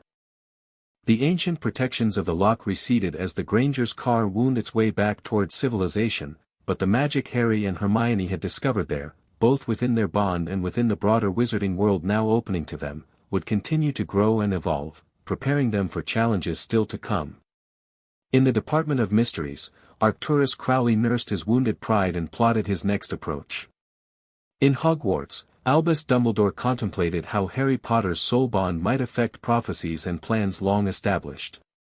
In a small cottage in Oxford that would soon become Harry's new home, protective magic began to gather, responding to Dumbledore's powerful spells and the natural resonance of the extraordinary bond that had brought two lonely children together against all odds.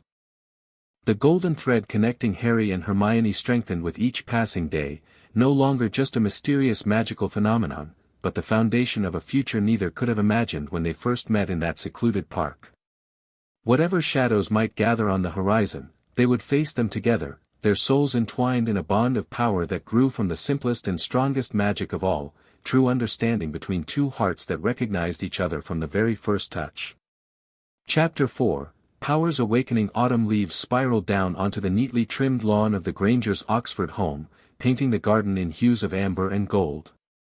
Harry Potter sat cross-legged beneath a sturdy oak tree, his eyes closed in concentration as a small stone hovered 6 inches above his outstretched palm. The mid-October sun cast dappled shadows across his face, highlighting the thin scar on his forehead and the peaceful expression that would have seemed foreign to anyone who had known him 3 months earlier. From the kitchen window, Jean Granger observed with a mixture of wonder and maternal pride. Even after 2 months of having Harry in their home, the casual display of magic still amazed her. She watched as the stone began to spin, gradually accelerating until it became a blur above the boy's hand. "He's getting better at focused control," Richard noted, joining his wife at the window with a cup of coffee in hand. "Remember last week when he accidentally made all the silverware float during dinner?" Jean smiled at the memory. Hermione was so annoyed that he managed it before she did. "Competitive streak, that one," Richard chuckled. "Gets it from you." "I beg your pardon," Jean protested mildly, though her eyes twinkled with amusement. "I'm not the one who insisted on replaying Scrabble until 3 in the morning last Christmas because I couldn't accept defeat." Their gentle banter was interrupted by Hermione's arrival in the kitchen, her hair tied back in a practical ponytail, arms laden with books. "Is Harry still practicing outside?" she asked, depositing her academic burden on the kitchen table. "Professor Flitwick's instructions said to maintain the levitation for at least 20 minutes to build magical stamina." "Going on 25 now," Richard confirmed, checking his watch. "Though I'm not sure if the spinning was part of the assignment." Hermione made a small noise of competitive frustration. "He's showing off. I told him I could only manage 15 minutes yesterday." Without further explanation, she marched purposefully toward the garden door. Jean and Richard exchanged knowing smiles. The friendly rivalry between the children had become a familiar dynamic in the household, spurring both to greater achievements while somehow simultaneously strengthening their extraordinary bond. Outside, Harry sensed Hermione's approach before he heard her. Their connection had deepened over the months, allowing an almost constant awareness of each other's proximity and emotional state. He maintained his concentration on the spinning stone, adding a slight wobble to its rotation just as she reached him. "You're not supposed to make it spin," Hermione said by way of greeting, settling onto the grass beside him. The assignment was about maintaining consistent height and energy output. Harry opened one eye, a mischievous smile playing at the corners of his mouth. "Flitwick didn't say we couldn't make it spin." "Show off," she muttered, though there was no real annoyance in her tone. With a final flourish, Harry allowed the stone to settle gently back onto his palm after exactly 30 minutes of levitation. The sense of accomplishment warmed him, made all the better by sharing it with Hermione. "Your turn," he said, offering her the smooth river stone they'd been using for practice. Hermione took it, their fingers brushing briefly. Even after months of regular contact, the golden glow still manifested at their touch, though they had mastered containing it within Alara's shielding techniques. The subtle warmth of their connection flowed between them, carrying impressions of each other's thoughts and feelings. "You've been practicing extra hours, haven't you?" Hermione projected, giving him a knowing look. "Maybe," Harry admitted with mental amusement. "I wanted to surprise you." "Well, prepare to be surprised yourself," Hermione said aloud, settling into her meditation posture. The stone rose steadily from her palm, hovering at precisely the same height Harry had maintained. Then, with careful concentration, she began to change its color, shifting the gray stone through a spectrum of blues and purples. Harry's eyebrows shot up in genuine surprise. That's transfiguration. McGonagall said we wouldn't try that until next month. I may have read ahead, Hermione admitted, her focus unwavering as the stone continued to change colors. The theory seemed straightforward enough. This was their life now, structured magical education combined with their own explorations, all while navigating the ordinary challenges of growing up. In the 2 months since returning from Scotland, they had settled into a routine that balanced magical training with normal childhood activities. Dumbledore had arranged for visiting professors from Hogwarts to provide weekly lessons, supplemented by Elara's continued guidance on their unique bond.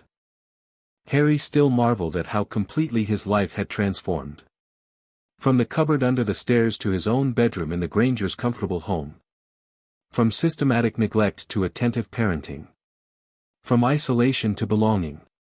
The transition hadn't been without challenges, nightmares still plagued him occasionally, and he sometimes found himself flinching at sudden movements or hesitating before asking for basic necessities, but the Grangers' patient support was gradually healing wounds the Dursleys had inflicted over years.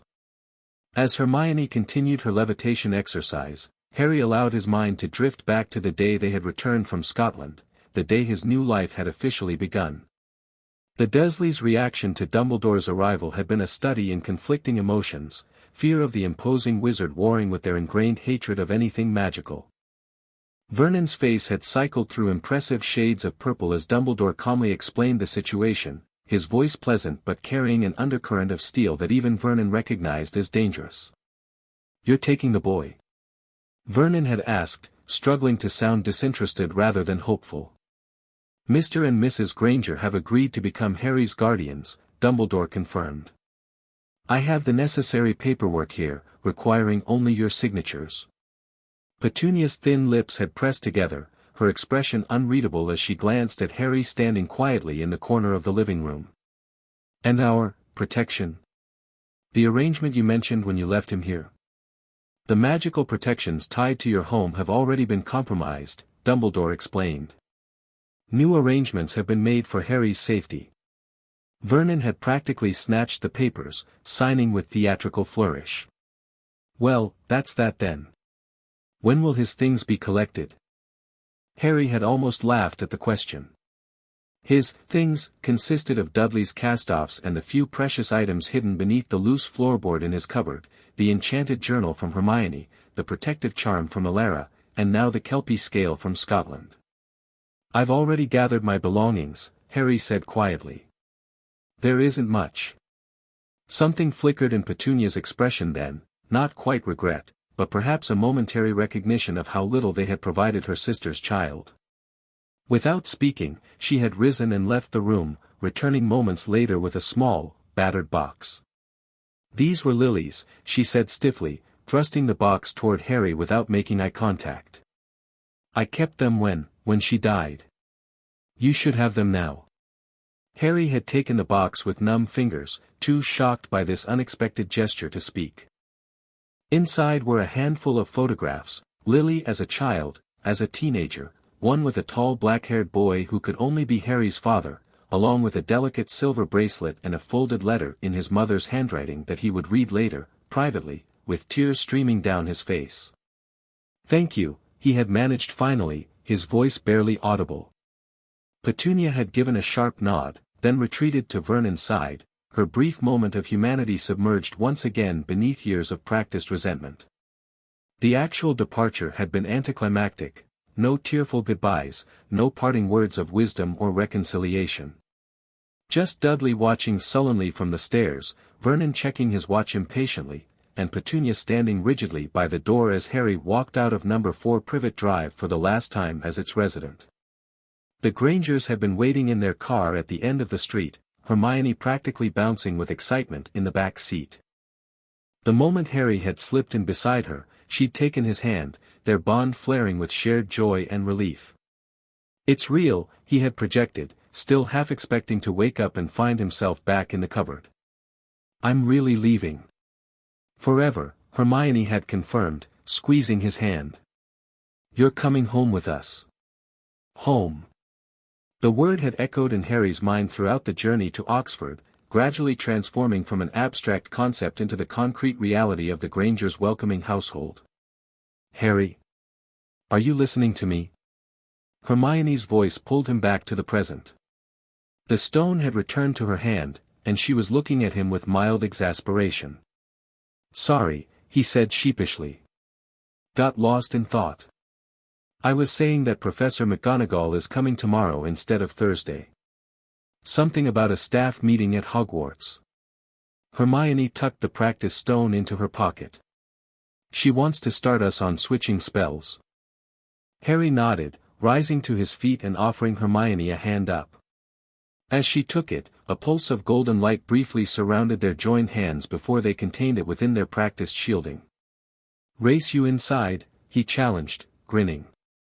"Last one has to help your dad with the garden pruning." "That's not fair," Hermione protested. "You're faster than me. But you've got a head start," Harry called, already running toward the house with Hermione in indignant pursuit. From the kitchen window, Jean and Richard watched their playful race with contented smiles. The sound of children's laughter, something that had been rare in their academically focused household before Harry's arrival, now filled their home regularly, bringing joy they hadn't realized they were missing. "Best decision we ever made," Richard said softly, putting an arm around his wife's shoulders. Jean nodded, leaning against him. "Apart from having Hermione in the first place." Outside, Harry let Hermione win by the slightest margin, her triumphant smile worth far more than victory in a simple footrace. Winter transformed Oxford into a picture-perfect scene of snow-dusted spires and frost-rimmed windows. Christmas approached with a flurry of preparations that Harry observed with wide-eyed wonder, having never experienced genuine holiday celebrations at the Dursleys. "You're in charge of the star," Richard announced, hoisting Harry onto his shoulders to reach the top of the Christmas tree they had selected together from a local farm. Harry carefully placed the delicate glass ornament, a sense of belonging washing over him as he looked down at the Grangers, his family now in all the ways that mattered, smiling up at him with unmistakable affection. Later, as they sat around the fire drinking hot chocolate, Hermione snuggled next to him on the sofa, their golden bond humming contentedly between them even without direct contact. "First proper Christmas," she whispered, her mental voice carrying warmth and excitement. "Dad always goes overboard with presents." "You don't need to get me anything," Harry replied automatically, old habits of expecting nothing still occasionally surfacing. "Being here is already, Harry James Potter," Hermione interrupted firmly, "you are getting presents. Many presents. Possibly an excessive number of presents, knowing my parents. And you will enjoy every single one." He couldn't help smiling at her determined expression. "Yes, ma'am." Christmas morning exceeded even Hermione's predictions. Harry woke to a stocking bulging with small gifts at the foot of his bed, something he had only seen Dudley receive in previous years. Downstairs, the tree sheltered a mountain of wrapped packages, many bearing his name in various Granger handwritings. "Happy Christmas, sweetheart," Jean greeted him with a warm hug as he entered the kitchen, still stunned by the display in the living room. The casual endearment, another new experience, filled him with quiet joy. Breakfast was a festive affair, with Richard's special Christmas pancakes shaped like snowmen and reindeer. The easy family banter flowed around Harry, gradually drawing him in until he found himself joining the gentle teasing and laughter without self-consciousness. The gift exchange that followed was overwhelming in its generosity. From the Grangers, Harry received clothes that actually fit, books on both magical and muggle topics, art supplies that built on the sketchbook Hermione had given him in Scotland, and a beautiful wooden chess set that Richard promised to teach him to play properly. "This last one is special," Jean said, handing him a small, carefully wrapped package. "Something to make official what we already feel." Inside was a framed certificate, his legal adoption papers, officially making him Harry James Potter Granger, with the Grangers as his legal guardians in the Muggle world. Dumbledore had signed as his magical guardian, creating a bridge between the two worlds Harry inhabited. "We thought you might want to keep your original name," Richard explained gently as Harry stared at the document with shining eyes. But we wanted you to know you're truly part of our family now. If you'd rather not add Granger, that's perfectly fine, Jean added quickly. It's entirely your choice. Harry traced the hyphenated name with a trembling finger. Potter Granger, he whispered, testing the sound. His parents' legacy and his new family, joined together. It's perfect. Hermione's gift came last, a handcrafted wooden box lined with velvet, specifically designed to hold his growing collection of treasures. For your mother's photos, the Kelpie scale, and anything else precious, she explained as he admired the intricate carvings on the lid. I had Dad help me make it in his workshop. It's beautiful, Harry said simply, the bond between them conveying the depths of gratitude words couldn't express. The remainder of the day passed in a haze of happiness, Christmas dinner with visiting relatives who accepted Harry with immediate warmth, wizard crackers sent by Professor McGonagall that released tiny flying stars and singing mice, and an evening watching holiday films together by the fire. As Harry lay in bed that night, surrounded by his gifts and wrapped in the security of belonging, he reached out through the bond to Hermione. Thank you, he projected, the simple words carrying complex emotions of gratitude, joy, and love. For what? Came her sleepy response. Everything. Finding me. Saving me. Sharing your family. Her mental voice warmed with affection. You're not just part of my family, Harry. You're part of me. The bond just makes official what would be true anyway. The certainty in her thoughts washed over him like a blessing, easing him into peaceful sleep, untroubled for once by nightmares of cupboards or memories of loneliness. In the morning, snow would blanket Oxford in pristine white, and they would build snow wizards in the garden under the amused supervision of Professor Flitwick, who had dropped by with additional Christmas gifts from the Hogwarts staff.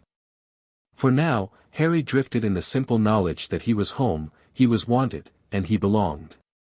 Spring brought accelerated development in their magical training. Under the combined tutelage of visiting Hogwarts professors and Elara's specialized bond instruction, Harry and Hermione progressed far beyond typical capabilities for magical children their age.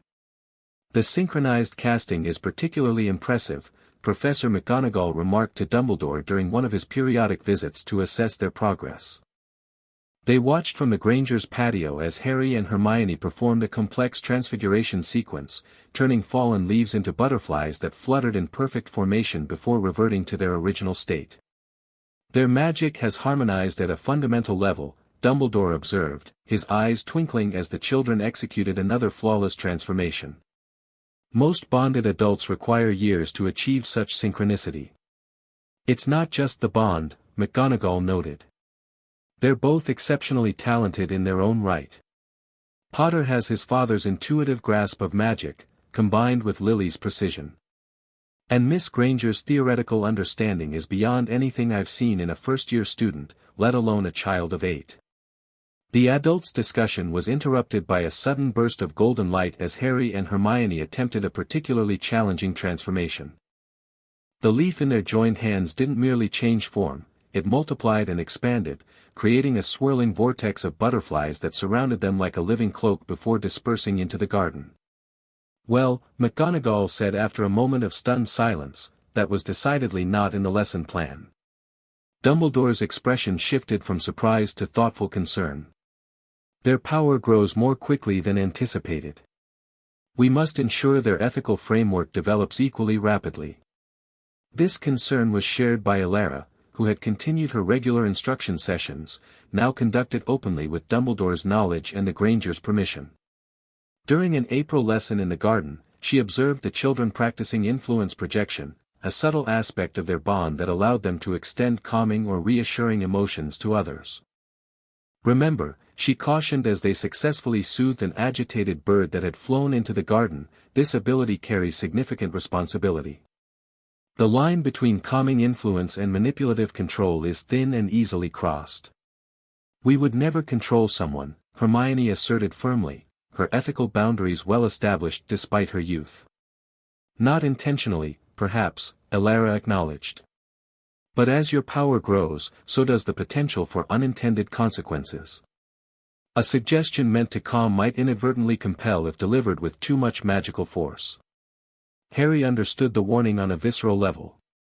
He had already noticed how his casual suggestions seemed to carry more weight with classmates at the local school where he now attended alongside Hermione. A simple comment that a book was interesting might result in half the class suddenly wanting to read it. An offhand compliment about someone's artwork could shift the entire class's opinion. How do we prevent accidental influence? He asked, the question reflecting genuine concern. Elara nodded approvingly at his awareness. Constant mindfulness of your magical output. Think of it as maintaining an appropriate volume in conversation. Your magical voice must be modulated according to the situation. They practice techniques for containing and directing their influential abilities, learning to recognize the subtle magical signatures that accompany different types of projection. By the end of the session, both could reliably limit their influence to its intended target without affecting others in proximity. As they concluded the lesson, Elara shared news that added urgency to their training. The Department of Mysteries has established a formal task force dedicated to studying soul bonds, she informed them gravely. Ostensibly for academic research, but I have reliable information that their interest in your particular case remains high. Crowley? Harry asked, his expression darkening at the memory of the man who had attempted to abduct them in Scotland. Officially removed from direct involvement after the Scotland incident, Elara confirmed. However, my sources suggest he continues to influence the research direction. More concerning is the involvement of certain political elements within the ministry who see potential military applications in bond-enhanced magic. They still want to use us as weapons, Hermione concluded, her analytical mind cutting directly to the implications. Or as templates for creating weaponized bonds in others, Elara corrected grimly. Which would be even more dangerous, given the unpredictable nature of forced magical connections. This revelation added a new dimension to their training, not just mastering their abilities, but protecting themselves from those who would exploit them. Elara intensified their lessons in magical concealment and misdirection, while Dumbledore strengthened the protective enchantments around the Grangers' home. Despite these concerns, their daily life maintained a balance of ordinary childhood and extraordinary magical development. The local school provided normal social interactions, while their magical education continued in private. The Grangers had become adept at maintaining the secrecy of their unusual household, explaining the frequent visits from educational specialists as part of an accelerated learning program for both children. Summer approached with promise of further adventures, a planned visit to wizarding locations under Dumbledore's protection, advanced magical training with specialized tutors, and the simple pleasures of childhood holidays. As their 9th birthdays approached, Hermione's in September, Harry's already passed in July, both children had grown in confidence, ability, and understanding of their unique place in the magical world. Neither they nor their guardians realized that events were already in motion that would test their developing powers in ways none had anticipated. Deep within the Department of Mysteries, Arcturus Crowley reviewed the latest monitoring data with growing frustration.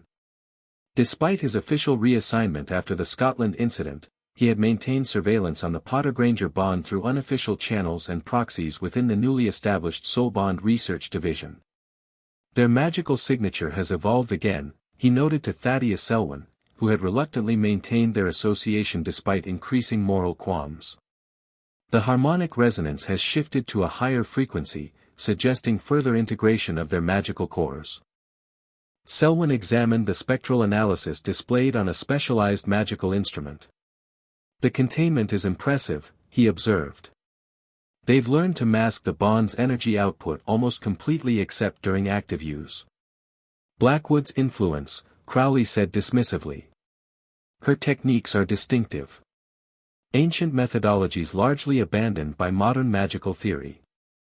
Effective, nonetheless, Selwyn countered. The children have managed to evade direct observation for months. Even the dedicated monitoring team catches only fragments of their magical activities. Crowley's expression hardened. Which is precisely why more direct measures have become necessary. Selwyn looked up sharply. What have you done, Arcturus? Merely expanded our information sources.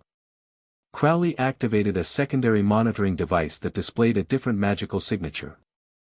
Young Miss Matthews continues to prove invaluable. Her recent transfer to the Muggle school the children attend has provided extensive observational data unavailable through magical surveillance. You're using a child to spy on children, Selwyn said flatly, his disapproval evident. Against direct departmental orders limiting your involvement. Jessica Matthews is hardly an ordinary child, Crowley replied smoothly. Her magical aptitude scores are exceptional, and her mother's position in the Wisengamot ensures appropriate guidance. She understands the importance of her role. And what exactly has your underage informant discovered that justifies this ethical breach? Crowley smiled thinly, activating a memory projection device that displayed scenes recorded from Jessica's perspective, Harry and Hermione in a school classroom, subtle golden energy passing between them as they silently communicated, the children in the playground, instinctively moving in synchronization during games. A moment when Harry calmed an aggressive older student with nothing more than a focused look and a touch to Hermione's hand, their combined influence diffusing a volatile situation instantly. They're developing practical applications of their bond, Crowley explained, satisfaction evident in his voice. Subtle but significant. The influence projection is particularly noteworthy, potentially similar to Imperio effects, but undetectable by standard magical monitoring. They're children using their abilities to navigate schoolyard conflicts, Selwyn protested. Not dark wizards developing forbidden mind control techniques. Today, schoolyard conflicts, Crowley conceded. But the principles are the same. With refinement, such abilities could revolutionize everything from magical law enforcement to diplomatic negotiations. He deactivated the projection. The potential applications justify further research. The department head has explicitly forbidden direct intervention, Selwyn reminded him. After Scotland, the official position is observation only, with Dumbledore's approved instructors handling their education. The department head is short-sighted, and Dumbledore is wasting their potential on standardized magical pedagogy. Crowley's voice took on an edge of obsession. These children represent the most significant magical development in centuries, and they've been relegated to learning basic transfiguration and charm work like ordinary students. Selwyn studied his colleague with growing concern. Crowley's interest had clearly transcended professional curiosity, becoming a dangerous fixation. What are you planning, Arcturus? A controlled examination environment, Crowley replied carefully. Temporary removal from their current influences for specialized assessment of their capabilities. The Matthews girl has provided information on their summer schedule that presents several optimal intervention opportunities. You're talking about abduction, Selwyn stated flatly. Against ministry directives, against magical law, and against basic ethical standards. I'm talking about necessary scientific research that weak-willed bureaucrats lack the vision to authorize properly. Crowley's expression hardened. The magical community deserves the benefits this research could provide. Imagine Aurors working in bonded pairs with enhanced communication and power-sharing abilities. Healers who could directly connect with patients' magical cores to diagnose and treat magical ailments. At what cost? Selwyn challenged. Experimenting on unwilling children. Violating the sanctity of a natural soul bond. There are boundaries in magical research that exist for good reason, Arcturus. Boundaries that have held back magical innovation for centuries, Crowley retorted. I had hoped for your support in this endeavor, given our long association, but I see your resolve has weakened. His voice cooled. Perhaps it's best we limit our professional interaction moving forward. Conflicting ethical perspectives can create uncomfortable working environments. The threat underlying his words was unmistakable. Selwyn rose, gathering his dignity despite the implicit danger. I believe you're right. Our perspectives have diverged significantly. He moved toward the door, pausing briefly. I hope you reconsider this path, Arcturus. Some lines, once crossed, allow no return. After Selwyn's departure, Crowley activated a secure communication device. Proceed with Phase 1 preparations, he instructed. The Matthews girl will provide schedule confirmation within the week. And Selwyn is no longer part of the operation. The response came immediately, understood. Assets are in position. Timeline. Mid-June, Crowley confirmed. During the planned visit to Diagon Alley. The security will be focused on external threats rather than those already within the secured perimeter. As he terminated the communication, Crowley returned to the monitoring instruments, watching the faint magical signature that represented the Potter-Granger bond. His expression held the fervent intensity of a man convinced of his righteous purpose, regardless of the methods required to achieve it.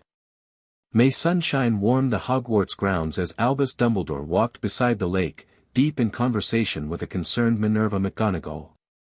The children's development continues to exceed all expectations, McGonagall was saying, her Scottish accent more pronounced with worry.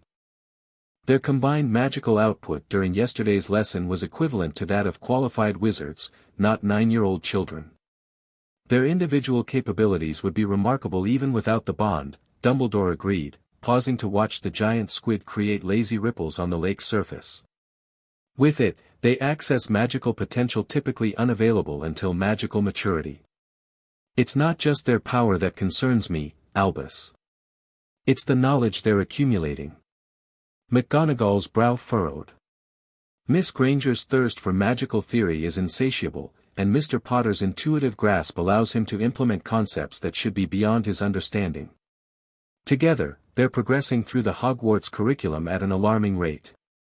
You fear they will have mastered 7 years of magical education before they even receive their Hogwarts letters, Dumbledore surmised, a hint of amusement touching his eyes despite the serious conversation. I fear they will have surpassed it, McGonagall corrected. Already their questions venture into areas of advanced magical theory that challenge even faculty understanding. Last week, they asked Phileas about the theoretical foundations of creating new charms, not simply learning existing ones, but designing original magical effects. Dumbledore's expression grew more serious. A natural progression for minds as inquisitive as theirs, particularly given their unique experience of magic through the bond. Natural or not, it presents unprecedented challenges for their education and integration into magical society. McGonagall stopped walking, turning to face the headmaster directly. When they arrive at Hogwarts, how do we place students who have already mastered much of our curriculum?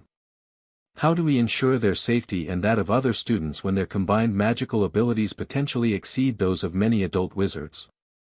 Valid concerns, Dumbledore acknowledged, resuming their walk at a more thoughtful pace. Perhaps the solution lies not in constraining their academic advancement, but in ensuring parallel development of wisdom, ethical understanding, and social integration. Meaning? Children with adult powers require adult moral frameworks, Dumbledore explained.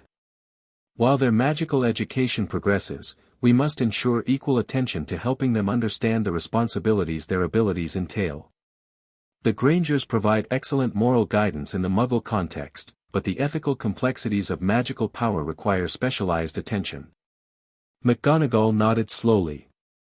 You're proposing a more holistic educational approach. Indeed. Beyond spells and potions, they must understand magical history, the consequences of magical conflicts, the philosophical underpinnings of our laws regarding magical use. Dumbledore's eyes took on a distant look. I have seen too many brilliant minds corrupted by power without wisdom. These children deserve better guidance than magical society has sometimes provided to its prodigies. Their conversation paused as they reached the edge of the Forbidden Forest, where Hagrid could be seen tending a strange, blue fire-breathing plant alongside Professor Sprout. There is another matter, McGonagall said after a moment, lowering her voice despite the distance from others. Severus has raised concerns about the boy. Ah. Dumbledore's expression revealed nothing. I had wondered when that particular cauldron would come to boil. He's refusing to participate in the children's instruction, McGonagall continued.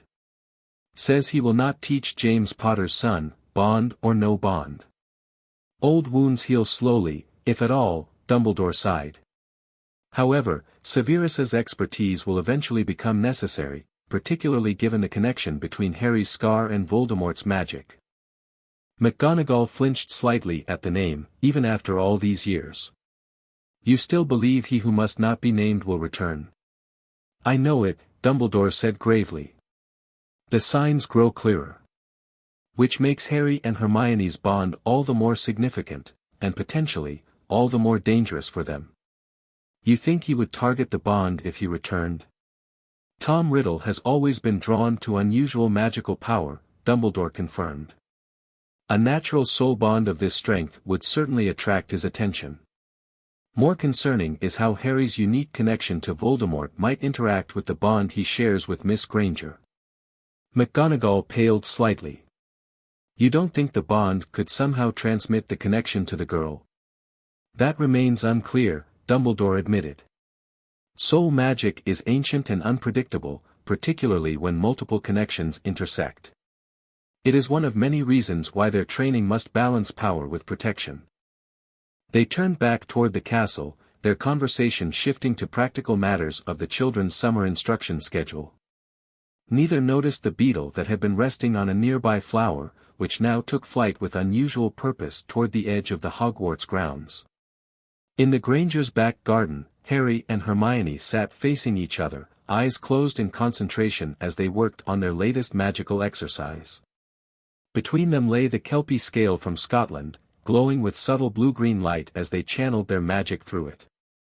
The resonance is stabilizing, Hermione murmured, her magical senses perceiving the energy patterns flowing between them and through the scale. Try increasing your input gradually. Harry complied, carefully feeding more magical energy into their shared working. The scale's glow intensified, casting rippling patterns of light across their faces like underwater reflections. Over the past months, they had discovered that the freely given scale acted as a natural conductor and amplifier for their bond's energy. Under Elara's cautious guidance, they had begun experimenting with using it as a focus for more complex magical workings. Now the visualization, Hermione directed, maintaining her half of the energy flow with practiced precision. Together they constructed a mental image, the Granger's garden as seen from above, extending outward to include neighboring properties and the surrounding streets.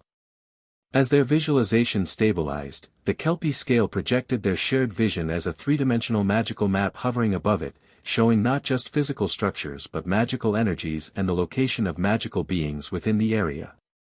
It's working, Harry said softly, opening his eyes to observe the projection while maintaining his magical contribution. Look, there's Elara arriving for our lesson. He pointed to a glowing figure approaching the edge of their mapped area. The mapping spell was their most ambitious magical project to date, combining elements of scrying, spatial magic, and their bond's unique properties. They had developed it after reading about the Marauder's map in some of Dumbledore's historical accounts of Hogwarts, though their version showed magical signatures rather than named individuals. The resolution is much better than last time, Hermione observed, studying the detailed projection. We're getting approximately half a mile radius now. And the magical signatures are more distinct, Harry added. Look, we can even see the difference between Elara and that wizard who sometimes watches the house from the park.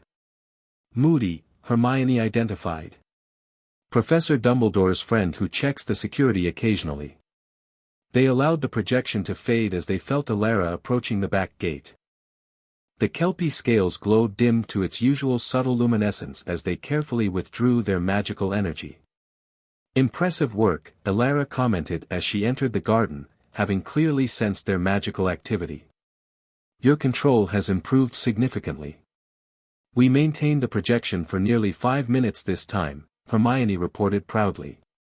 And the detail was much clearer. Excellent progress. Elara settled on a garden bench, her ageless features revealing nothing of her true thoughts. Today's lesson, however, will focus on something different. I believe it's time I shared more about my personal history with soul bonds, and why I've dedicated myself to helping you master yours. This unexpected offering immediately captured their full attention. Despite months of instruction, Elara had revealed very little about herself or her motivations beyond general statements about protecting the sanctity of soul bonds. As you've likely surmised, I am considerably older than I appear, she began, her voice taking on a quality of ancient remembrance. I was born in 1723, during the early development of the modern ministry of magic.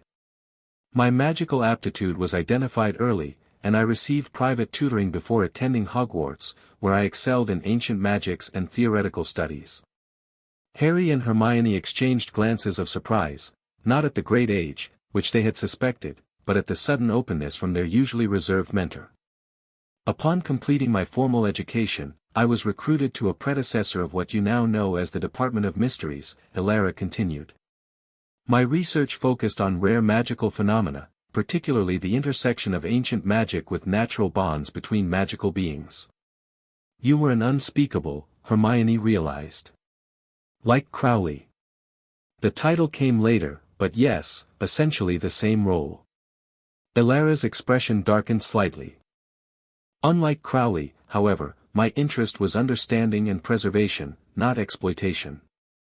What happened? Harry prompted gently when she paused, sensing there was personal pain behind her carefully controlled exterior. In 1782, I encountered another researcher, Aldrich Blackwood, whose work complemented my own. We collaborated on studies of magical connections, gradually discovering a natural resonance between our magical signatures. Her voice softened with memory. A soul bond formed between us, gradually at first, then with increasing strength as we acknowledged and embraced it. The children remained silent, understanding intuitively that they were being entrusted with a deeply personal story. For 20 years, our bond flourished alongside our research. We made significant discoveries about magical theory, developed new methods for tracking magical phenomena, and lived in a harmony few ever experience. Elara's hands clasped tightly in her lap, knuckles whitening. Then the ministry's focus shifted. The Napoleonic Wars were affecting both Muggle and magical communities, and our research division was instructed to explore martial applications of our work. They wanted to use soul bonds as weapons, Hermione guessed, her analytical mind connecting the historical dots. Elara nodded. Specifically, they wanted to create artificial bonds between Auror pairs to enhance battlefield communication and power sharing.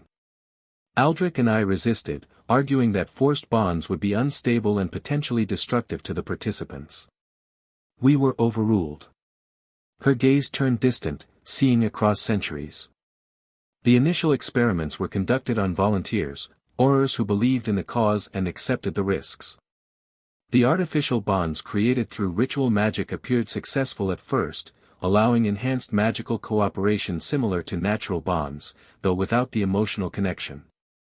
Something went wrong, Harry said quietly, feeling the weight of impending tragedy in her narrative. Catastrophically wrong, Elara confirmed. The artificial bonds began to deteriorate after several months, creating magical feedback loops that damaged the participants' magical cores. Some lost their magical abilities entirely. Others experienced personality fragmentation, mental instability, or physical deterioration. She drew a deep breath before continuing. Rather than abandoning the program, the ministry leadership demanded refinements. They believed Aldrich and I were withholding key insights from our own bond that could stabilize the artificial connections. When we refused to subject ourselves to their experimental protocols, they took more drastic measures. They forced you, Hermione whispered, horror dawning in her eyes. They attempted to, Elara corrected grimly. During an allegedly routine demonstration, they activated an experimental bond disruption field, intending to temporarily suppress our connection for comparative analysis. But bond magic cannot be manipulated so crudely. The disruption created a catastrophic resonance cascade.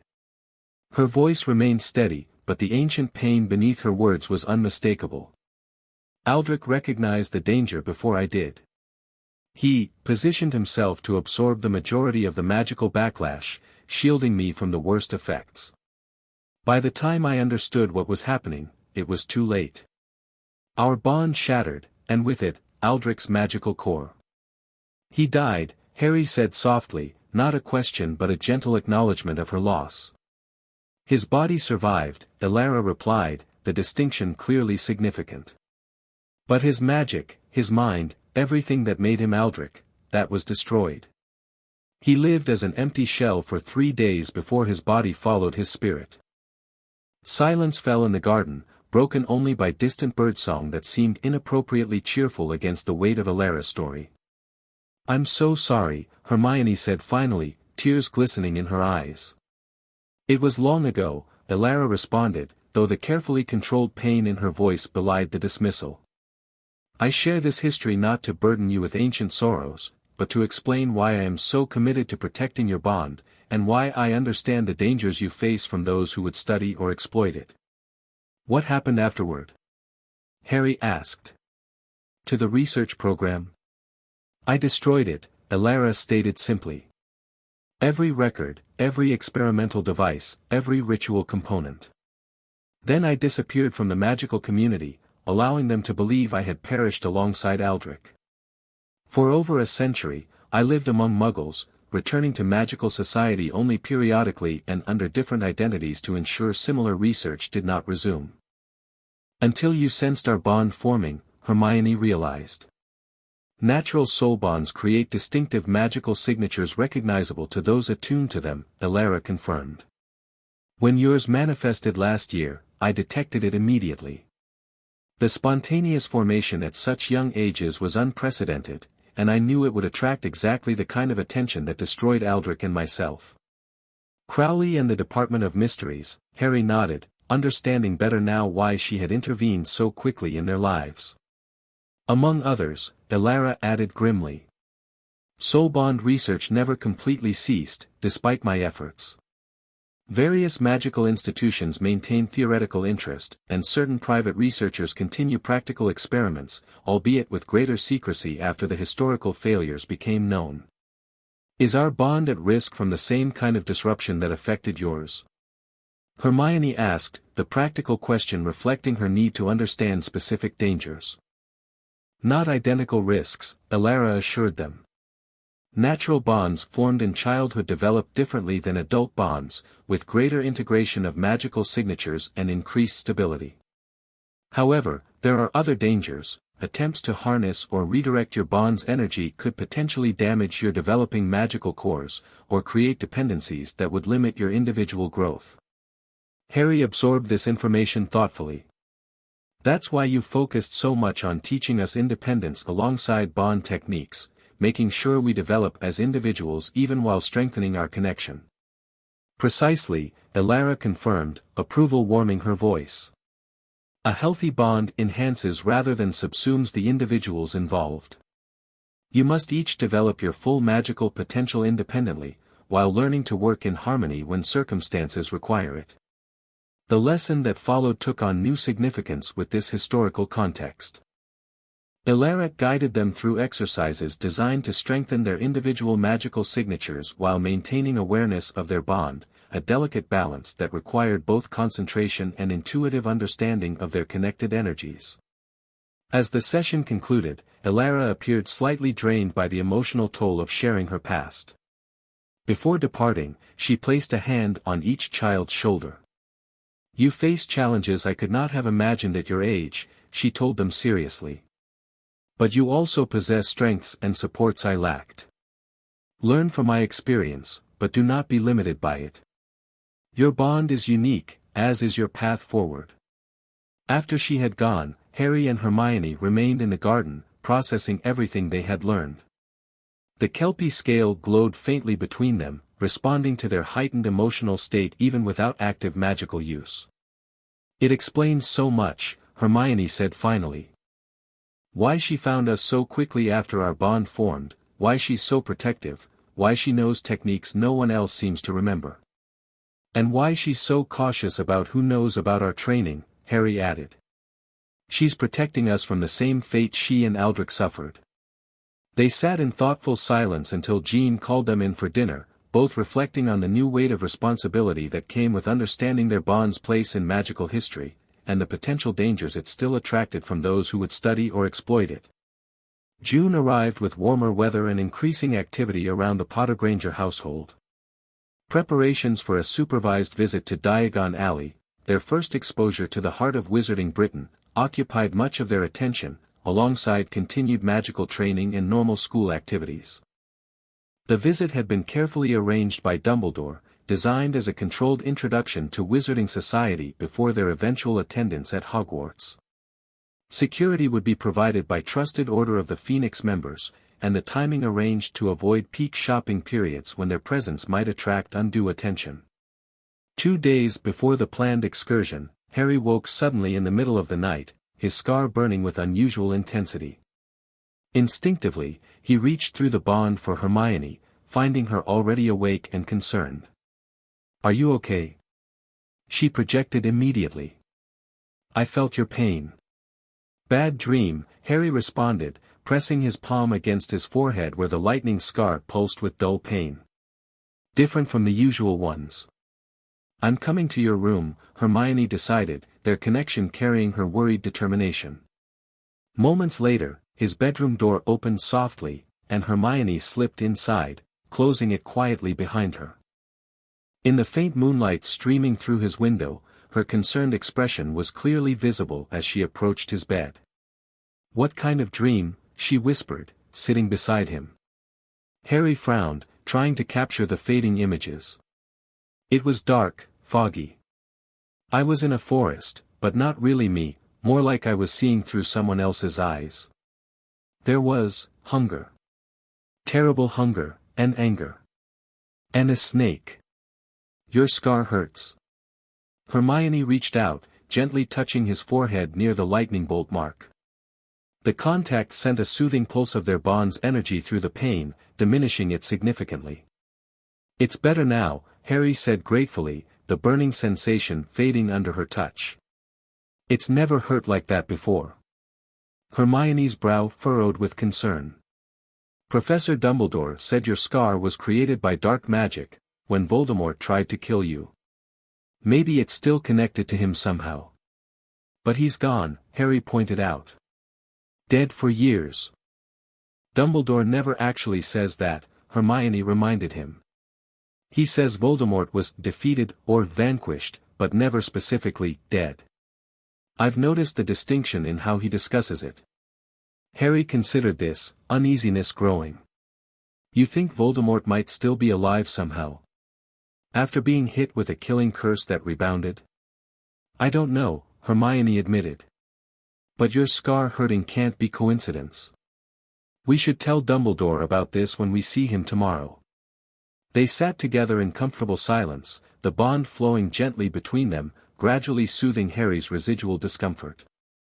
Eventually, Hermione moved to return to her room, pausing at the door. "Try to sleep," she whispered. "I'll stay connected through the bond in case the dream returns." "Thanks," Harry replied softly, already feeling drowsiness returning now that the pain had subsided. As he drifted back toward sleep, a faint echo of the dream's foreign consciousness brushed against his mind, a distant awareness that felt ancient, malevolent, and suddenly, disturbingly alert, as if it had sensed something unexpected. Then it was gone, leaving only a lingering unease that even the comforting presence of Hermione's consciousness couldn't entirely dispel. The planned visit to Diagon Alley dawned bright and clear, though Harry's night had been restless following his disturbing dream. Dumbledore arrived shortly after breakfast, accompanied by Professor McGonagall and a grizzled man with a magical eye that moved independently of his natural one. Alastor Moody, Dumbledore introduced the intimidating figure. "One of our most accomplished Aurors, and today, your primary security escort. Constant vigilance." Moody barked by way of greeting, his magical eye swiveling to examine both children intensively. The bond's even stronger in person than the magical signature suggested. Impressive containment, though. Harry and Hermione exchanged surprised glances.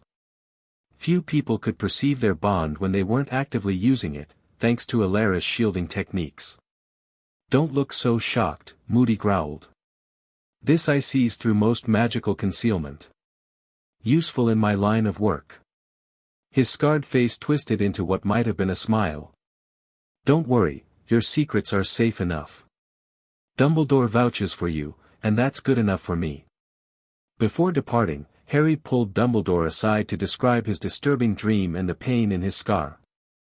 The headmaster listened with grave attention, his usual twinkle notably absent.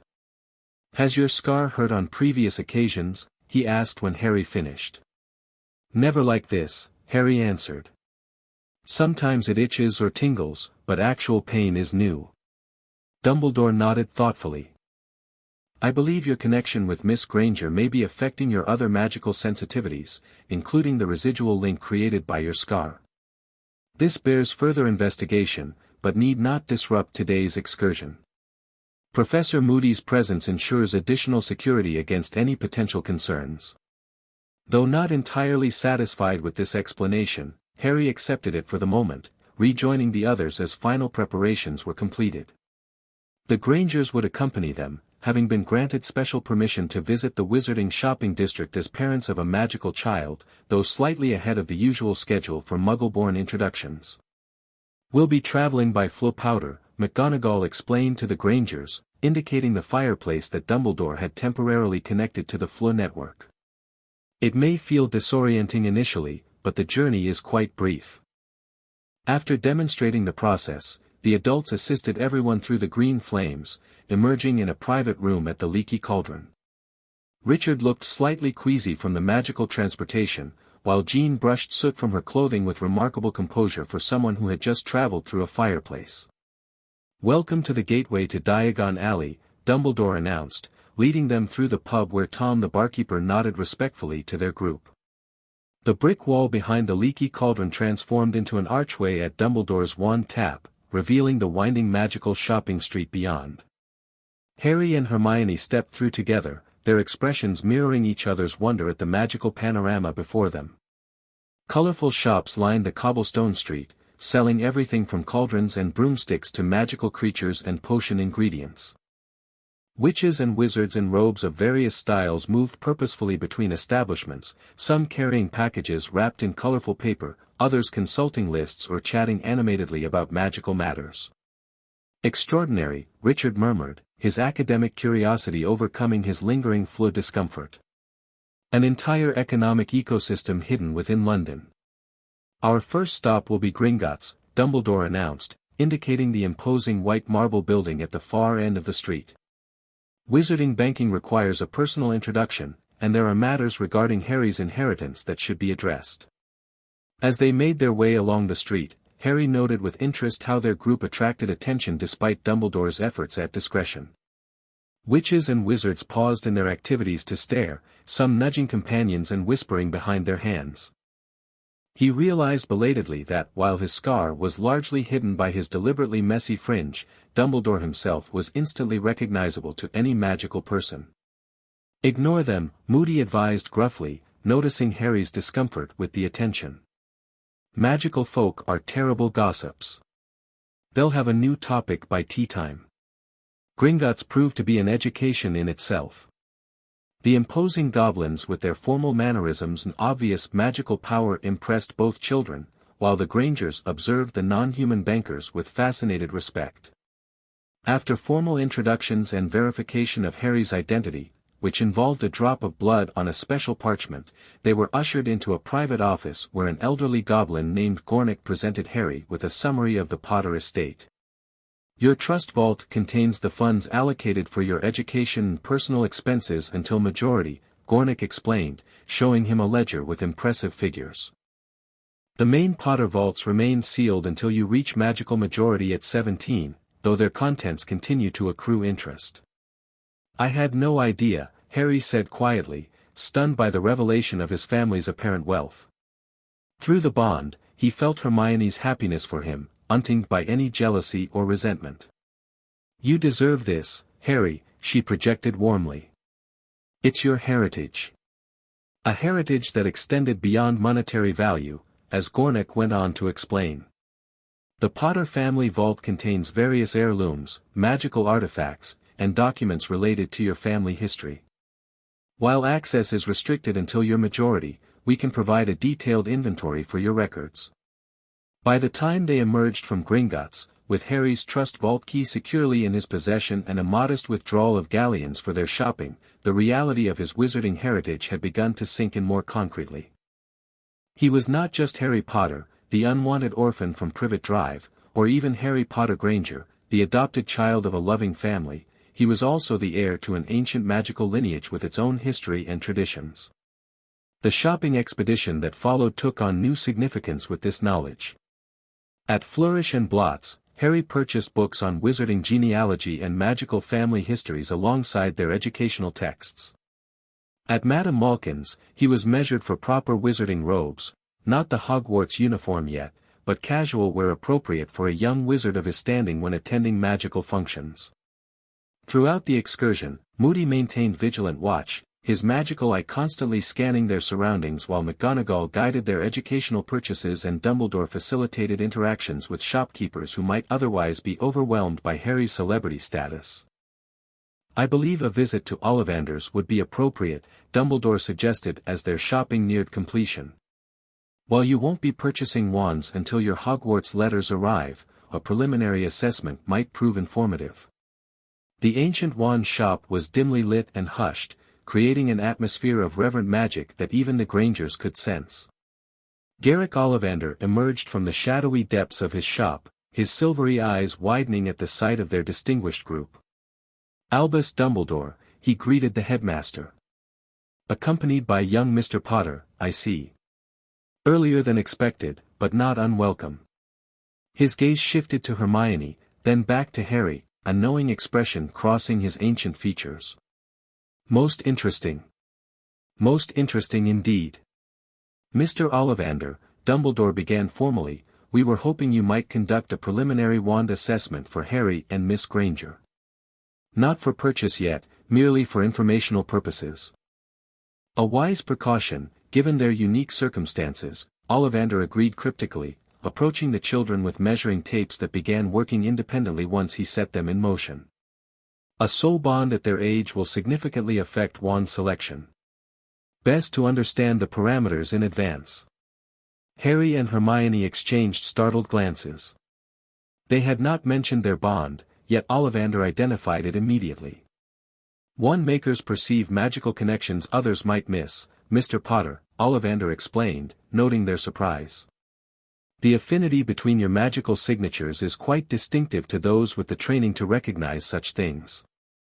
The assessment that followed was fascinating. Ollivander had them handle various wand woods and core materials separately, noting reactions and magical resonances without actually combining the components into finished wands. "As I suspected," he murmured after extensive testing. "Complementary rather than identical affinities. Mr. Potter shows strong resonance with Phoenix feather cores, while Miss Granger's magic responds most powerfully to dragon heartstring. The woods are similarly harmonious, holly and vine, respectively. What does that mean for our bond?" Hermione asked, her academic curiosity engaged despite the somewhat unnerving experience of having their magic so clinically analyzed. "It means, Miss Granger, that your bond enhances your individual magical natures rather than merging them into a homogeneous blend." Ollivander seemed pleased by this discovery.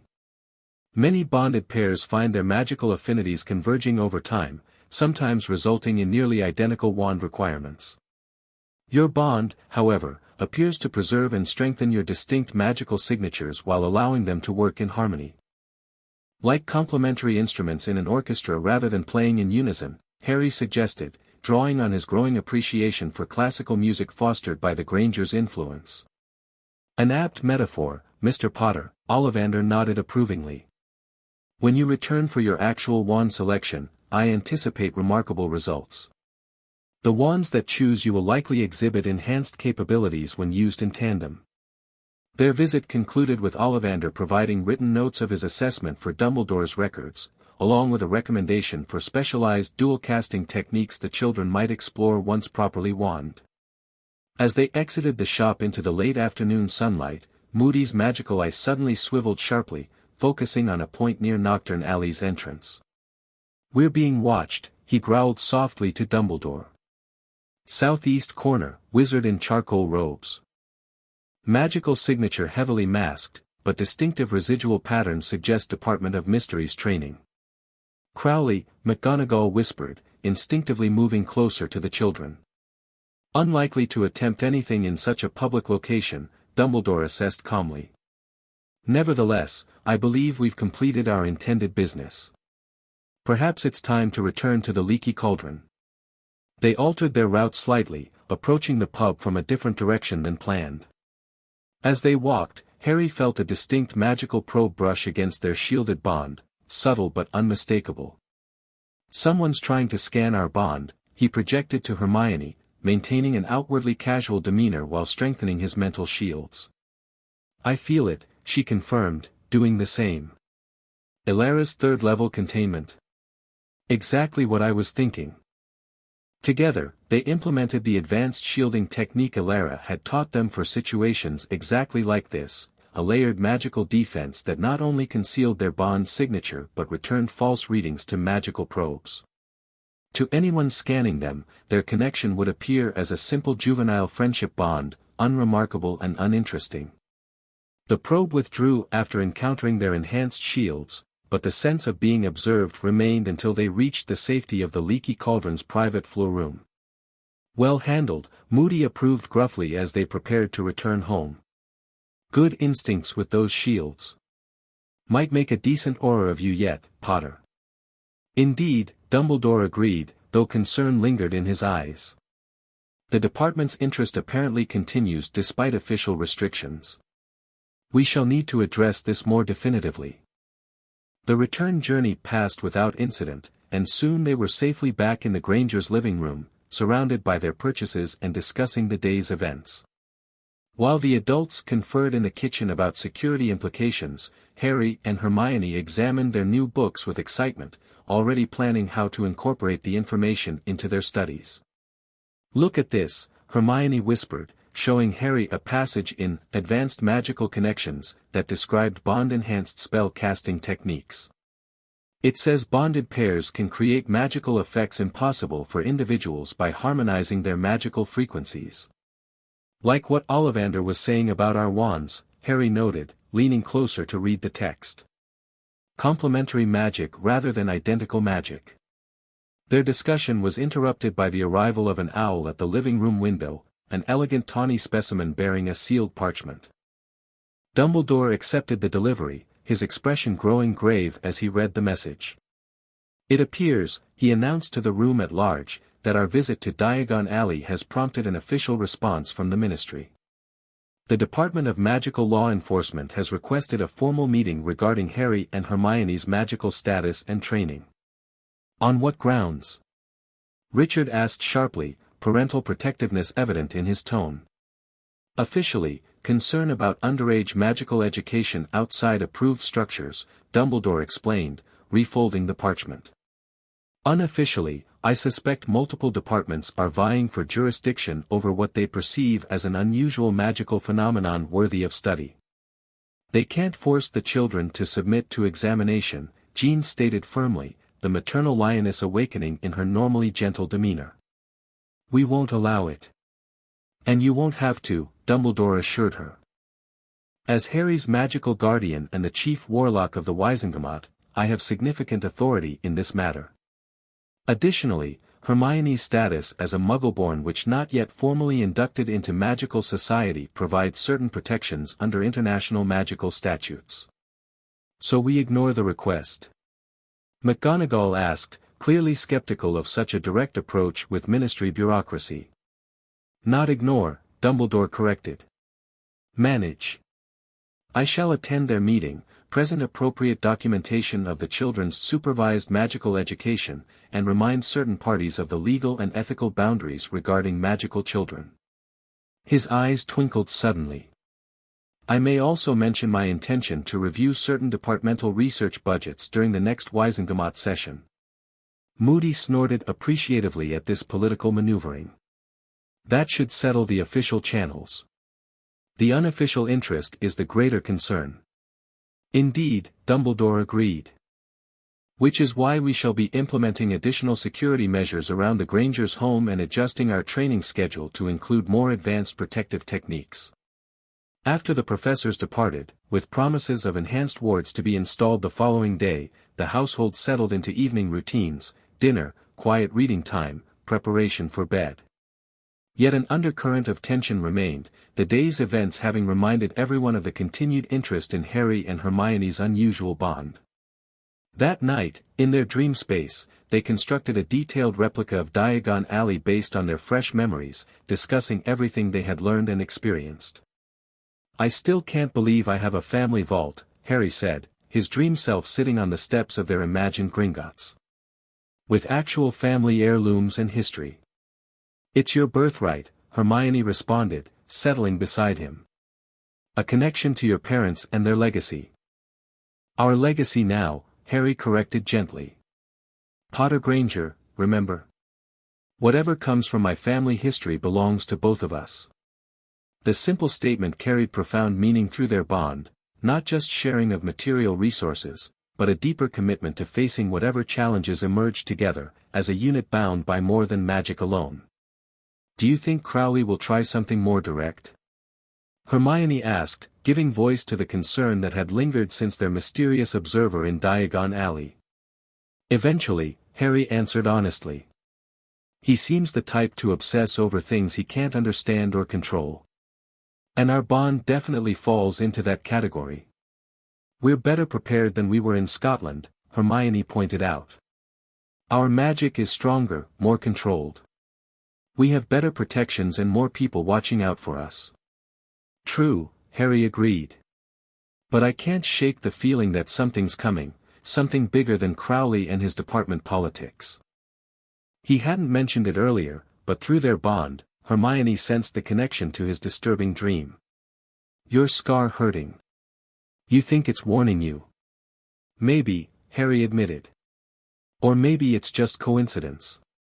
Either way, we should accelerate our defensive training. Just to be safe." As their dream space began to fade with approaching morning, they made plans for intensified practice of everything Alara and the professors had taught them. Whatever threats might be developing, from Crowley's obsessive interest to the unsettling possibilities connected to Harry's scar, they would meet them prepared and united. Arcturus Crowley stood before an unusual magical device in his private laboratory, deep within the Department of Mysteries. The contraption, a complex arrangement of silver rings rotating around a central crystalline sphere, emitted soft pulses of light as it processed the magical signature he had captured in Diagon Alley. "Fascinating," he murmured, adjusting controls to refine the analysis. "Their shielding has evolved significantly. Multiple layers, with false signature projection capabilities. Far beyond standard magical education for their age." "Blackwood's influence," a female voice stated from the shadowed doorway. Imogen Matthews stepped into the laboratory, her elegant robes emphasizing her political status rather than practical magical work. "Her techniques have always favored misdirection over direct confrontation." "You were expected an hour ago," Crowley noted without looking up from his instruments. "The minister required my counsel regarding the upcoming International Confederation meeting," Matthews replied dismissively. "Unlike some, I must maintain my public responsibilities while advancing our private research." Crowley finally turned to face her, irritation briefly visible before his features smoothed into professional neutrality. "Your daughter's report." Jessica observed the entire Diagon Alley excursion from secondary positions. "She confirms Moody detected your presence, but not hers. The children implemented advanced shielding immediately upon sensing magical probing." Matthews handed him a sealed envelope. "Her detailed observations are documented here, including interaction patterns with various shop proprietors and the Gringotts' visit." "Excellent," Crowley accepted the report. "Her continued placement at their school has proven invaluable. Has she detected any pattern to their supervised training sessions?" "Weekly visits from Hogwarts faculty, typically Wednesday afternoons and Saturday mornings. Blackwood arrives with less regularity, approximately every 10 days. The sessions occur primarily in the garden or the converted study, with occasional field excursions to locations with historical magical significance." Crowley nodded, processing this intelligence. "And the ministry meeting Dumbledore will be attending?" Arranged as requested, Matthews confirmed. Officially initiated by Magical Education Oversight, but representatives from 7 departments will attend, creating sufficient bureaucratic confusion to occupy Dumbledore's attention for several hours at minimum. Which provides our window of opportunity, Crowley concluded, returning to his instruments. The extraction ritual requires precisely 37 minutes for completion. With Dumbledore detained at the Ministry and the regular protective detail focused on the official meeting, we'll have adequate time to implement and conclude the procedure. The extraction team is prepared, Matthews confirmed. However, Selwyn's continued absence presents complications. His expertise with the containment apparatus would have been valuable. Selwyn's moral qualms made him a liability, Crowley dismissed the concern. I've modified the containment protocols to function without his specific input. The team you've assembled from your private security force will suffice, provided they follow instructions precisely. Matthews studied him with calculated assessment. The official research team remains unaware of this operation. Naturally. Official channels require official oversight. This more innovative approach requires discretion. Crowley activated a secondary device that projected a three-dimensional image of the Potter-Granger bond as his instruments had analyzed it. Look at the harmonic resonance patterns. Classical soul bond architecture with unprecedented juvenile development characteristics. The magical theory advancements from studying this phenomenon could revolutionize our understanding of core magical formation. And the children? Matthews asked, her tone revealing professional curiosity rather than ethical concern. Will experience temporary magical depletion during the extraction process. Nothing permanent, provided the procedure runs as designed. Crowley's attention remained fixed on the projection. The bond itself should reconstitute within days, though likely with altered characteristics that will themselves prove informative. My daughter has confirmed they will be alone with minimal protection this Thursday afternoon. The Grangers have dental appointments, and the scheduled Hogwarts instructor is Professor Binns, who cannot leave the castle grounds due to his spectral nature. Perfect, Crowley decided. We proceed Thursday at precisely 3 o'clock. Your team should secure the perimeter while I implement the extraction ritual personally. The containment vessels must be properly aligned to preserve the harmonic structure of the bond energy during transfer. As Matthews departed to make final arrangements, Crowley returned to his analysis of the captured magical signature. Despite the children's advanced shielding, his specialized instruments had detected subtle harmonics that revealed significant developments in their bond structure. What particularly interested him wasn't just the bond strength but its unique architecture, neither fully following adult bond patterns nor remaining in juvenile formation. It was evolving along an unprecedented trajectory, integrating aspects of ancient magical connections documented in texts predating the modern understanding of magical theory. Such a discovery wasn't merely academically fascinating, it represented potential applications across multiple magical disciplines. Bond-enhanced healing techniques, telepathic communication networks for Aurors, synchronized defensive magic for security applications, the possibilities were limited only by imagination and the quality of research data.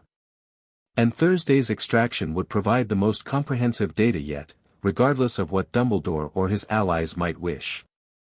Thursday afternoon found Harry and Hermione in the Granger's garden, practicing specialized shielding techniques Alara had taught them during her most recent visit.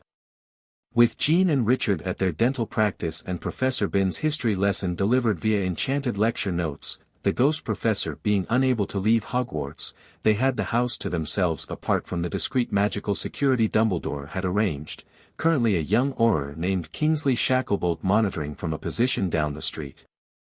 The multilayered approach works better when we synchronize the casting, Hermione observed as they analyzed the magical shield they had created around a garden gnome statue.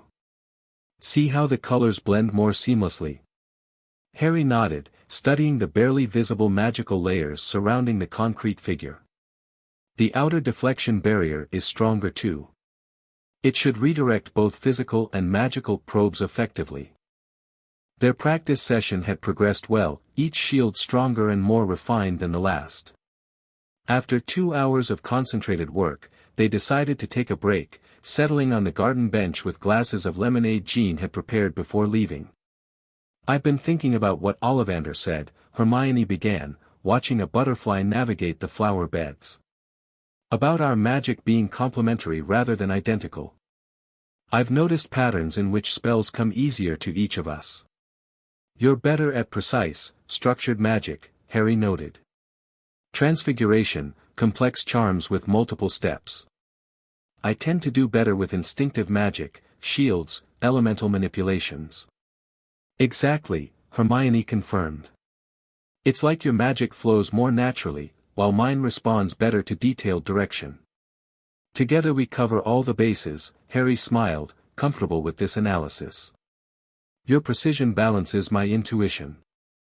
They continued discussing magical theory, unaware that beyond the garden walls, carefully coordinated movements were already underway. The young Auror monitoring the house had been called away by what appeared to be an official ministry message regarding a security breach at another location. In his place, disillusioned figures took positions around the property perimeter, establishing anti-transportation wards and magical dampening fields. The first indication something was wrong came when both children simultaneously sensed a disturbance in the ambient magic surrounding the house, a subtle shift from the usual protective resonance established by Dumbledore's wards. "Something's interfering with the outer protective layer," Harry said, instantly alert, their casual conversation forgotten. Hermione's expression shifted to focused concentration as she extended her magical senses outward. "Multiple magical signatures, coordinated and moving with purpose. This isn't a random magical fluctuation." They stood, instinctively moving closer together as they implemented their practiced response to potential threats, establishing their strongest bond connection while maintaining awareness of their surroundings. "The house would be more defensible," Harry suggested, already moving toward the back door. "Wait," Hermione cautioned, her analytical mind processing the magical patterns she sensed. "They're establishing anti-transportation wards. If we go inside, we could be trapped." Harry nodded, trusting her assessment. "Garden shed? It has that reinforced door your dad installed, and multiple exit points." They moved quickly toward the small outbuilding where Richard kept his tools and garden equipment, maintaining vigilant awareness of the magical presences now clearly surrounding the property. As they reached the shed, a figure appeared at the garden entrance, Arcturus Crowley, flanked by two wand-wielding assistants in nondescript grey robes. "Mr. Potter, Miss Granger," he called, his tone almost conversational. "How fortuitous to find you enjoying the garden. It makes this encounter considerably less disruptive than entering the house would have been." Harry positioned himself slightly in front of Hermione, though through their bond she conveyed amused exasperation at this protective gesture. "Mr. Crowley," Harry responded evenly. "Trespassing is generally considered rude in both magical and Muggle society." "A temporary intrusion for an important scientific purpose," Crowley replied smoothly, advancing into the garden. "I require approximately 40 minutes of your time for a magical assessment procedure. After which you'll be returned to your afternoon activities with minimal disruption." "We decline," Hermione stated firmly. "Our magical training and assessment is already supervised by qualified instructors approved by Professor Dumbledore." Crowley's pleasant expression hardened slightly. "I'm afraid my request was purely courteous rather than optional. The Department of Mysteries has authority to conduct magical research on significant phenomena. Your bond qualifies under Section 17 of the Magical Research Act. Except that Act specifically excludes underage wizards without guardian consent," Harry countered, recalling their legal studies with surprising clarity under pressure. "And neither our Muggle nor magical guardians have provided such consent."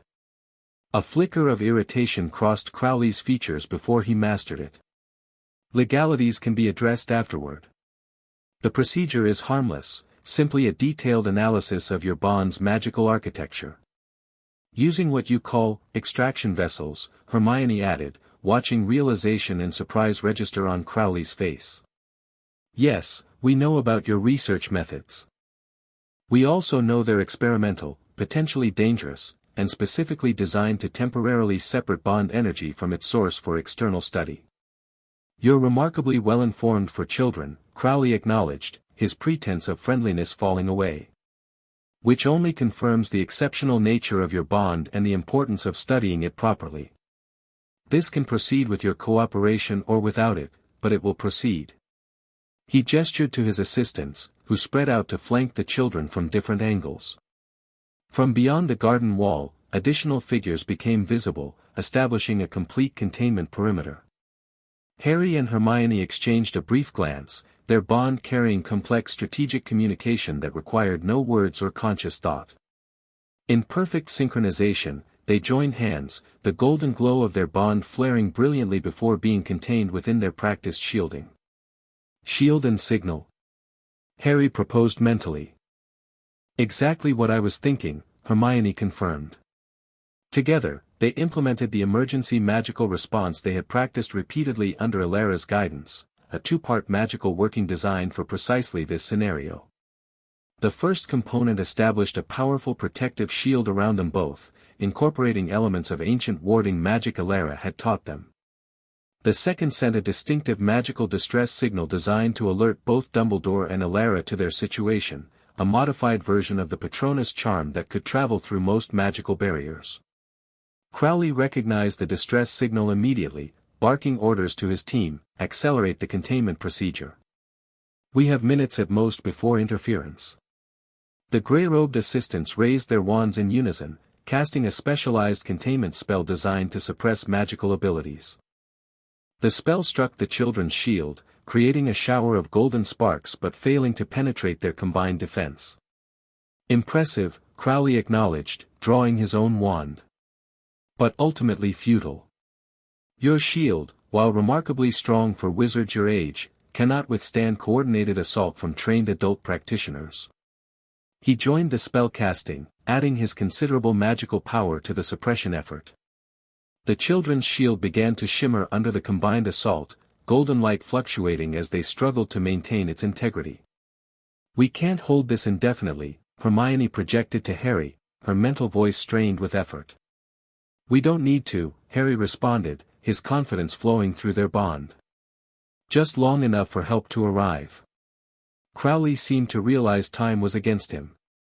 With a sharp gesture, he directed his assistants to modify their approach. "Implement the resonance disruptor. Target the bond directly rather than their individual magical fields." One assistant produced a silver device from within his robes, an ominous arrangement of crystalline components surrounding a pulsing magical core. As it activated, both children felt immediate discomfort in their bond, like discordant notes in a previously harmonious melody. "That's..." Hermione gasped, recognizing the magical signature. "It's similar to what Alara described, the device that shattered her bond with Aldrich. But modified," Harry realized, feeling the specific frequency targeting their connection. "It's calibrated to our bond's unique resonance." The discomfort intensified as the device powered up fully, creating visible strain in their shield. Golden light began fragmenting into disjointed patterns, the harmonious flow disrupted by the external interference. In this moment of crisis, instinct and training merged as Harry and Hermione drew on everything they had learned about their bond. Rather than fighting the disruption directly, they adapted to it, allowing their magical signatures to shift and flow like water around an obstacle, maintaining their essential connection while presenting a moving target for the disruptor. "They're adapting," one assistant called an alarm. "The bond structure is reconfiguring to avoid the disruption frequency." "Adjust the calibration," Crowley ordered, his scientific interest momentarily overriding his urgency. This adaptation capability wasn't documented in previous research. Fascinating. The momentary focus on their equipment gave Harry and Hermione precious seconds to implement their contingency strategy. Through their bond, they coordinated a precisely timed magical push, not directly against their attackers, but against the garden environment around them.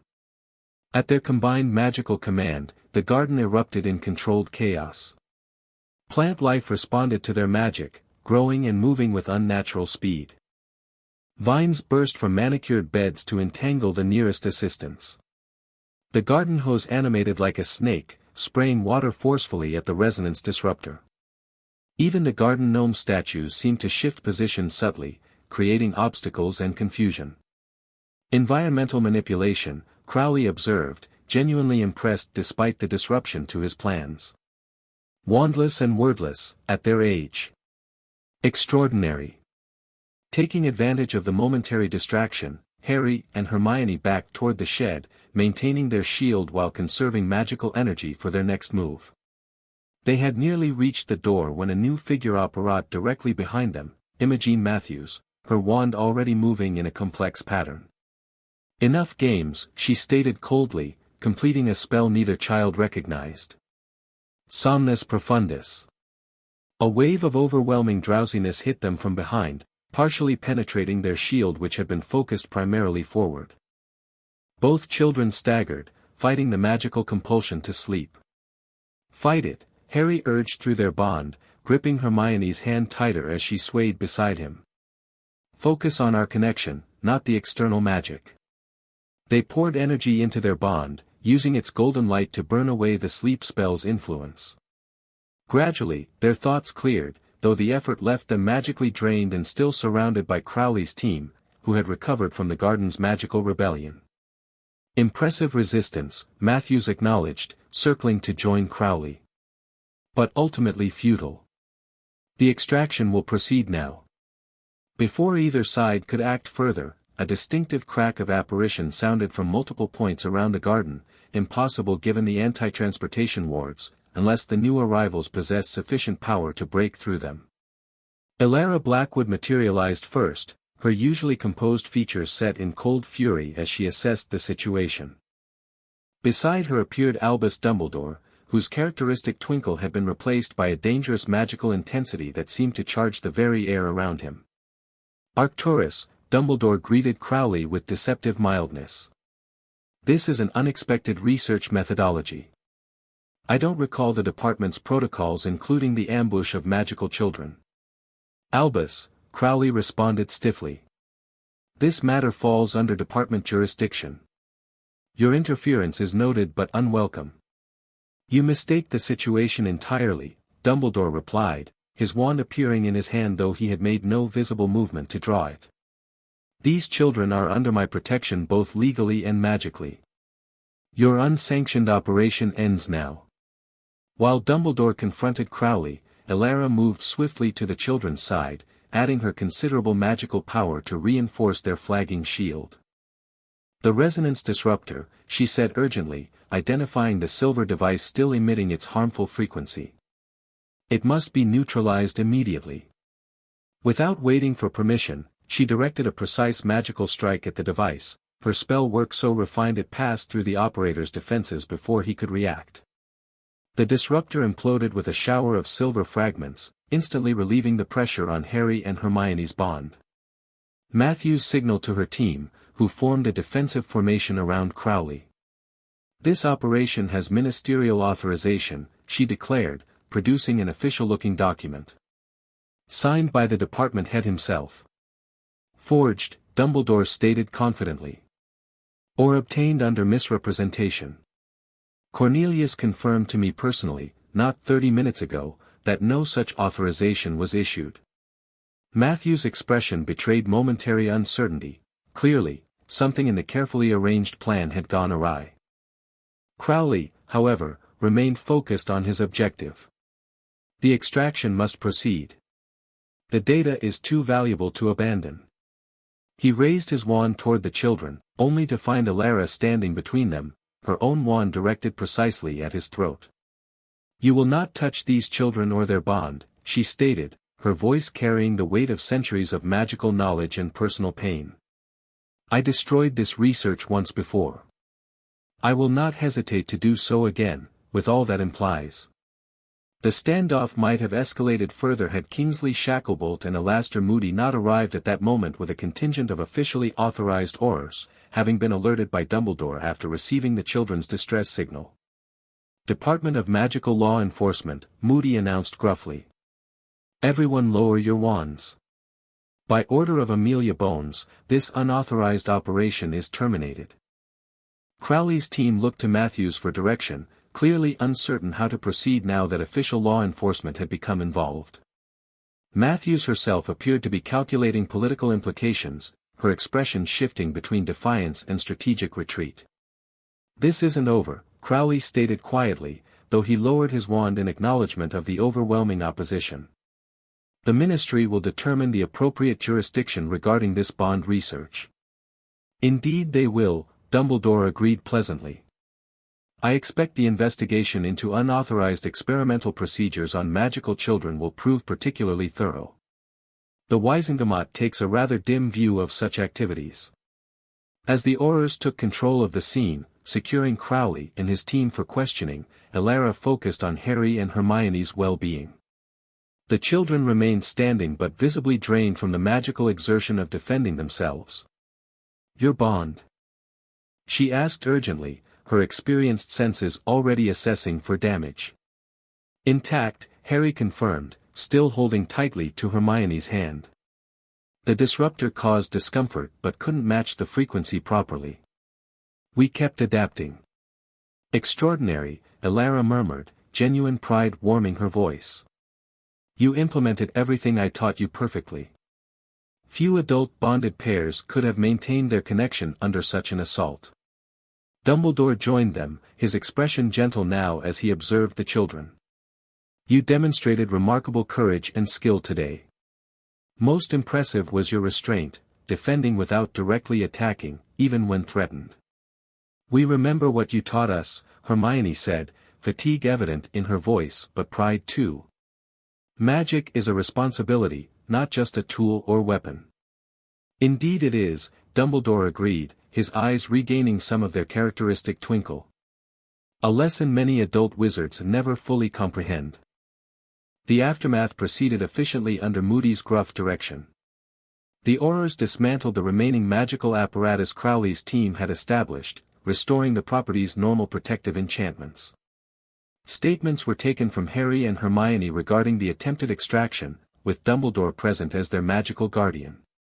By the time Jean and Richard returned from their dental practice, the immediate crisis had been resolved, though the gardens showed unmistakable signs of magical conflict, particularly the overgrown plants and suspiciously relocated garden gnomes. "What happened?" Jean asked immediately upon seeing the gathering of magical adults and the children's exhausted state. Dumbledore provided a diplomatic but honest explanation of the attempted abduction and extraction procedure, his calm manner preventing panic while conveying the seriousness of the situation. "They will not return to this house," Richard stated firmly after absorbing the information, parental protectiveness evident in every line of his body. "I don't care what department they represent or what research they claim to be conducting. If they approach these children again, there will be consequences. I believe today's events will result in significant departmental restructuring," Dumbledore assured him. "Madame Bones, the head of magical law enforcement, has taken a personal interest in this case. Unauthorized operations against magical children, particularly one with Mr. Potter's public significance, will not be tolerated." That evening, after the magical authorities had departed and additional protections had been established around the property, the family gathered in the living room for a quiet dinner brought by Professor McGonagall, who had arrived breathless with concern upon hearing of the incident. "You should both be immensely proud," she told the children as they picked at their food, still processing the day's events. "You demonstrated exceptional magical control and judgment under extreme pressure. Many adult wizards would have responded with panic or excessive force. We had good teachers," Harry said simply, his exhaustion evident but a small smile touching his lips. Later, as they prepared for bed, both having been prescribed dreamless sleep potion by a visiting Madame Pomfrey, Hermione paused in Harry's doorway. "We did it," she said softly. "We protected our bond." Together, Harry nodded, understanding the significance of what they had accomplished. Not just defending themselves from immediate danger, but asserting their right to determine how their magical connection would be studied and understood.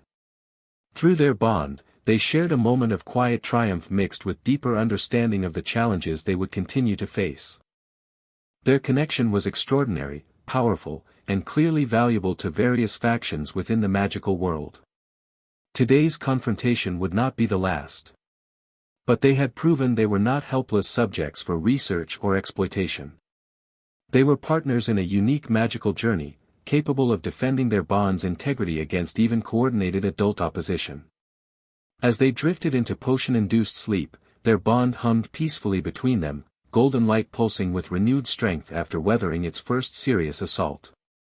Whatever challenges tomorrow might bring, they would face them together, their souls entwined in a connection that grew stronger with each test it endured. The Ministry of Magic hummed with unusual activity for a Saturday morning. News of the unauthorized operation against Harry Potter and his bonded companion had spread through departmental channels, creating a political firestorm that threatened careers and realigned power structures throughout the magical government. In a rarely used conference room on Level 1, Minister for Magic Cornelius Fudge presided over an emergency meeting of department heads, his usual jovial demeanor replaced by harried concern. "This situation is completely unacceptable," he declared, pacing behind his chair rather than sitting. "Unauthorized operations, forged ministerial approvals, attempted magical procedures on the boy who lived. The political fallout alone could destabilize the ministry for months." The Department of Mysteries operated without proper oversight, Amelia Bones, head of magical law enforcement, stated firmly. "Crowley and his team have been suspended pending full investigation, and Unspeakable Matthews has been temporarily relieved of her Wisengamot responsibilities while her involvement is assessed." "What exactly were they attempting to accomplish?" asked Bartemius Crouch, head of International Magical Cooperation. "My sources indicate some form of magical extraction procedure." Bones consulted her notes grimly. "According to preliminary questioning, they intended to extract and analyze the magical energy connecting Potter and the Granger girl, what magical researchers classify as a soul bond. The procedure would have temporarily separated the bond energy from the children for external study." "With what potential effects on the children?" inquired Madame Marchbanks of the Magical Education Department. "Unknown," Bones admitted. "The procedure was experimental, adapted from theoretical research without proper testing or safety protocols. Based on expert consultation, potential consequences ranged from temporary magical exhaustion to permanent alteration of their magical cores." Mutters of disapproval circulated the table. Whatever their political differences, experimenting on magical children, especially without guardian consent, violated fundamental principles all present respected. "What do we know about this bond?" Fudge asked, finally taking his seat. "Is it truly as significant as Crowley claimed in his defense?" "The Department of Mysteries' official assessment confirms it is an unusually powerful natural soul bond," reported the acting head of that department, a wizard named Croker who had replaced the suspended leadership. "Spontaneous formation in pre-adolescent wizards is unprecedented in modern records, as is the advanced development observed in this case. Which makes it scientifically valuable but does not justify illegal experimentation," Bones added pointedly. "Of course not," Fudge agreed hastily. "The question remains, how do we address this situation moving forward? Dumbledore has already filed formal complaints with the Wisengamot regarding departmental overreach and endangerment of a magical minor. We need a clear, official policy regarding soul bonds and similar rare magical phenomena," Croker suggested. "Current regulations are outdated and inconsistent across departments.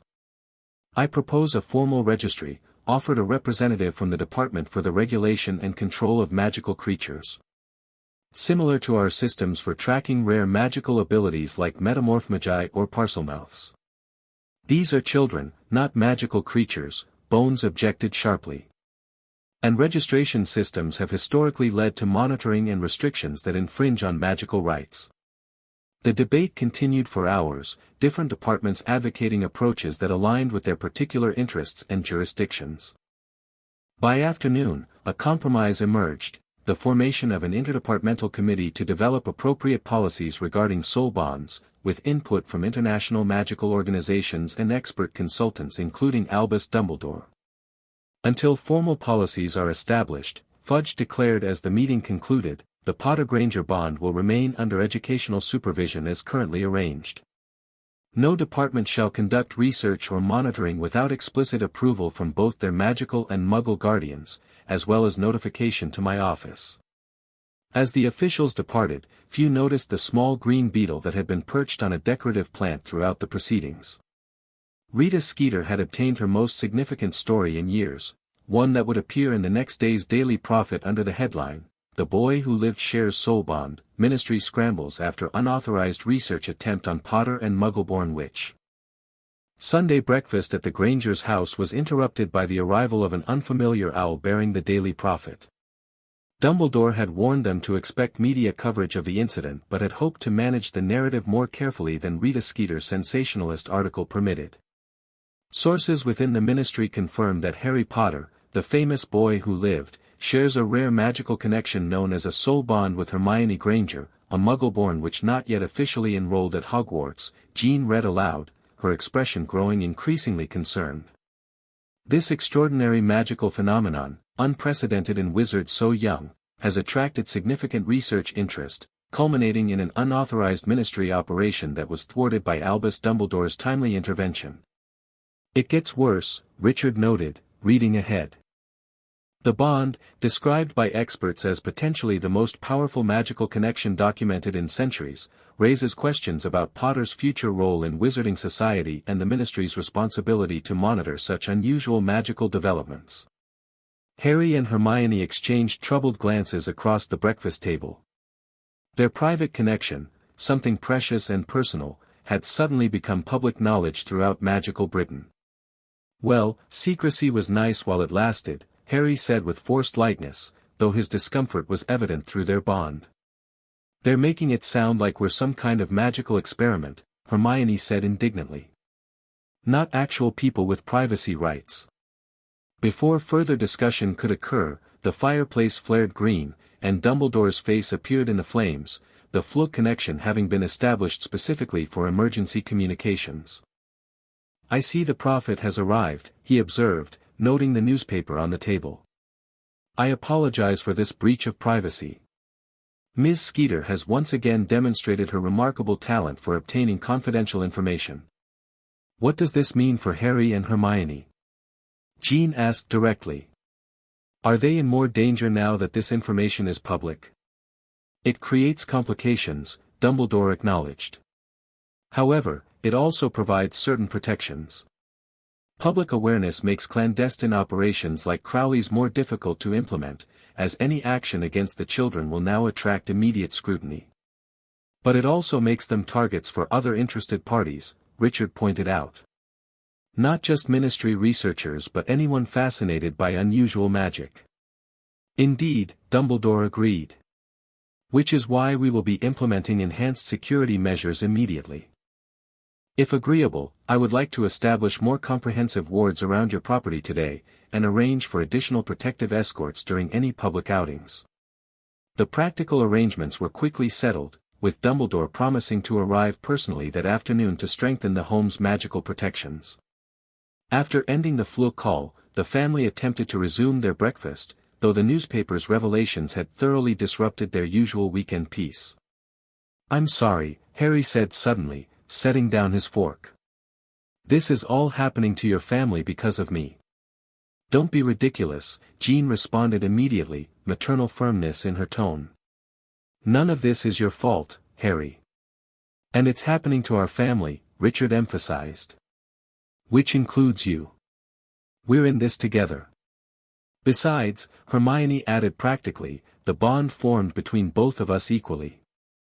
If anyone should apologize, we both should, and neither of us should, because we didn't choose this.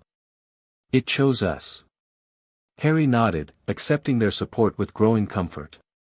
After months in the Granger household, he was gradually internalizing the concept of unconditional family loyalty, though moments of insecurity still surfaced occasionally.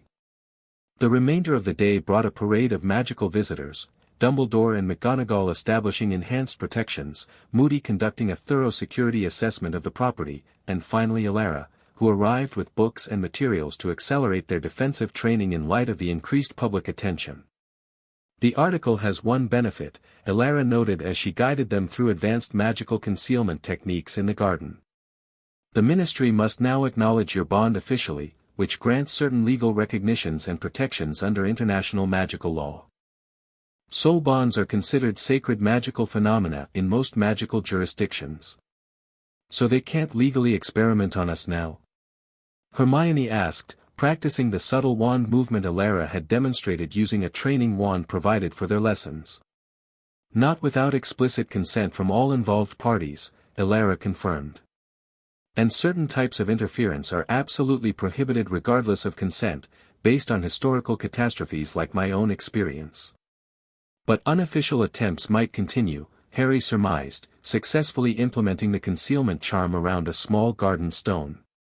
From various quarters, yes, Alara acknowledged. Which is why we're accelerating your defensive training. Knowledge and preparation remain your strongest protections. As summer progressed toward autumn, the initial media frenzy gradually subsided, though Harry and Hermione's bond remained a topic of academic discussion in magical publications and private correspondence. Their daily life adjusted to incorporate enhanced security measures while maintaining as much normalcy as possible, continued schooling, magical training, and typical childhood activities supervised by the ever-vigilant Grangers. The ministry's interdepartmental committee eventually produced preliminary guidelines for studying and supporting soul bonds, with explicit protections for bonded individuals against unwanted research or intervention. Crowley remained suspended indefinitely, though political maneuvering prevented formal charges due to Matthew's influence within the Wisengamot. For Harry and Hermione, the public revelation of their bond accelerated their magical development in unexpected ways.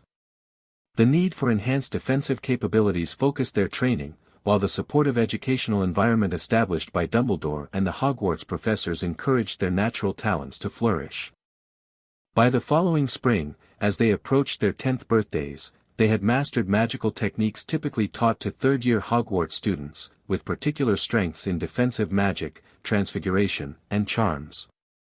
Their bond continued to develop unique characteristics, facilitating magical cooperation that extended beyond simple power sharing to complementary spellcasting that created effects impossible for individual wizards to achieve.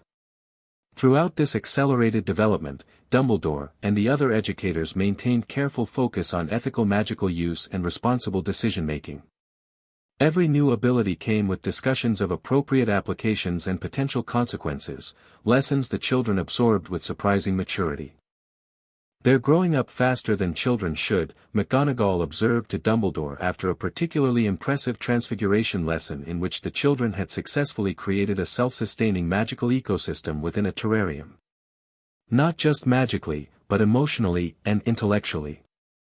"The bond accelerates certain aspects of development," Dumbledore acknowledged. "Shared consciousness creates perspective beyond their years.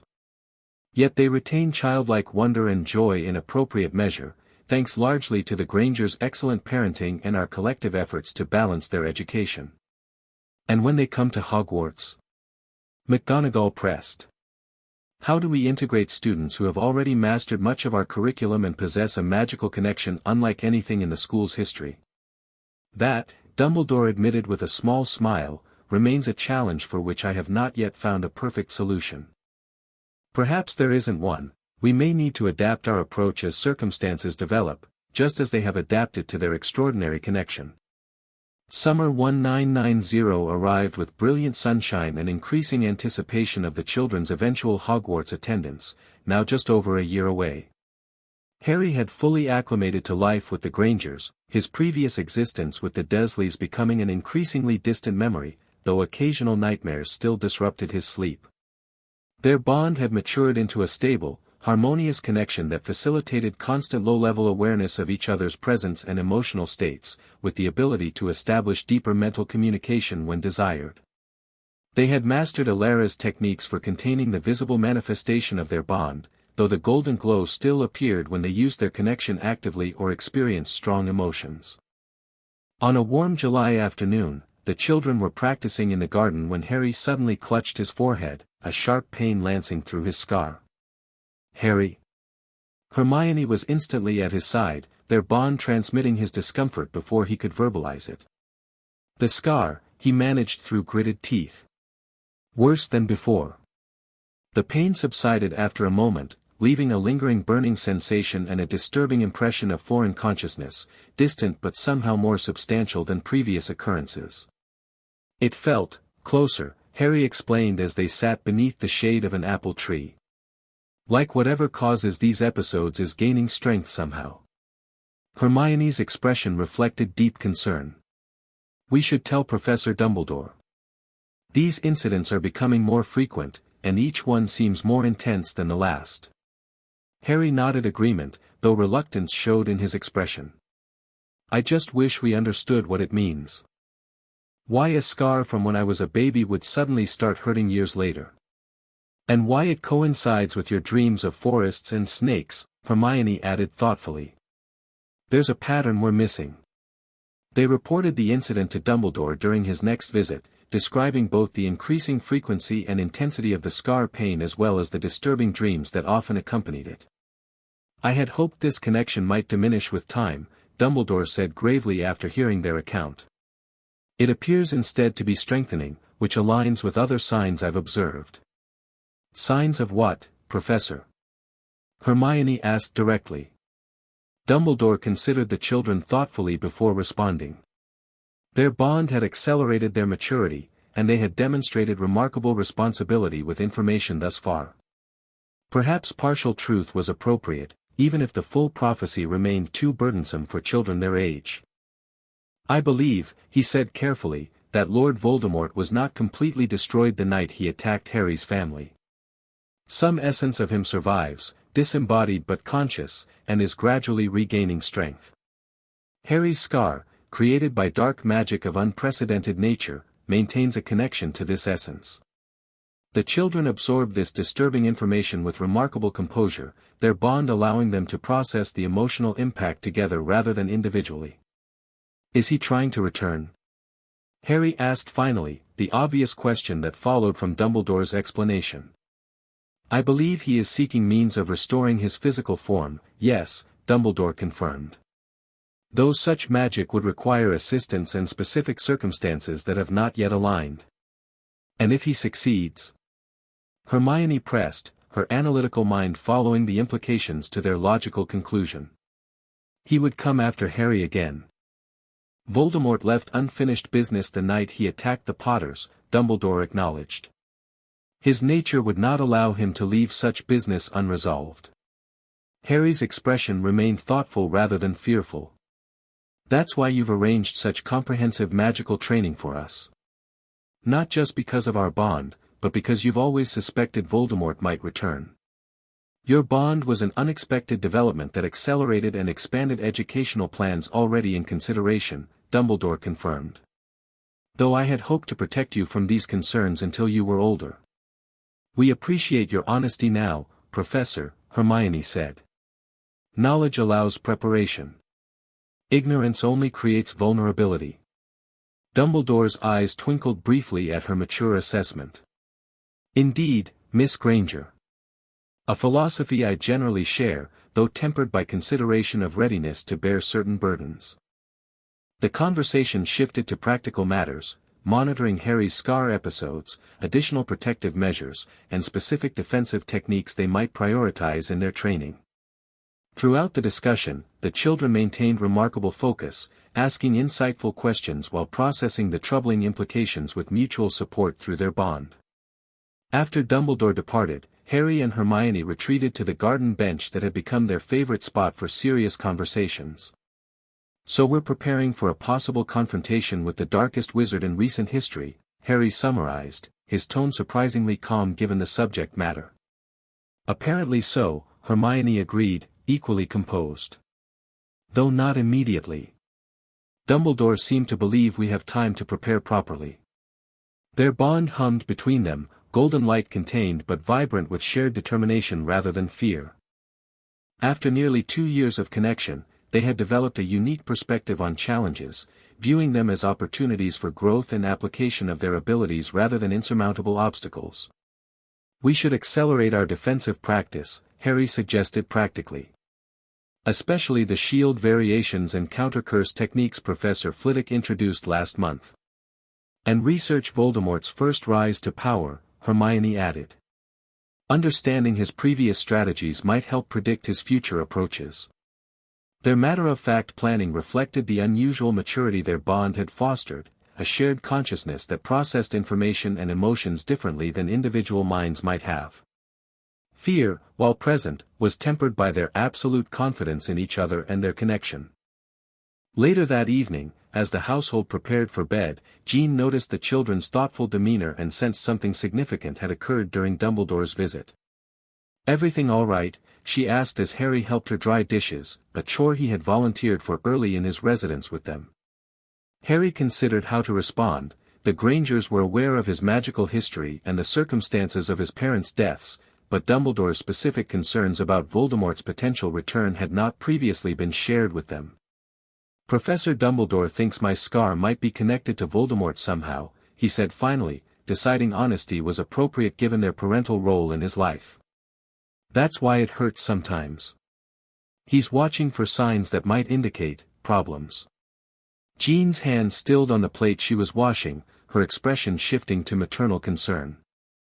"Is this something we should be worried about immediately?" "Not immediately," Harry assured her. "But it's something to be prepared for, eventually. That's part of why our magical training is so comprehensive." Jean studied him thoughtfully, noting the calm maturity in his expression, so at odds with his actual age. "You and Hermione have discussed this already, haven't you?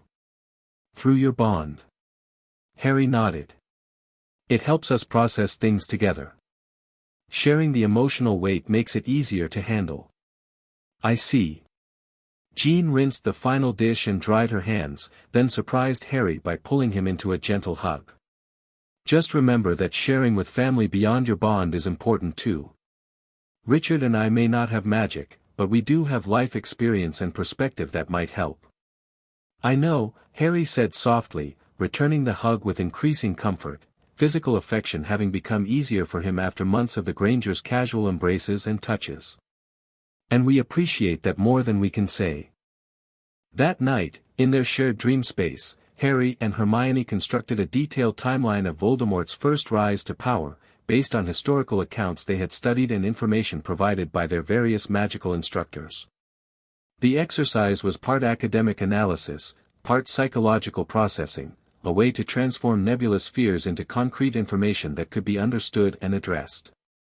His primary strategies involved dividing potential opposition, Hermione noted, analyzing the patterns in their constructed timeline, creating fear and mistrust among groups that might otherwise unite against him, and targeting those he considered threats before they could fully organize, Harry added. Preemptive strikes rather than reactive measures. Their analysis continued deep into the dream night, transforming the abstract threat of a returning dark wizard into a strategic challenge that could be prepared for methodically. By the time morning approached and their dream space began to fade, they had developed preliminary plans for both continued magical development and practical security measures. As Harry drifted toward wakefulness, a final thought passed between them through their bond, not fear of what might come, but quiet determination to face it together, their connection providing strength neither would have possessed alone. "Whatever happens," Harry projected, "we face it together." "Always," came Hermione's unwavering response as consciousness claimed them both. The summer sun rose over Oxford, illuminating a day that appeared ordinary from the outside, two children practicing magic in a well-kept garden, supervised by loving parents and occasional visiting professors. Yet beneath this peaceful surface, preparations continued for challenges few could imagine, guided by a golden bond that grew stronger with each passing day, each shared triumph, each overcome obstacle. In the Department of Mysteries, a prophecy sphere glowed with renewed intensity, its contents partially fulfilled yet still unfolding. In Albania, a shadow stirred with growing purpose, seeking a path to corporeal return. And in Hogwarts Castle, Albus Dumbledore contemplated chess pieces on an ancient board, considering moves and countermoves in a game where children's lives hung in the balance. The board had been rearranged by the unexpected soul bond, pieces moved, strategies altered, possibilities expanded. Yet the game continued inexorably toward its destined conclusion, with Harry and Hermione now moving as a unified force rather than separate pieces, their combined potential not yet fully understood by any player in the unfolding drama. One thing remained certain amid the shifting possibilities: when their Hogwarts letters arrived the following summer, they would enter the magical world not as ordinary first years, but as something unprecedented, two souls entwined in ancient magic, prepared to challenge whatever darkness might rise to meet them. Chapter 5, Destinies Unveiled. The morning that would change everything arrived with deceptive ordinariness, warm July sunshine streaming through curtains, birdsong filtering through partially open windows, the distant sounds of suburban Oxford beginning its day. Harry Potter Granger woke before his alarm, a sense of anticipation humming through him that had little to do with the dream he'd been having and everything to do with the date. July 31st, 1991. His 11th birthday. He sat up, running fingers through perpetually messy black hair, and reached instinctively through the bond he shared with Hermione.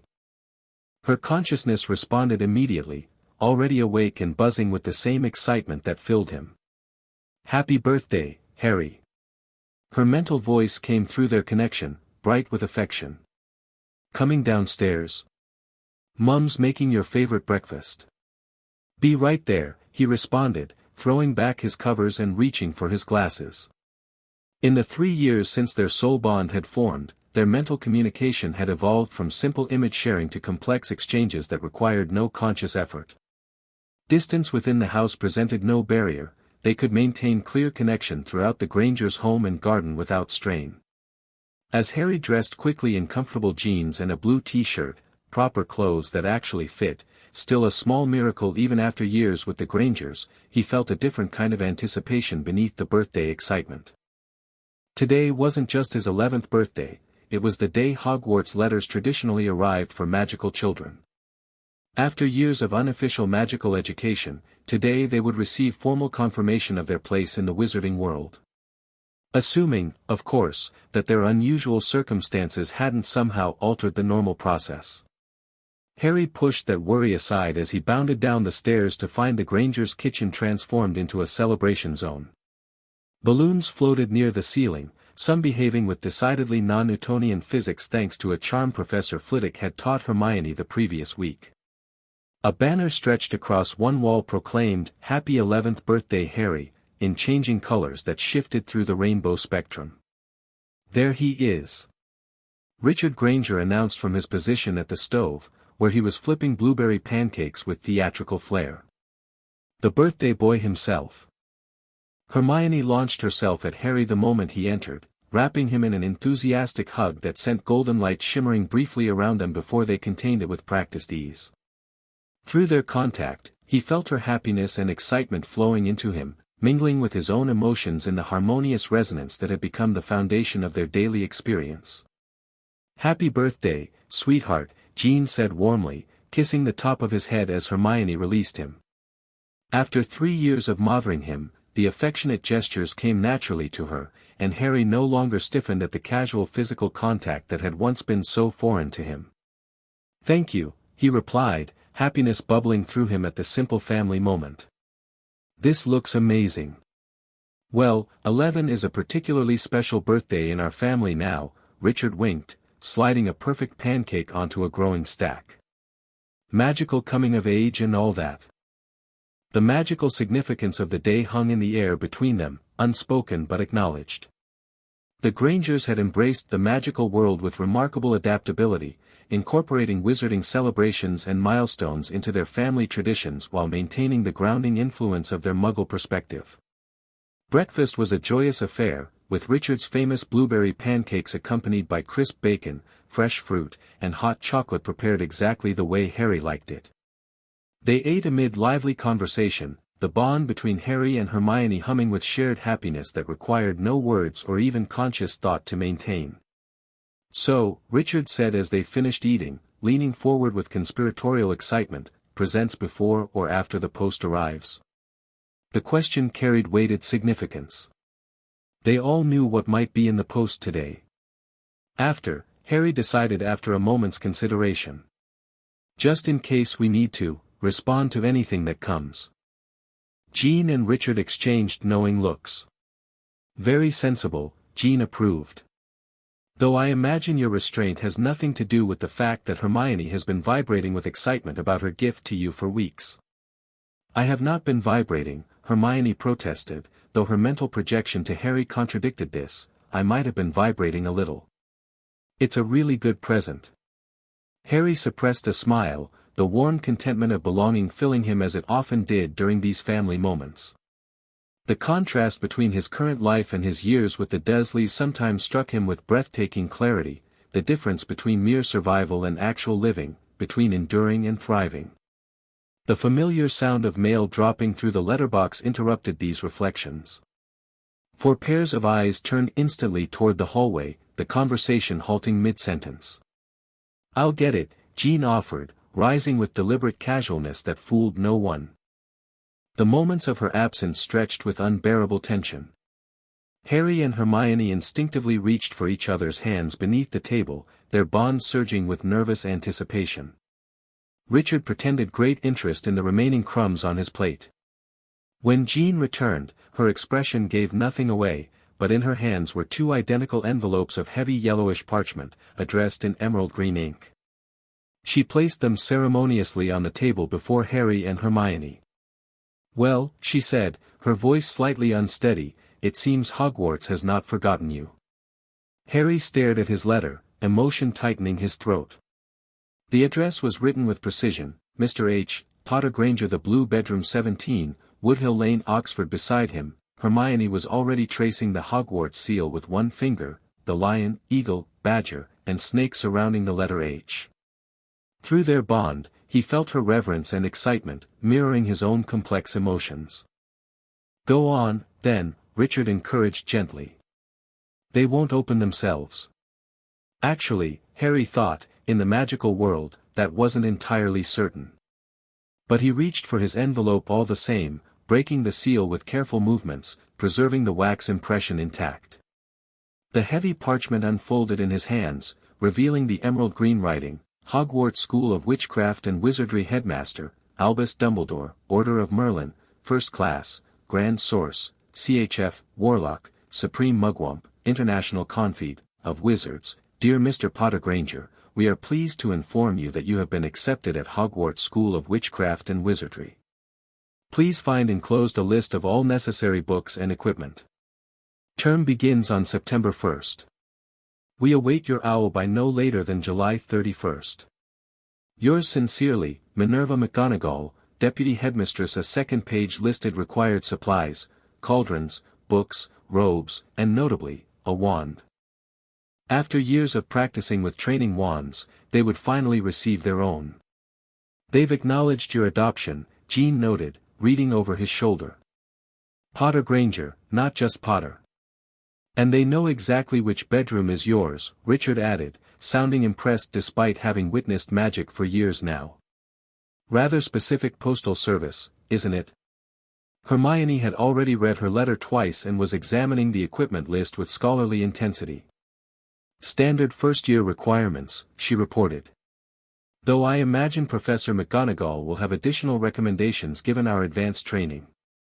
Harry nodded, still absorbing the reality of the official letter in his hands. Despite years of magical education and the certainty that they would attend Hogwarts, seeing the formal acceptance made everything suddenly, concretely real. In September, they would leave the safety of the Grangers' home for a castle in Scotland, joining hundreds of other magical children, most of whom would know about Harry's history, his scar, and now, thanks to Rita Skeeter's exposé, his bond with Hermione. It's going to be different there, he projected to Hermione, the thought carrying layered concerns. Different but not worse, she responded with characteristic optimism. We'll be together, and we've been preparing for years. Her certainty steadied him, as it often did.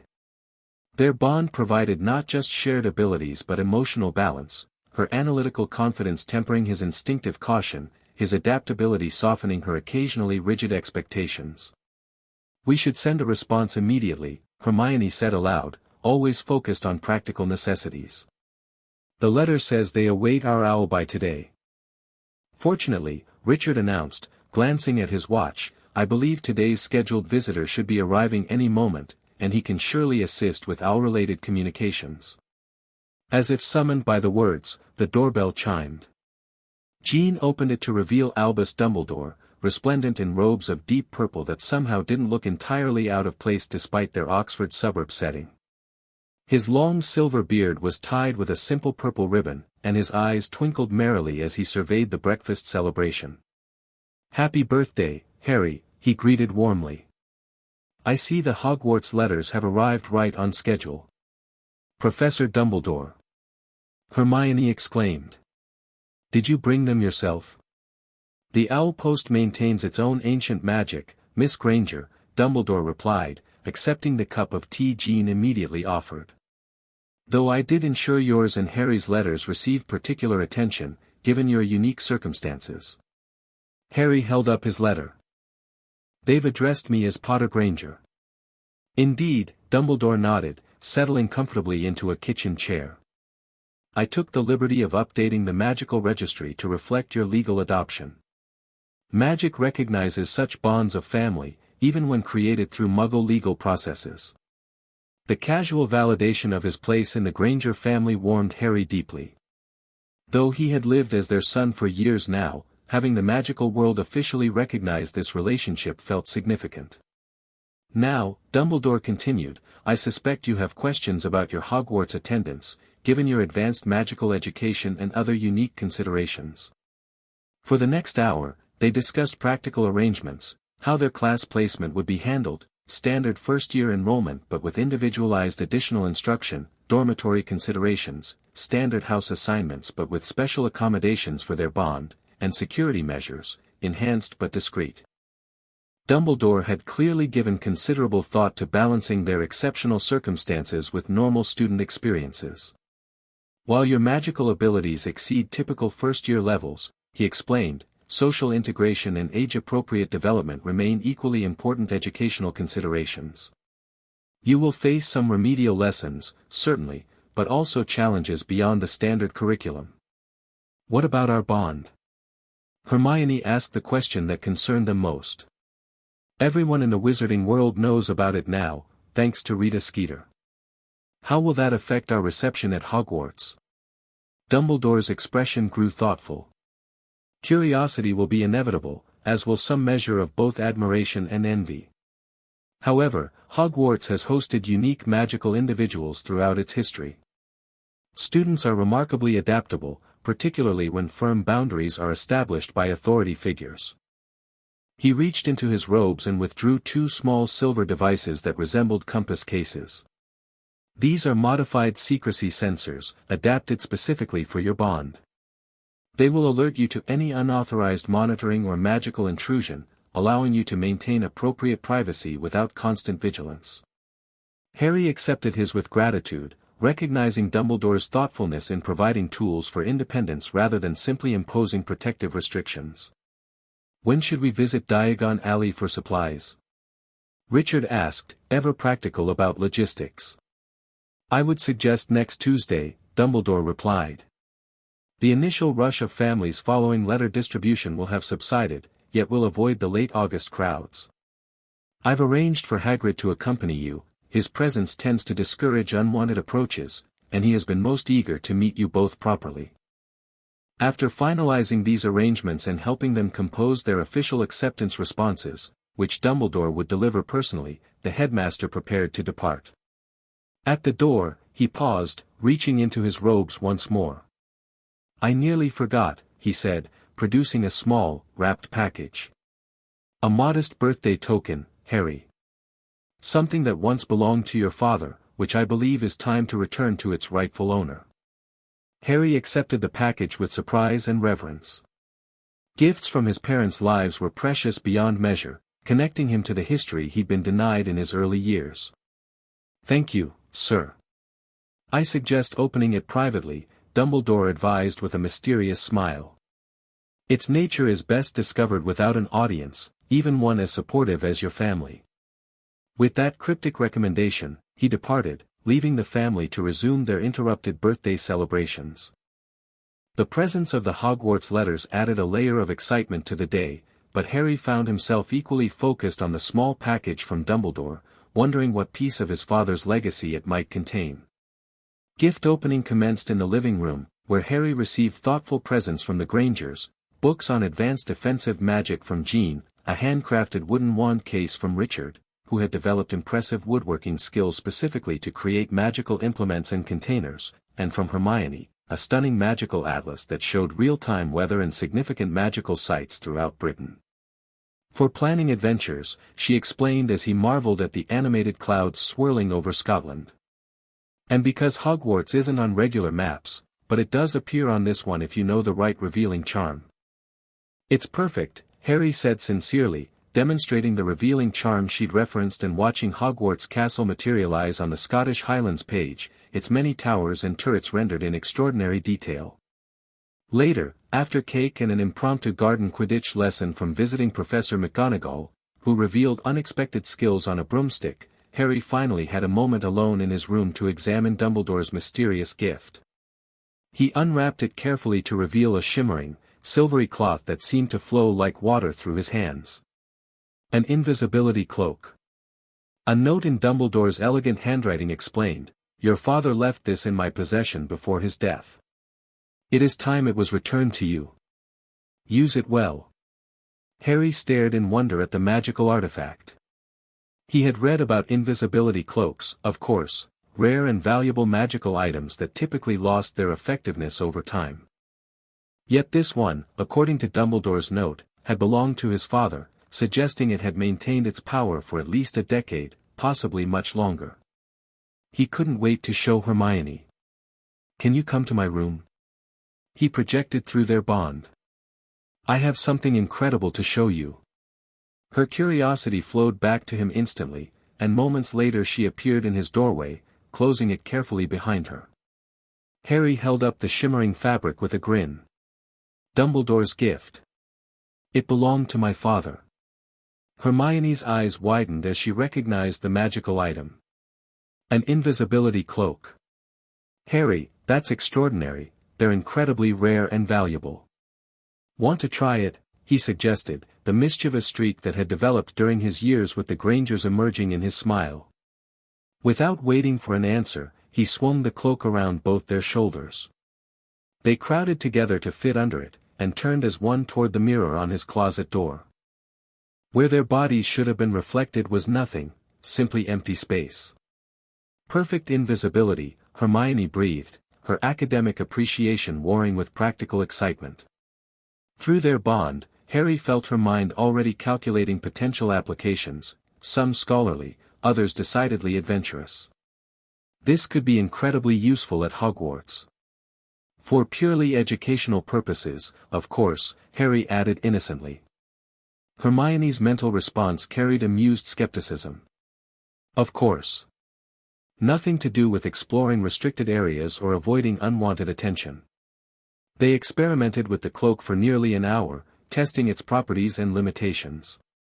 It provided complete visual concealment, though they discovered it didn't mask sounds or physical impact, valuable information for future use. "We should show your parents," Harry decided finally. Not for permission exactly, but because keeping something this significant secret doesn't seem right. Hermione nodded approvingly. "They've never tried to restrict our magic or explorations. They deserve the same honesty we expect from them." This mature perspective reflected the values the Grangers had instilled in both children, reciprocal respect and reasonable transparency. When they demonstrated the cloak that evening, Richard and Jean were appropriately impressed without imposing arbitrary limitations, simply requesting responsible usage and consideration of privacy boundaries. "I imagine this has significant sentimental value beyond its magical properties," Jean noted perceptively, watching Harry carefully fold the precious fabric. "A direct connection to your father." Harry nodded, emotion tightening his throat momentarily. "It's like having a piece of him with me. Something he actually used and valued. And now he'd be proud to see you having it," Richard added warmly, ruffling Harry's perpetually messy hair. "Particularly given the thoughtful young man you've become." That night, as Harry lay in bed reflecting on the momentous day, he felt Hermione's consciousness gently touch his through their bond, not intrusive, but offering companionship in his contemplation. "Best birthday ever," he projected, sharing his contentment. "And only the beginning," she responded. Everything changes in September. The observation carried no fear, only anticipation of new adventures they would face together. As he drifted toward sleep, Harry's last conscious thought was gratitude, for the family he'd found, the bond that had transformed his life, and the magical world that awaited them both. The days leading up to their Diagon Alley expedition passed in a flurry of preparation and final summer lessons. Professor Flitwick visited to conduct an assessment of their charm work, pronouncing them well beyond OWL level in practical application, though requiring formal theoretical foundation. Professor McGonagall similarly evaluated their transfiguration progress, presenting them with increasingly complex challenges that tested the limits of their combined magical abilities. Your synchronized spellcasting shows remarkable improvement, she noted as they successfully transformed a garden chair into a live peacock and back again. However, you must also develop individual mastery. At Hogwarts, many situations will require you to work separately. This observation prompted intensified individual practice, with Harry focusing on his natural affinity for defensive and transformative magic while Hermione refined her exceptional talent for precision spellwork and magical theory. Though their bond allowed skill sharing, McGonagall was right, they needed personal magical competence alongside their connected abilities. Their final pre-Hogwarts session with Alara proved particularly significant. The Ancient Witch arrived on a misty Monday morning, her ageless features set in unusual solemnity. Your formal entry into the wizarding world approaches, she began once they had settled in the garden for their lesson. Before you depart for Hogwarts, there are deeper aspects of your bond you must understand, historical and magical contexts I've withheld until your maturity and magical development warranted such knowledge. Harry and Hermione exchanged glances, sensing the gravity of whatever revelation approached. Through their bond, they shared momentary apprehension followed by determined readiness. We've suspected there's more to our connection than you've explained, Hermione acknowledged. Certain texts hint at bond classifications and origins that don't align with standard soul bond descriptions. Alara nodded, unsurprised by their perception. Your research has been thorough, as always. What you've likely discovered are references to what magical historians call primordial bonds, connections that draw on magic predating modern wizarding understanding or categorization. Like the magic in the stone circle in Scotland, Harry recalled, remembering the ancient power they had connected with during their confrontation with Crowley years earlier. Precisely, Alara confirmed. Modern magical theory, for all its complexity, represents a relatively recent systematization of energies and forces that have existed since time immemorial.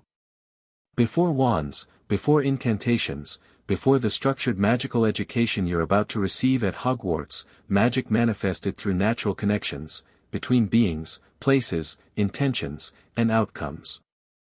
She withdrew from her robes an ancient text bound in what appeared to be petrified wood rather than conventional materials.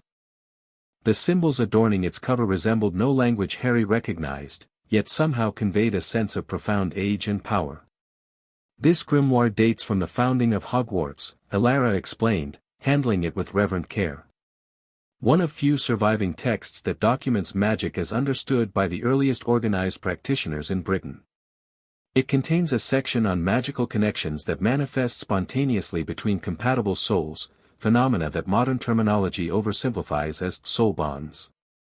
Opening the book to a marked page, she revealed illustrations of intertwined magical energies, depicted in what must have been gold and silver ink that still shimmered with unusual vitality despite the passage of centuries.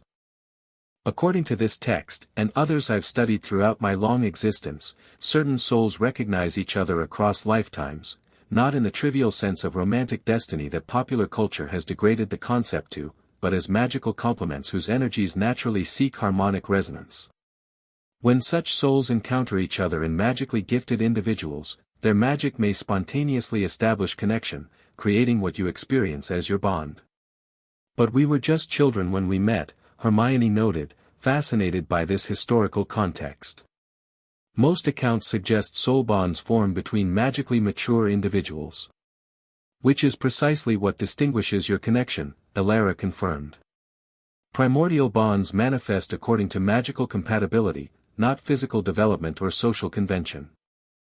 Your magical cores recognized each other instantly, bypassing the usual developmental stages because your magical signatures were already perfectly aligned, as if designed to complement one another from their very formation. Harry considered this, connecting it to their experiences. Is that why our magic works differently when we're together? Ollivander said our wand affinities complement rather than match each other. Exactly, Elara nodded approvingly. Modern soul bonds often create magical convergence, bonded partners gradually developing similar magical affinities and capabilities. Primordial bonds, by contrast, maintain and enhance distinct magical signatures while creating harmonic resonance between them.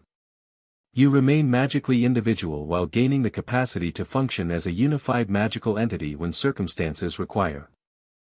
She turned another page in the ancient grimoire, revealing text surrounding an illustration of two figures standing within a golden sphere, their hands joined as magical energy flowed between and around them. The rarest and most powerful form of such connections were known to ancient practitioners as nexus bonds, magical connections that not only link two individuals but also serve as conduits for ambient magical energies that would otherwise remain inaccessible. The bond itself becomes a magical nexus, drawing power from sources beyond the individual magical cores of the connected partners. Hermione gasped softly, her quick mind immediately connecting this information to their experiences. The stone circle in Scotland, when we accessed its magic through our bond.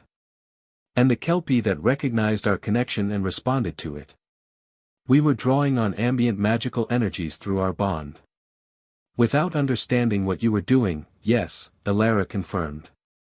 Which is both impressive and concerning. Such capabilities without proper knowledge or control can be dangerous to yourselves and others.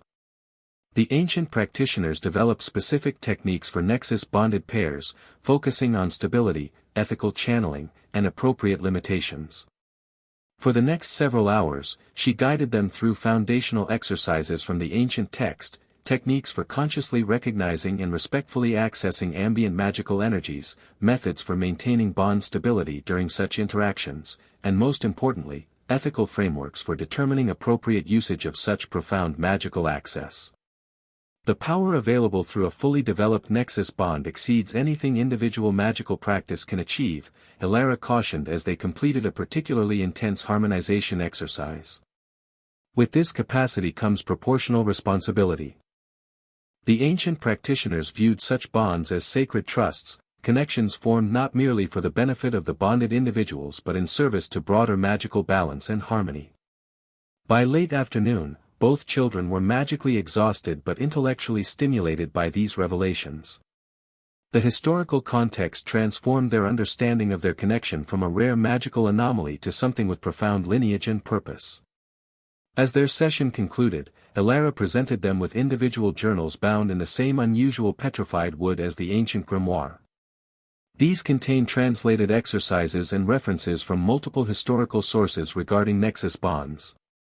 Study them carefully at Hogwarts, practicing only in secure locations when you have sufficient energy and focus. She fixed them with an uncharacteristically stern gaze. Hogwarts itself is built upon powerful magical convergences, ley lines and natural magical repositories that have attracted practitioners for millennia before the school's founding. Your bond will respond to these energies instinctively. You must maintain conscious awareness and control, particularly in the early weeks as you adjust to the magical environment. Is that why Dumbledore has arranged special accommodations for us? Harry asked, understanding dawning. He knows our bond might react to Hogwarts' ambient magic. Albus understands more than he typically reveals, Elara acknowledged with a small smile. Though even his knowledge of primordial bonds is largely theoretical rather than experiential. The modern magical education system has moved increasingly toward standardization and categorization, often overlooking or misclassifying magical phenomena that don't align with contemporary theoretical frameworks. As she prepared to depart, Elara's expression softened with unusual emotion. You have both exceeded my every expectation these past years. What began as protective intervention has become one of the most rewarding teaching experiences of my long existence. You'll still visit us at Hogwarts, won't you? Hermione asked, genuine concern in her voice. Their bond with Alara had evolved from cautious mutual assessment to deep respect and affection. Less frequently, perhaps, but yes, Alara assured them. Dumbledore has arranged for me to serve as a special historical consultant to the school, providing plausible reason for my presence. Though I suspect most of the faculty will recognize the arrangement for what it truly is, continued specialized instruction for your unique magical connection. After her departure, Harry and Hermione retreated to their favorite garden bench, processing the significant revelations while examining their new journals. The translated texts described magical concepts that seemed simultaneously foreign and familiar, as if they had always known these principles instinctively but now had vocabulary and context for their understanding. A nexus bond, Hermione said thoughtfully, tracing a diagram showing interwoven magical currents. It explains so much about our experiences, the Kelpie's recognition, the stone circle amplification, even the way we can share skills and knowledge. And why Crowley and the department have been so obsessed with studying us, Harry added. If they understood even part of what Alara just explained, they'd recognize our bond as something far beyond standard magical connections. Through their bond flowed mutual understanding of the responsibility this knowledge carried. Their connection wasn't merely a personal gift or advantage but something with historical significance and potential beyond their individual benefit. Hogwarts is going to be more complicated than we thought, Hermione observed, her mental tone both cautious and intrigued. Harry nodded, unconsciously reaching for her hand. The golden glow of their bond emerged briefly before they contained it with practiced ease. But we'll navigate it together. We always do. Tuesday morning dawned clear and pleasantly warm, perfect weather for their much-anticipated expedition to Diagon Alley. By 9 o'clock, the Granger household was abuzz with preparation, checking supply lists and discussing logistics with the organized efficiency that characterized their approach to significant outings. Remember, magical or not, standard safety protocols apply, Jean reminded as they prepared to depart. Stay together, maintain awareness of your surroundings, and if anything feels wrong, trust our instincts and find a responsible adult. Harry and Hermione finished in unison, exchanging amused glances. Some parental instructions remained consistent across magical and mundane contexts. And try to enjoy yourselves, Richard added with a grin. First official wizarding shopping trip. I've been looking forward to this since your letters arrived. A thunderous knock at the front door announced their escort's arrival. Harry opened it to find himself facing not the door itself but an enormous belt buckle. Looking up, way up, he discovered a gigantic man with a wild tangle of black hair and beard, small black eyes twinkling with warmth from within the hirsute frame of his face. Harry Potter, the giant exclaimed joyfully. Last time I saw you, you was only a baby. Yeah, look like your dad, but ye've got your mum's eyes. You're Hagrid, Harry replied, smiling up at the massive figure. Dumbledore had described the Hogwarts gamekeeper, but no description had quite captured the overwhelming physical presence of the man. Professor Dumbledore said you'd be accompanying us today. Rubius Hagrid, keeper of keys and grounds at Hogwarts, he confirmed proudly. His gaze shifted to Hermione, who had appeared beside Harry. And, yeah, must be Hermione Granger. Heard all about yeah both, oh, course. Special pair, you two. He seemed about to say more about their bond but caught himself, perhaps remembering Dumbledore's instructions about discretion. Instead, he beamed at the approaching Grangers. Mr. and Mrs. Granger. Pleasure to meet Harry's family proper. Dumbledore speaks very highly of yeah both. Introductions complete, they discussed transportation options. The original plan had involved the night bus, but Richard suggested driving to London instead. We'd be happy to take everyone in our car. More comfortable, and gives us more time to chat with Hagrid about Hogwarts. Hagrid looked dubiously at the Granger's vehicle. Mighty kind, but I'm not sure I'd fit in a Muggle car. A few minutes of experimentation proved him wrong, though just barely. With the front passenger seat pushed all the way back and some creative positioning, the enormous gamekeeper managed to squeeze in, though his head still brushed the car's ceiling. The children sat comfortably in the back, thoroughly enjoying Hagrid's obvious wonder at Muggle contraptions as the journey began. Throughout the drive to London, Hagrid regaled them with tales of Hogwarts, magical creatures in the forest, the moving staircases, the great hall's enchanted ceiling. His obvious love for the school and its inhabitants proved infectious, heightening their anticipation of September's arrival. "What about houses?" Hermione asked, her practical mind focused on immediate concerns. Professor McGonagall explained the 4 houses, but how exactly does the sorting work? "Can't tell ya that," Hagrid said mysteriously. "Tradition ter keep it secret. Nothing ter worry about, though," he added, noticing her concerned expression. "No tests or nothin'. The sortin' takes care of everything. Harry and Hermione exchanged glances, sharing silent amusement through their bond. After years of advanced magical training, concerns about magical testing had long since faded.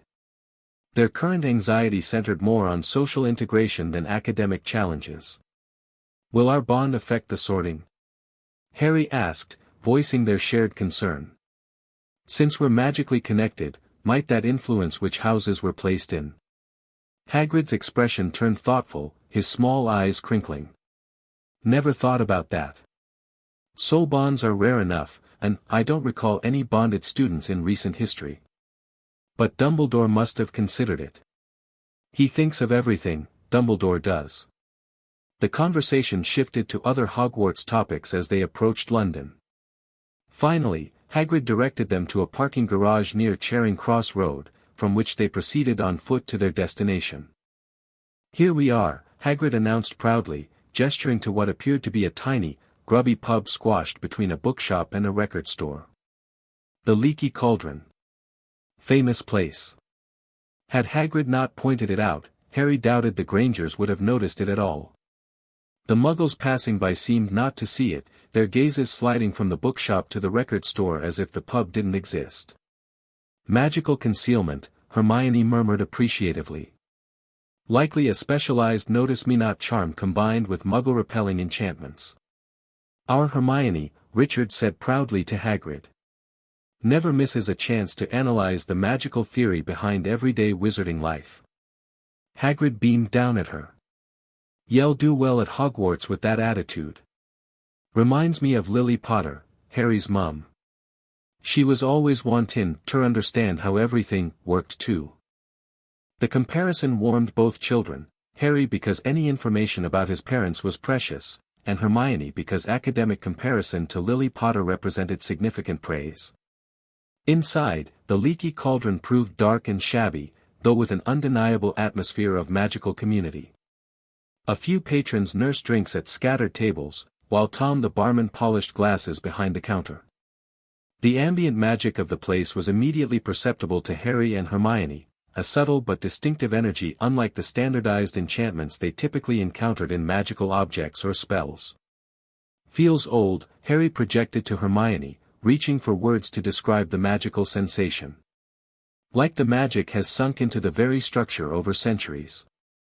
"Accumulated magical resonance," she agreed. "Like Alara described in historical magical sites. Not placed there deliberately but developed through prolonged magical presence and activity." Their silent exchange was interrupted by a sudden hush falling over the pub. Patrons had noticed Hagrid's entrance, and as their gazes shifted to his companions, recognition dawned on multiple faces. "Bless my soul," whispered Tom the barman, peering at Harry. "It's Harry Potter." The quiet shattered as patrons surged forward, hands extended for Harry to shake, voices overlapping in excitement. "Welcome back, Mr. Potter. Can't believe I'm meeting you at last. Always hoped I'd be here when you returned to our world." Harry found himself surrounded, separated from the Grangers as people pressed forward to greet the boy who lived. The sudden attention was overwhelming, his cultivated comfort with social interaction evaporating under the onslaught of strangers who behaved as if they knew him intimately. Through their bond, Hermione sensed his rising panic. With determined efficiency, she pushed through the crowd, reaching for his hand. The moment their fingers connected, calm flowed between them, and Harry regained his emotional equilibrium. "Thank you for your welcome," he managed with reasonable composure. "But we have quite a lot of shopping to do today." Hagrid, belatedly recognizing Harry's discomfort, used his massive physical presence to create space. "All right, that's enough. Let the boy breathe. He's got Diagon Alley Tur C for the first time." With the gamekeeper's assistance, they extricated themselves from the enthusiastic crowd and made their way through the pub to a small, walled courtyard out back. Hagrid counted bricks above a trash can, then tapped a specific one 3 times with his pink umbrella. The brick quivered, wriggled, and then, a small hole appeared, growing wider and wider until it formed an archway large enough for even Hagrid to walk through comfortably. Beyond lay a cobbled street that twisted and turned out of sight, lined with fascinating shops and filled with witches and wizards going about their business. "Welcome," Hagrid announced with theatrical flourish, "to Diagon Alley." The Grangers' reactions reflected appropriate wonder, though as Muggle parents of a magical child, they had received a brief ministry orientation to wizarding locations the previous year. Still, seeing the magical shopping district in its full bustling glory exceeded even their prepared expectations. "It's incredible," Jean breathed, taking in the cauldron shop immediately visible, the apothecary with its displays of strange ingredients, Elop's Owl Emporium with its soft hooting emanating from within. "First stop, Gringotts," Hagrid announced, gesturing toward the imposing white marble building at the far end of the alley. "Wizarding Bank. Need to exchange Muggle money for wizarding currency, and Harry needs to visit his vault." As they made their way along the street, Harry noticed the reactions their group provoked. Many witches and wizards did double-takes as they passed, some pointing and whispering behind their hands. He caught fragments of their comments. "That's Harry Potter, with the Granger girl, the Soulbond pair." Daily Prophet said they're incredibly powerful. Hermione's hand found his as they walked, offering silent support through their connection. "Ignore them," she projected. "Just like we practiced." Harry nodded slightly, focusing on their destination rather than the curious onlookers. They had anticipated this reaction and had discussed strategies for managing public attention with both the Grangers and Dumbledore. Still, experiencing it directly proved more uncomfortable than theoretical preparation had suggested. Gringotts provided temporary relief from the public staring. The imposing marble building with its burnished bronze doors and uniformed goblin guards commanded respectful behavior from all who entered. Inside, the vast marble hall with its long counter of goblins counting coins and examining precious stones created an atmosphere of serious financial business that discouraged casual gawking. Their banking business proceeded efficiently in 2 parallel tracks, Richard and Jean working with a goblin representative to exchange pounds for wizarding currency, while Hagrid accompanied Harry to his vault deep beneath the bank. Hermione chose to remain with her parents, recognizing that Harry might appreciate a brief respite from constant companionship, even hers. The wild cart ride through Gringotts' underground passages provided Harry with an unexpected thrill, though Hagrid looked decidedly queasy by the time they reached Vault 687. When the goblin grip hook unlocked the door, Harry caught his breath at the sight of mounds of gold galleons, columns of silver sickles, and piles of bronze nuts. "All yours," Hagrid confirmed, noting Harry's stunned expression. "Your parents left, yeah, well provided for. This is just your trust vault too. The main Potter family vaults won't be accessible till ye reach magical majority." Harry filled a pouch with a reasonable quantity of coins, feeling strange emotion twist through him. This tangible inheritance connected him to his birth parents in yet another way, while simultaneously highlighting all they had missed in his life. Would they approve of how he was developing? Of his bond with Hermione? Of the family that had claimed him as their son? Pushing these unanswerable questions aside, he returned to the bank's main floor where the Grangers waited with their newly exchanged wizarding money. Hermione immediately sensed his emotional tumult through their bond but asked no questions, simply offering quiet companionship as they exited the bank. "Where to first?" Richard asked, consulting the supply list. "Might as well start with uniforms," Hagrid suggested, pointing toward Madame Malkin's robes for all occasions. "Listen, would ye mind if I slipped off fair a quick pick-me-up at the Leaky Cauldron? Them Gringotts carts always do me in." They agreed to meet at the bookshop afterward, and the Grangers accompanied Harry and Hermione into Madame Malkin's. The squat, smiling witch dressed in mauve greeted them warmly. "Hogwarts, dears. Got the lot here," another young man being fitted up just now, in fact. In the back of the shop, a boy with a pale, pointed face stood on a footstool while a second witch pinned up his long black robes. Harry and Hermione were directed to adjacent footstools, and assistants slipped sample robes over their heads and began pinning them to the right length. "Hello," the pale boy said, examining them with mild interest. "Hogwarts too?" "Yes," Harry replied simply, instinctively cautious around this stranger whose demeanor suggested practiced superiority.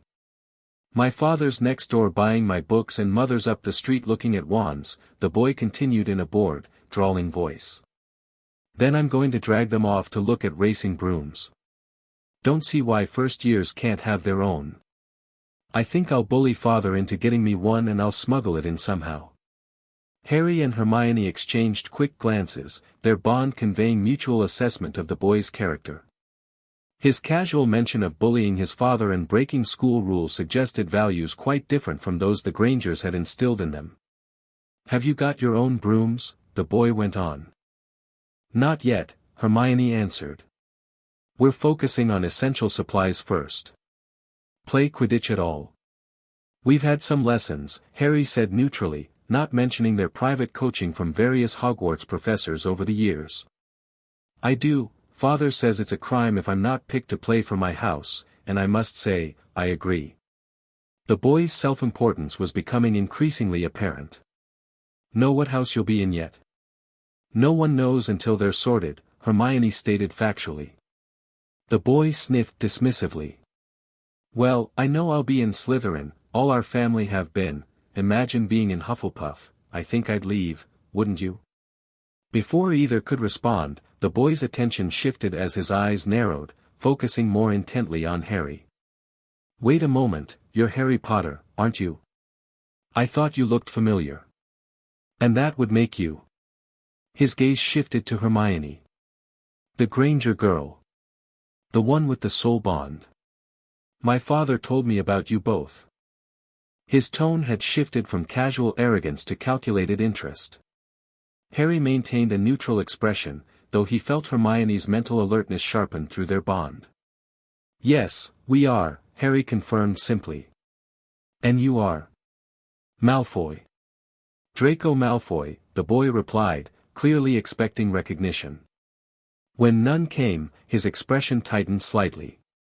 "My father is Lucius Malfoy, a school governor and advisor to the Minister for Magic himself." "Nice to meet you," Hermione offered politely but without the impressed response Draco clearly anticipated. An awkward silence followed, broken when Madame Malkin announced Draco's robes were finished. As he stepped down from the footstool, he fixed them with a calculating look. "I suppose we'll be seeing each other at Hogwarts. You should consider your associations carefully, Potter. Some wizarding families are better than others. I could help you there." The offer hung in the air, its conditional nature and implied superiority unmistakable. Harry met Draco's gaze steadily. "Thank you, but I think we can determine the quality of people for ourselves." Draco's pale face flushed slightly. Without another word, he departed, leaving an atmosphere of unspoken tension behind him. "Well," Richard commented from where he had been observing nearby, "that was an educational encounter. First lesson in wizarding social politics, I suppose." "The Malfoys are an ancient pureblood family," Hermione explained quietly as the assistants continued working on their robes. "I've read about them in wizarding genealogy books. They've historically valued blood purity and magical heritage above all else. And clearly raised their son to continue that tradition," Jean observed with diplomatic restraint. The remainder of their fitting proceeded without further incident, though Harry noticed the assistants treating them with increased deference after Draco's identification had confirmed their identities. When they rejoined Hagrid outside, laden with wrapped packages containing their school uniforms, the gamekeeper immediately sensed something had occurred. "Everything all right?" he asked, peering down at their expressions. "Yeah, both look like Yevi swallowed something unpleasant." We met Draco Malfoy, Harry explained. Hagrid's bushy eyebrows rose. Ah. Lucius Malfoy's son, I expect. Whole family's trouble, if ya ask me. Reckon they were some of the first to come back to our side after you know who disappeared. Said they'd been bewitched. Load of dung, Lucius Malfoy didn't need an excuse to go over to the dark side. This perspective added context to their encounter, confirming their intuitive assessment of Draco's character and family background. As they continued their shopping, purchasing cauldrons, telescopes, scales, and basic potion ingredients, Harry and Hermione discussed the interaction further through their bond. He seemed very interested in us once he realized who we were, Hermione noted as they examined crystal phials in the apothecary. Not us, what we represent, Harry corrected. Potential allies or trophies in whatever social game he's playing. His father probably instructed him to approach us, Hermione theorized. The Malfoys are politically connected. Having influence over the boy who lived would be valuable. Well, he failed spectacularly at making a good impression, Harry replied with mental amusement. Their silent conversation paused as they entered Flourish and Blots, the wizarding bookshop.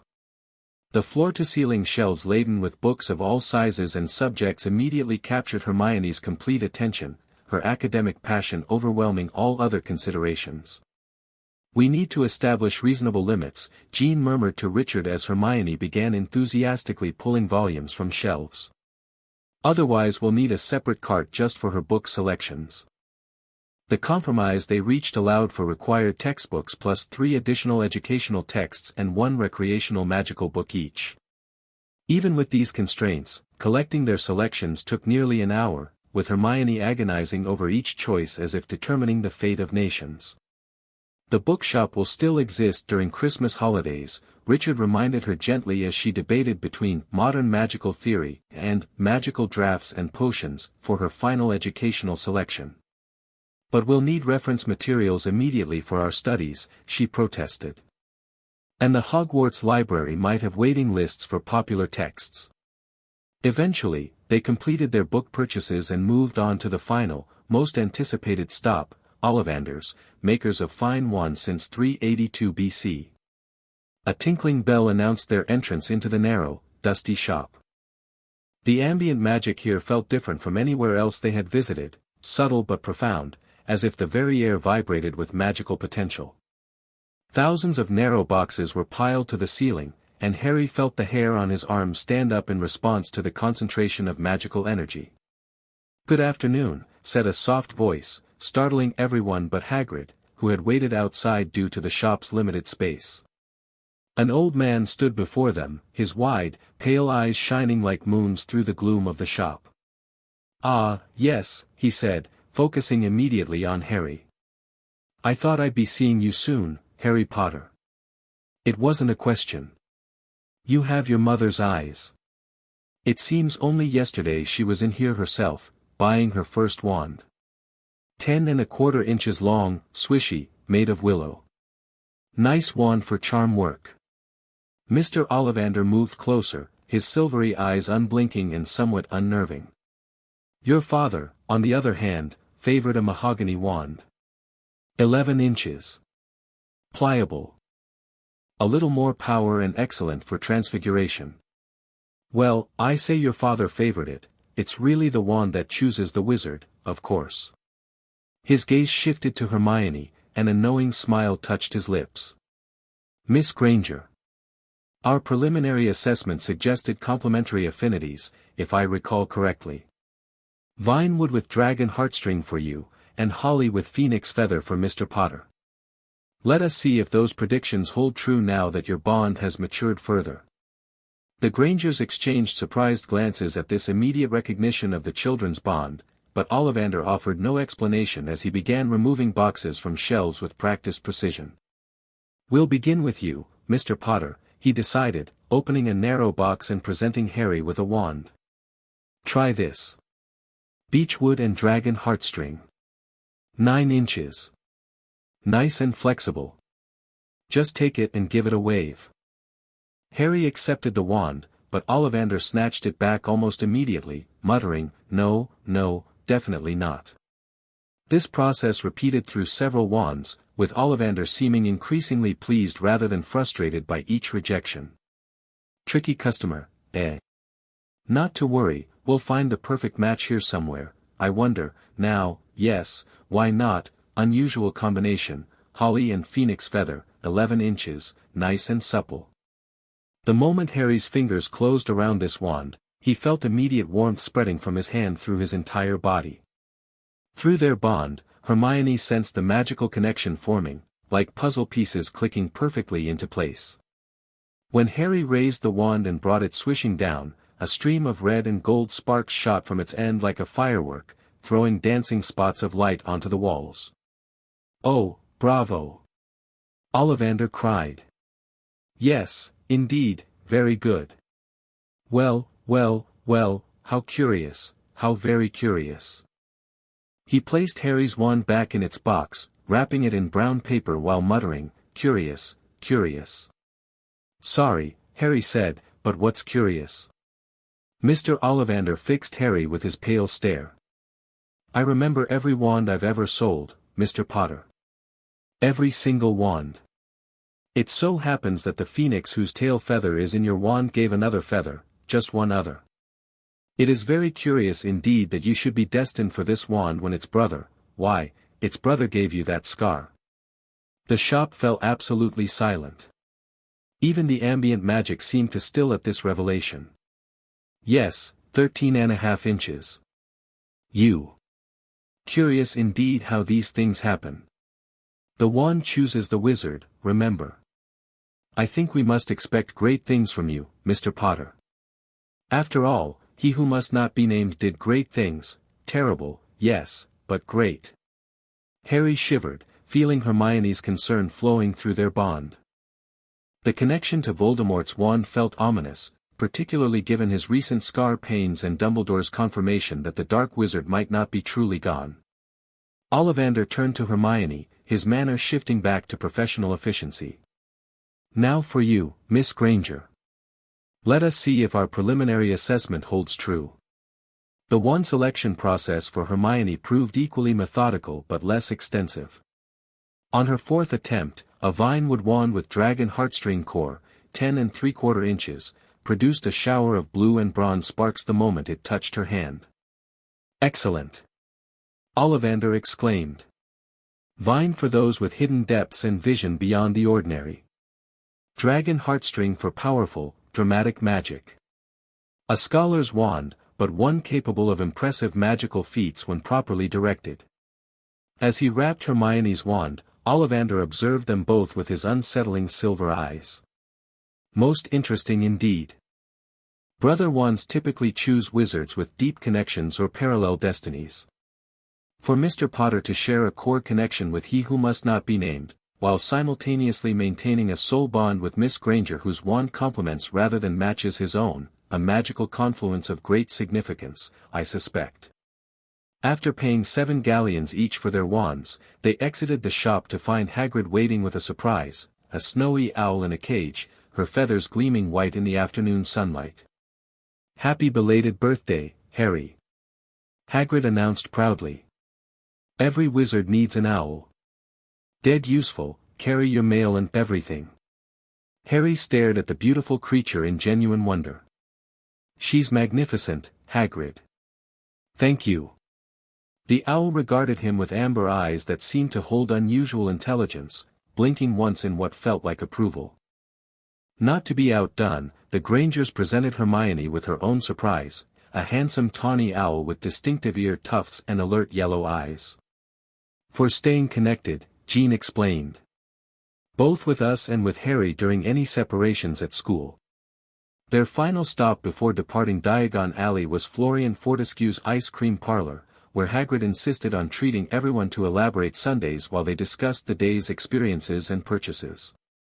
The extraordinary flavors, butterbeer ripple, fizzing Whizbee chocolate, and enchanted raspberry that changed colors as you ate it, provided a delightful conclusion to their expedition. As they prepared to leave, Harry noticed a subtle shift in the atmosphere around them. Wizards and witches who had been surreptitiously watching their group throughout the day were now openly staring and whispering. Several had copies of the Evening Prophet, glancing between the newspaper and their table with increasing excitement. "Something's happened," Harry murmured to Hagrid, who followed his gaze and frowned. "Ah, ruddy reporters," the gamekeeper muttered. "Should have expected this." He rose and purchased a copy of the paper from a nearby vendor, returning with an expression of resigned frustration.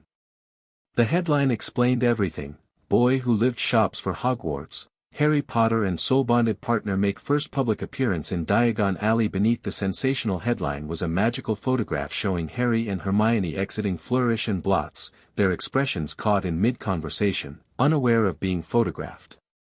"How did they? We didn't see any photographers," Richard protested, examining the paper with growing concern.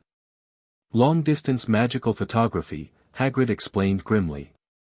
"Some reporters use enchanted cameras that can capture images from significant distances. Not strictly ethical, but not exactly illegal either." Jean's protective instincts visibly engaged. "We should leave before this attracts more attention." They departed quickly, though not before several bold individuals approached requesting autographs or photographs with "the boy who lived and his bonded."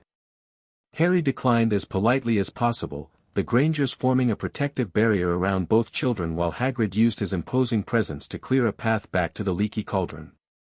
Once safely in the Muggle world and heading toward their parked car, the tension gradually eased. Harry's new owl hooted softly from her cage, as if offering comfort after the stressful departure. "Well," Richard said with forced lightness as they loaded their purchases, "I suppose we got the full wizarding celebrity experience today."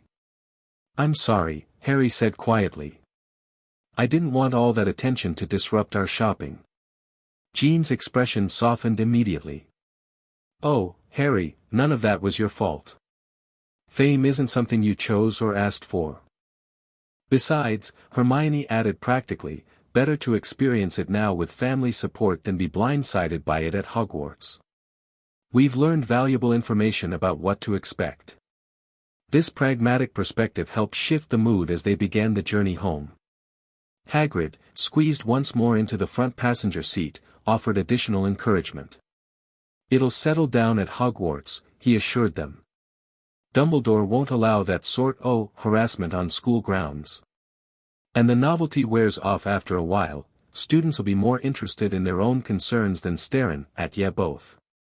By the time they reached Oxford, the day's excitement had transformed from stressful to simply memorable. They bid farewell to Hagrid, who would return to Hogwarts via magical means now that his escort duties were complete, and began the process of unloading their magical purchases. That evening, as Harry organized his new school supplies in his bedroom, he heard a soft tap at the window. His snowy owl, whom he had named Hedwig after a figure in A History of Magic, had returned from her first flight around the neighborhood and was requesting entry.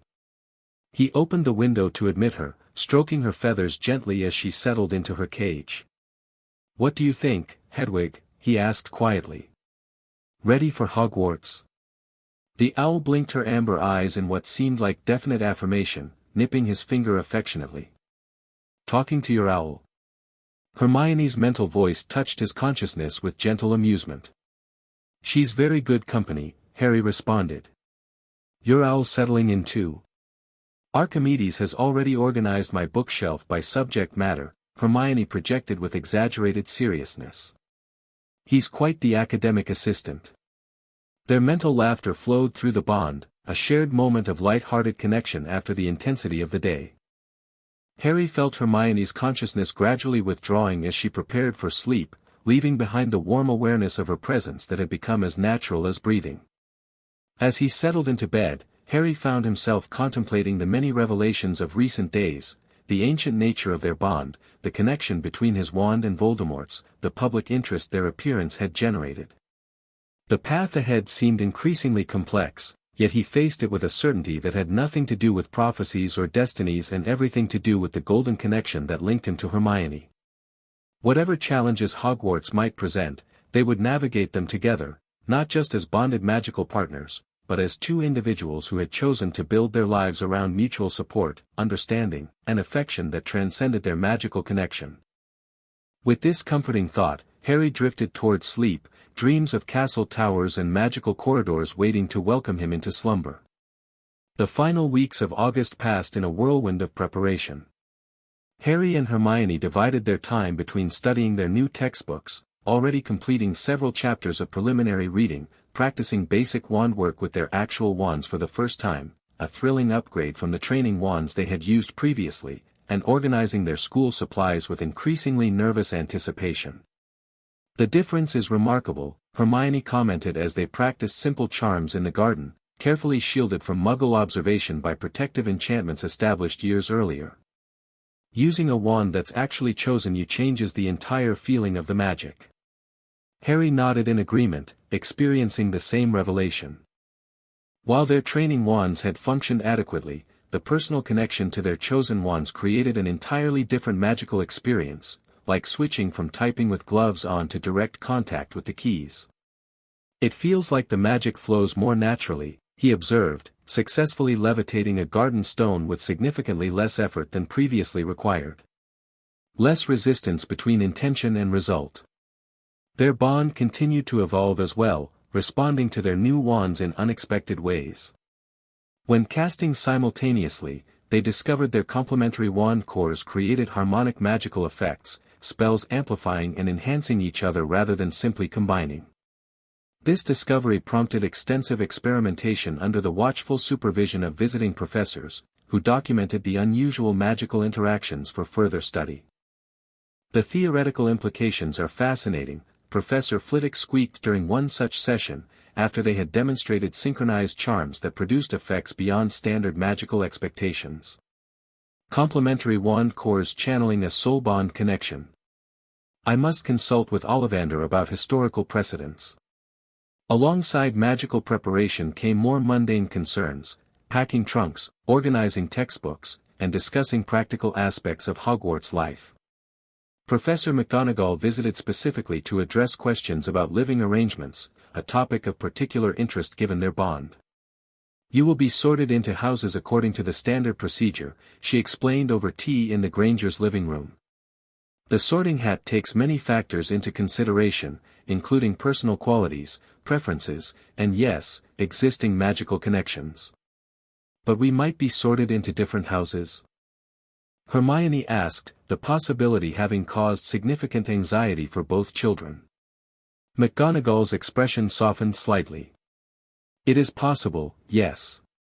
However, accommodations have been arranged regardless of your house placements. Adjacent dormitory rooms with a connecting door will be available in whichever houses you are sorted into, allowing necessary proximity while maintaining house integrity." "What about during classes?" Jean inquired, her parental concern focused on practical matters. "Will they be together or separated?" "First-year classes are typically scheduled by house pairs," McGonagall explained. "If you are sorted into different houses, your schedules will be arranged to ensure maximum class sharing. Additionally, private study space will be available for bond-related magical practice and development." These practical arrangements provided reassurance, though the possibility of separate house placements remained concerning. Harry and Hermione had become so accustomed to constant proximity that even temporary separation seemed daunting, despite their ability to maintain mental connection across reasonable distances. "We need to practice functioning independently," Hermione decided after McGonagall's departure. "Even with accommodations, we'll inevitably face situations requiring separate activities." Harry agreed, recognizing the wisdom in her assessment. They established a training regimen, gradually increasing physical distance while maintaining mental connection, practicing individual magic without bond assistance, and acclimating to periods of reduced bond activity to build stamina for potential separations. "The goal isn't to weaken our connection," Hermione clarified during one such exercise, "but to ensure we can function effectively as individuals while maintaining our bond. Interdependence rather than dependence." This balanced approach reflected their maturing understanding of their unique connection. What had begun as an inexplicable magical phenomenon had evolved into a consciously cultivated partnership that enhanced rather than subsumed their individual identities. The final days of August brought increasing excitement mixed with nervous anticipation. Trunks were packed and repacked, textbooks organized and reorganized, last-minute questions addressed through frantic owl correspondence with various Hogwarts professors. The Grangers planned a special farewell dinner the night before departure, inviting Elara to join their family's celebration.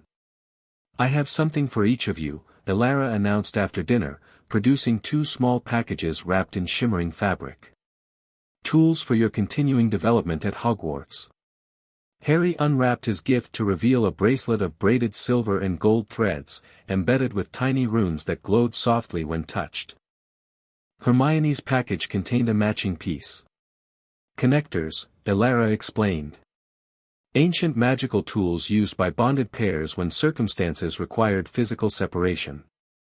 They help maintain bond stability across distance and through magical interference.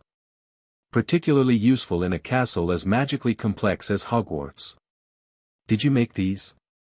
Hermione asked, examining the intricate runic patterns with fascination. "These particular ones, yes," Elara confirmed. "Though the design dates back centuries. They're activated by intent, simply focus on your connection while wearing them, and they'll enhance whatever level of bond activity you wish to maintain." The gifts represented perfect practical support for their impending transition, addressing their concerns about potential separation while respecting their need for growing independence. After Elara's departure, they experimented with the connectors, discovering the subtle but significant enhancement they provided to their already strong bond. The night before their departure, Harry found himself unable to sleep despite physical exhaustion. Excitement and anxiety churned through him as he contemplated the momentous change approaching, leaving the security of the Grangers' home for the unknown environment of Hogwarts, formally entering the wizarding world that had shaped his early life so tragically, and navigating his unwanted celebrity status among peers who had grown up hearing his name in stories. "Can't sleep either." Hermione's mental voice touched his consciousness gently. "Too many thoughts," he confirmed. "Want to meet in the garden?" Minutes later, they sat side by side on their favorite bench, the night air cool but pleasant around them. Above, stars punctuated the clear sky, while garden fairy lights, non-magical decorative ones Jean had installed years ago, created a gentle illumination around the flower beds. "Everything changes tomorrow," Harry said softly, giving voice to the thoughts that had kept sleep at bay. Hermione nodded, her shoulder touching his companionably. "Scary but exciting." "More scary or more exciting?" She considered this seriously. "Both equally, I think. Like standing at the edge of a high diving board, terrifying and thrilling simultaneously." Their bond hummed between them, conveying emotional nuances beyond words, shared anticipation, mutual support, the complex mixture of anxiety and eagerness that accompanied major life transitions. "What if we're sorted into different houses?" Harry voiced his deepest concern. "What if the sorting hat separates us?" "Then we'll manage," Hermione replied with practical confidence. "Our bond doesn't depend on house assignments or physical proximity. Besides, McGonagall has arranged accommodations specifically to address that possibility." "It's not just about the bond," Harry admitted. "After 3 years of facing everything together, the idea of navigating Hogwarts' social dynamics separately seems daunting." Hermione's hand found his, the golden glow of their bond emerging briefly before they contained it with practiced ease. "We'll never truly be separate, Harry. Different houses wouldn't change that. And maybe it would even be beneficial, expanding our social circles, developing different strengths, bringing diverse perspectives to our connection." Her pragmatic optimism settled his anxiety somewhat. It was one of the qualities he most valued in their partnership, Hermione's ability to transform nebulous fears into manageable challenges through logical analysis. "You're right," he acknowledged. "And honestly, I'm more excited than worried. After years of lessons and preparation, we'll finally experience the full wizarding world." They sat in comfortable silence for a while, watching stars and sharing occasional thoughts through their bond, not full conversations, just fragments of feeling and impression that required no verbal expression. Eventually, Jean's voice called softly from the kitchen door, "It's getting late, you two. Big day tomorrow." They returned inside, the momentary peace of the garden sustaining them as they prepared once more for sleep. This time, exhaustion overcame anxiety, and Harry drifted into dreams of castle corridors and magical classrooms, Hermione's comforting presence accompanying him even in slumber. September 1st arrived with perfect autumn crispness, cool morning air giving way to golden sunshine as the Granger household bustled with final preparations. Trunks were loaded into the car, all cages secured, both Hedwig and Archimedes having been fed and instructed to meet them at Hogwarts rather than endure the train journey, last-minute items located and packed. "Have you got your wands? Robes for changing on the train? The emergency contact mirrors?" Jean fussed, her normally composed demeanor slightly frayed by the emotional significance of the day. "All packed and double-checked," Hermione assured her. "And we've got the cell phone for emergencies too, though it probably won't work at Hogwarts itself." The drive to King's Cross Station passed in a mixture of excited chatter and moments of reflective silence. Richard maintained cheerful conversation about mundane topics, clearly working to keep the emotional undercurrent manageable for everyone. Harry appreciated this approach, finding comfort in the familiar family dynamic even as they approached a major transition. King's Cross proved bustling with Monday morning commuters, none of whom seemed to notice the unusual number of families maneuvering large trunks and occasionally owl cages toward the barrier between platforms 9 and 10. Following Professor McGonagall's detailed instructions, they positioned themselves discreetly near the barrier. "Right then," Richard said, checking his watch. 20 minutes until the train departs. Shall we proceed through the barrier?"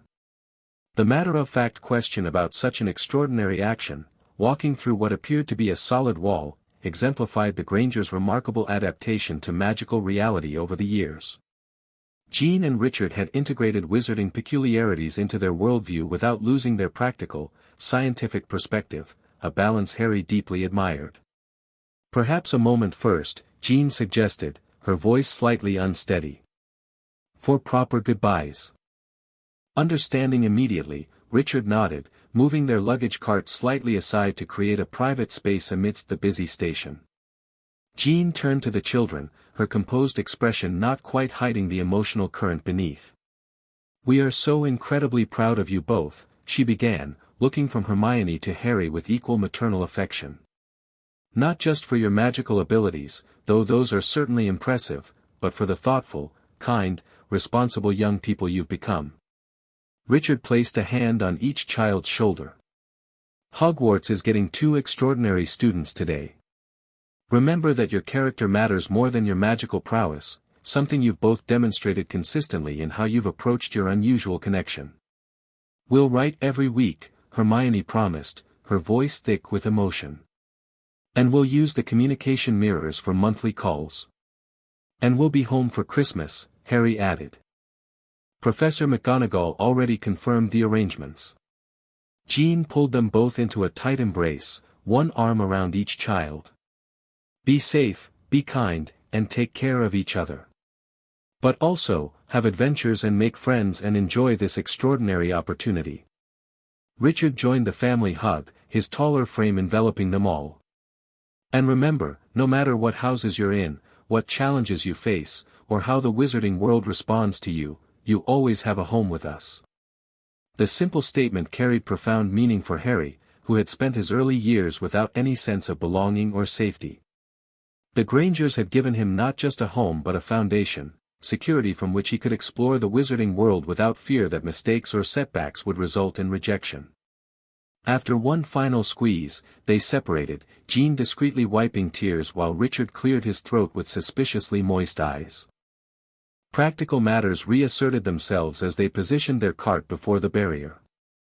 "Best take it at a bit of a run if you're nervous," Richard suggested, repeating McGonagall's instructions. "Hermione and I will go first, then Harry and Jean." Watching Hermione and Richard casually walk toward the apparently solid barrier, then seeming to melt into it, remained extraordinary despite Harry's years of magical exposure. He and Jean followed moments later, experiencing the strange sensation of passing through what appeared solid into the hidden magical platform beyond.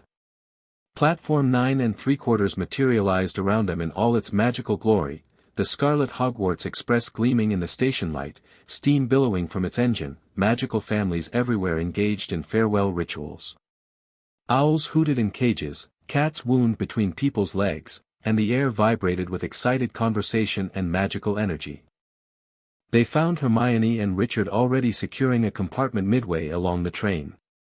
Working together, they loaded the heavy trunks onto the train, then returned to the platform for final goodbyes. "Remember," Jean said, straightening Harry's jacket with maternal attention to detail, "what matters isn't magical talent or house assignment or what anyone thinks about your bond. What matters is being true to yourselves and the values we've raised you with." "We know, Mum," Hermione assured her, though her voice caught slightly on the words. This would be their first significant separation from the Grangers since Harry's adoption, a milestone that carried emotional weight for all of them. The train whistle sounded, indicating 5 minutes until departure. Final hugs were exchanged, promises to write reiterated, and last-minute reminders shared before Harry and Hermione boarded the train.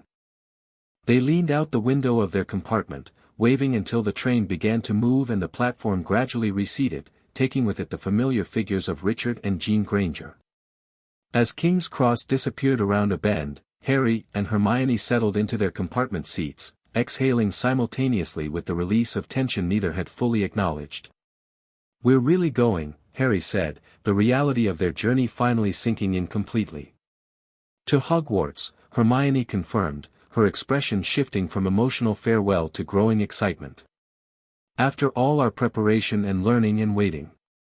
Their compartment door slid open before further conversation could develop, revealing a round-faced boy with a worried expression. "Sorry," he said nervously, "but have you seen a toad? I've lost mine. He keeps getting away from me." "We haven't seen one," Harry replied. "But we could help you look if you'd like." Relief washed over the boy's features. "Would you? Gran will kill me if I lose him on the first day. I'm Neville, by the way. Neville Longbottom." "I'm Hermione, and this is Harry," Hermione introduced, deliberately omitting surnames to delay the inevitable recognition. "What's your toad's name?" "Trevor," Neville replied, looking increasingly distressed. "I only had him out for a moment to show another first year, and then he was gone." They organized a systematic search, Hermione accompanying Neville toward the front of the train while Harry checked compartments toward the rear, agreeing to meet back in their compartment afterward. The separation provided their first practical test of maintaining their bond across distance while engaged in separate activities. Harry found their connection remained clear despite the physical separation, Hermione's consciousness a warm presence at the edge of his awareness. They didn't maintain active communication, focusing instead on their respective searches, but the reassurance of the bond's stability across train-length distance proved comforting. As Harry checked compartments, he encountered various reactions, some students helpful, others dismissive of the toad search. In one compartment filled with older students wearing green-trimmed robes, he received particularly cold responses. "A toad?" one prefect-badged boy sneered. "Those went out of fashion with Merlin himself. Tell your friend to invest in a proper familiar before embarrassing himself further." The casual cruelty reminded Harry uncomfortably of Dudley's friends, prompting him to move quickly to the next compartment. There he found a more welcoming group, several red-headed students who introduced themselves as Weasleys. "A toad, you say?" the oldest, wearing a prefect badge, responded. "I'll keep an eye out. I'm Percy Weasley, 5th-year prefect. These are my brothers Fred and George, 3rd years, and our youngest brother Ron, just starting like yourself." The twins, identical to the last freckle, grinned mischievously. "We could summon the toad for you, if we knew what it looked like specifically, though it might arrive in pieces. Our summoning charms need work, particularly for living targets." Their rapid-fire speech pattern and identical grins were both confusing and amusing. The youngest brother, a gangly boy with dirt on his nose, rolled his eyes at his brother's antics. "Don't mind them," he said to Harry. They think they're funny. I'm Ron. Harry, he replied, again omitting his surname. I'll let you know if we find the toad. Thanks for the offer to help. As he turned to leave, one of the twins called after him, Hang on, are you Harry Potter? The compartment fell suddenly silent, all Weasleys staring at him with varying degrees of curiosity. Harry suppressed a sigh, nodding reluctantly. Wicked! The twins exclaimed in unison. Do you really have the... Ron began, then gestured vaguely toward his forehead. With practiced patience, Harry lifted his fringe to reveal the lightning scar, experiencing the familiar mixture of discomfort and resignation such moments always provoked. Sorry, Ron said, noticing Harry's expression. Must get annoying, people asking about that all the time. The simple acknowledgement of his perspective, rare in such encounters, immediately raised Harry's opinion of the red-headed boy. It's fine, he replied with genuine warmth. Just part of life, I suppose. Are you really soul-bonded with another student? Percy asked, his prefect's authority apparently extending to personal inquiries in his mind. The Daily Prophet has reported extensively on it. Yes, Harry confirmed simply, not elaborating despite the obvious curiosity on all their faces. Before further questions could follow, he excused himself to continue the toad search. By the time he returned to their compartment, Hermione was already there, looking both exasperated and amused. No luck with Trevor, she reported. But I've met approximately half the first-year class during the search. Everyone knows who we are, by the way. The soul bond apparently features prominently in pre-Hogwarts gossip. Harry nodded, unsurprised. Same experience here. Though I met a family called Weasley who seemed decent, less focused on the fame aspect than most. Red hair, freckles, multiple siblings. Hermione clarified. I met their sister Ginny with their mother on the platform while you were loading the trunks. Mrs. Weasley was helping her daughter try to spot you, actually. Her tone conveyed amused resignation rather than genuine offense. Before they could discuss this further, their compartment door slid open again, revealing the youngest Weasley boy, Ron, accompanied by Neville. Still no Trevor, Neville reported miserably, but Ron thought we might sit together if that's all right. Everywhere else is getting full. Harry and Hermione welcomed them, grateful for the opportunity to establish normal social connections before arriving at school. Ron's straightforward manner proved refreshing. After an initial awkward reference to Harry's scar and a curious question about their bond, answered with minimal detail, he seemed content to treat them as regular first years. The countryside now flying past the windows became progressively wilder as the train moved north. Conversation flowed more naturally as they shared sweets purchased from the trolley and discussed houses, families, and expectations for Hogwarts. My whole family's been in Gryffindor, Ron explained, biting into a chocolate frog. I suppose Ravenclaw wouldn't be too bad, but imagine if they put me in Slytherin. He shuddered dramatically. What's wrong with Slytherin? Hermione asked, her academic interest engaged. The house descriptions mention ambition and cunning as their defining traits, those aren't inherently negative qualities. Ron looked at her as if she'd suggested swimming in the lake midwinter. There wasn't a witch or wizard who went bad who wasn't in Slytherin, he declared with absolute certainty. You know who was a Slytherin, for instance? That seems statistically improbable, Hermione replied thoughtfully. Hogwarts has existed for over 1,000 years. Surely dark wizards have emerged from all houses at some point. This logical observation appeared to confound Ron temporarily. Before he could formulate a response, their compartment door slid open yet again, revealing Draco Malfoy flanked by two large boys with particularly dull expressions. They're saying all down the train that Harry Potter and his bonded are in this compartment, Draco announced, his gaze sweeping over the occupants with calculated assessment. Recognition registered as he spotted Harry. We met at Madame Malkin's. These are Crabbe and Goyle, he added carelessly, indicating his companions without looking at them. Harry nodded politely but without enthusiasm, remembering their previous encounter. Yes, I remember. Hello again. Draco's attention shifted dismissively over Neville, then focused with sudden intensity on Ron.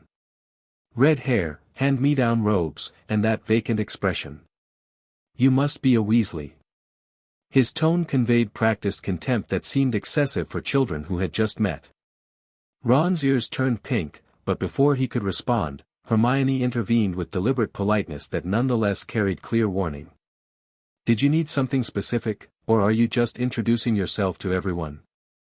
Draco seemed momentarily taken aback by her direct question. He recovered quickly, shifting his attention to her with calculated reassessment. I thought I'd offer Potter some guidance about wizarding families, as I mentioned in Diagon Alley. Some associations are more valuable than others. The implication hung heavy in the compartment air. Harry felt Hermione's mental communication, strategic intervention needed. He's establishing dominance patterns. Thank you for your concern, Harry replied evenly, but I prefer to form my own opinions about people based on how they treat others, not family names or wealth. Draco's pale face flushed slightly. You'll learn soon enough that in the wizarding world, lineage matters. My father says, your father says many things, I'm sure, Hermione interrupted with clinical precision. However, we're establishing our own perspectives rather than adopting preformed opinions. This dismissal of parental authority clearly struck a nerve. Draco's flush deepened, and his companions shifted uncertainly, sensing the conversation had not followed their leader's intended script. You do well to watch yourselves, Draco said, his voice hardening. Especially you, Granger. My father mentioned your parents are muggles. Some at Hogwarts won't take kindly to your presumptions. With this parting threat, thinly veiled as advice, he departed, Crabbe and Goyle lumbering after him with expressions suggesting they hadn't fully followed the conversation's subtleties. What an absolute prat, Ron declared once they were gone. That's Lucius Malfoy's son for you, whole family thinks they're wizarding royalty because they're rich purebloods. He certainly seems to value his father's opinions highly, Hermione observed neutrally. Though I wonder how much is genuine belief versus repeating what he's been taught. This charitable interpretation appeared to surprise Ron. Trust me, the Malfoys are bad news. Dad says Lucius Malfoy claimed to be under the Imperius curse after you-know-who fell, but he was right in his inner circle really. The apple doesn't fall far from the tree. While acknowledging Ron's perspective, Harry found himself considering Hermione's more nuanced view. Draco's behavior certainly suggested arrogance and prejudice, but beneath it lay something Harry recognized from his own childhood, desperate desire for parental approval and acceptance. The difference, of course, was that Draco's parents apparently rewarded behaviors and attitudes Harry found troubling. The remainder of the journey passed more pleasantly, with conversation turning to classes, professors, and magical creatures. As darkness fell outside the windows, a disembodied voice announced their imminent arrival at Hogsmeade Station, prompting a flurry of activity as they changed into school robes. Still no Trevor, Neville lamented as they prepared to exit the train. Gran will be so disappointed. I'm sure he'll turn up, Harry reassured him. The teachers must have ways of finding lost pets. The platform at Hogsmeade teemed with students of all ages, most moving confidently toward waiting carriages while first-years milled about uncertainly until a familiar booming voice rose above the chaos. Furs years. Furs years over here. All right there, Harry. Hermione. Hagrid's massive figure loomed above the crowd, his lantern illuminating his bearded face and twinkling eyes. They waved in recognition, then followed his directions toward the edge of a vast, dark lake where a fleet of small boats awaited. No more N4 to a boat. Hagrid called as first-years scrambled to find places. Harry, Hermione, Ron, and Neville claimed a boat together, settling onto the wooden benches as Hagrid confirmed all students were aboard. With a shouted command of "Forward," the fleet of boats moved simultaneously across the glassy surface of the lake. The first sight of Hogwarts Castle rising majestically against the night sky drew collective gasps from the entire first-year class.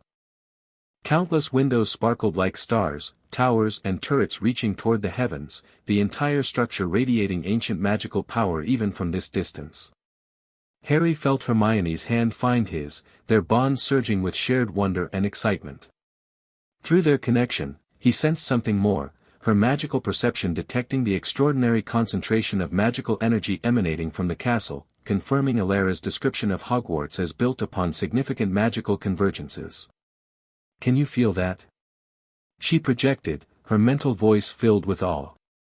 "Like nothing we've ever encountered," Harry confirmed. "The ambient magic is incredible." As they approached the cliff upon which the castle stood, Hagrid directed them to duck as the boats carried them through a curtain of ivy concealing an opening in the cliff face. The underground harbor they entered seemed to amplify the magical resonance, creating pressure not unlike what they had experienced at the Stone Circle in Scotland years ago. Disembarking on a pebble-strewn shore, they followed Hagrid up a passageway carved into the rock, emerging finally onto smooth grass in the castle's shadow. Stone steps led to an enormous oak door where Hagrid knocked 3 times, the sound reverberating with finality. The door swung open immediately, revealing Professor McGonagall in emerald green robes, her stern expression softening almost imperceptibly as she spotted Harry and Hermione among the gathered first-years. "The first years, Professor McGonagall," Hagrid announced formally. "Thank you, Hagrid. I will take them from here." She led them across a flagged stone floor, past a doorway through which hundreds of voices could be heard, and into a small empty chamber off the hall. There, she delivered a concise welcome speech explaining the house system, importance of house points, and imminent sorting ceremony. As she departed to prepare for their entrance, nervous whispers broke out among the first-years. Theories about the sorting method ranged from Ron's brother's claim of wrestling a troll to Hermione's more plausible suggestion of some form of personality assessment. Whatever the method, Harry told an increasingly anxious Neville, "I'm sure it's designed for first-years to handle. They wouldn't make it impossible." This reasonable assurance seemed to calm Neville slightly, though his hands continued to twist nervously in his robes. The brief waiting period allowed Harry and Hermione to acclimate somewhat to the castle's intense magical atmosphere, adjusting their bond's sensitivity to prevent oversaturation. Using the connectors, Harry confirmed through their bond, feeling Hermione activate Alara's gift beneath her robes. "Yes," she responded. "They're helping stabilize our connection against the ambient magical interference." Fascinating design, the runes seem to create a selective barrier, filtering external magical noise while maintaining our bond clarity. Her analytical assessment of magical tools even in moments of high emotion remained quintessentially Hermione, bringing a smile to Harry's lips just as McGonagall returned to lead them into the Great Hall. The reality of the Great Hall exceeded even their detailed expectations based on Hogwarts, a history, and professors' descriptions. Thousands of floating candles illuminated 4 long tables where older students sat watching the first-year's procession. Golden plates and goblets gleamed in the candlelight, while overhead, the enchanted ceiling reflected the night sky outside, stars twinkling amid velvety blackness. At the front of the hall stood the staff table where Dumbledore sat in a high-backed golden chair at the center, his silver beard and half-moon spectacles instantly recognizable. He caught Harry's eye and offered a subtle nod of acknowledgement as the first-years lined up facing the other students. Professor McGonagall placed a 4-legged stool before them, upon which sat the sorting hat, patched, frayed, and extremely dirty. After a moment of complete silence, a rip near the brim opened wide, and the hat began to sing, "Oh, you may not think I'm pretty, but don't judge on what you see, I'll eat myself if you can find a smarter hat than me. You can keep your bowlers black, your top hat sleek and tall, for I'm the Hogwarts sorting hat and I can cap them all." The hat's song continued, describing the 4 houses and their founders' valued traits, concluding with assurance of its ability to see inside students' minds to determine proper placement. When it finished, the hall burst into applause. "So we just have to try on the hat," Ron whispered, looking relieved. "I'll kill Fred, he was going on about wrestling a troll." Harry and Hermione exchanged glances, their bond conveying mutual concern about a magical item designed to examine their thoughts. With their unusual connection and advanced magical training, they wondered how the ancient artifact would respond to their minds. Professor McGonagall stepped forward with a long roll of parchment. "When I call your name, you will put on the hat and sit on the stool to be sorted," she announced. "Abbott, Hannah." A pink-faced girl with blonde pigtails stumbled out of line, put on the hat, and sat down. A moment's pause. "Hufflepuff," shouted the hat. The table on the right cheered and clapped as Hannah went to sit with her new housemates. The sorting continued alphabetically, each student's placement generating applause from their designated house. Granger, Hermione. Hermione squeezed Harry's hand briefly, their bond pulsing with reassurance, before she walked confidently to the stool and placed the hat on her head. Harry maintained light mental contact, sensing her initial surprise at the hat's direct mental communication, followed by what appeared to be a detailed discussion. Nearly a full minute passed, one of the longer sorting times thus far, before the hat finally announced, "Ravenclaw." The table of blue and bronze erupted in applause as Hermione removed the hat, offering Harry a quick smile and mental reassurance before joining her new housemates. Through their bond, he sensed her complex emotions, satisfaction with the intellectual home the hat had chosen, coupled with concern about potential separation from him. "Don't worry," he projected clearly. "Whatever house I'm in, we'll manage." The sorting continued through Longbottom, Neville, Gryffindor, after a surprisingly long deliberation, and Malfoy, Draco, Slytherin, almost before the hat touched his head. Finally, McGonagall called, "Potter Granger, Harry." A ripple of whispers swept through the hall as his hyphenated surname registered with the student body, confirming Daily Prophet reports about his adoption. The murmurs intensified as he stepped forward. "Potter Granger, did she say? The Harry Potter? With the soul bond? He's bonded to the Ravenclaw girl who just went up." Harry ignored the commentary, focusing instead on Hermione's steady presence through their bond as he sat on the stool and allowed McGonagall to place the hat over his eyes. Said a small voice in his ear. "Difficult. Very difficult. And highly unusual. I can sense another mind connected to yours. The bond one detected in Miss Granger, remarkable. Can you read Hermione's thoughts through me?" Harry questioned mentally, concerned about privacy. "Not directly, no," the hat replied. "I perceive the connection's existence and influence on your mind, but not its specific contents unless actively shared. Now, where to put you? Plenty of courage, I see. Not a bad mind either. There's talent, oh yes, and a thirst to prove yourself, but where?" Harry waited, allowing the hat to consider without attempting to influence its decision. "Your bond partner found her home in Ravenclaw," the hat mused. "Typically, bonded pairs function best together, yet I sense you both require space for individual development as well. Fascinating balance you've already established there, interdependence without codependence. Quite mature." The hat fell silent for a moment, apparently deliberating. "You could flourish in any house, you know. Slytherin could help you to greatness. You have the ambition and resourcefulness. Ravenclaw would nurture your intellectual growth alongside your bond partner. Hufflepuff would support your remarkable capacity for loyalty and hard work. Yet I sense a particular quality that stands above the rest." Another pause, then, "Gryffindor." The last word was shouted to the entire hall.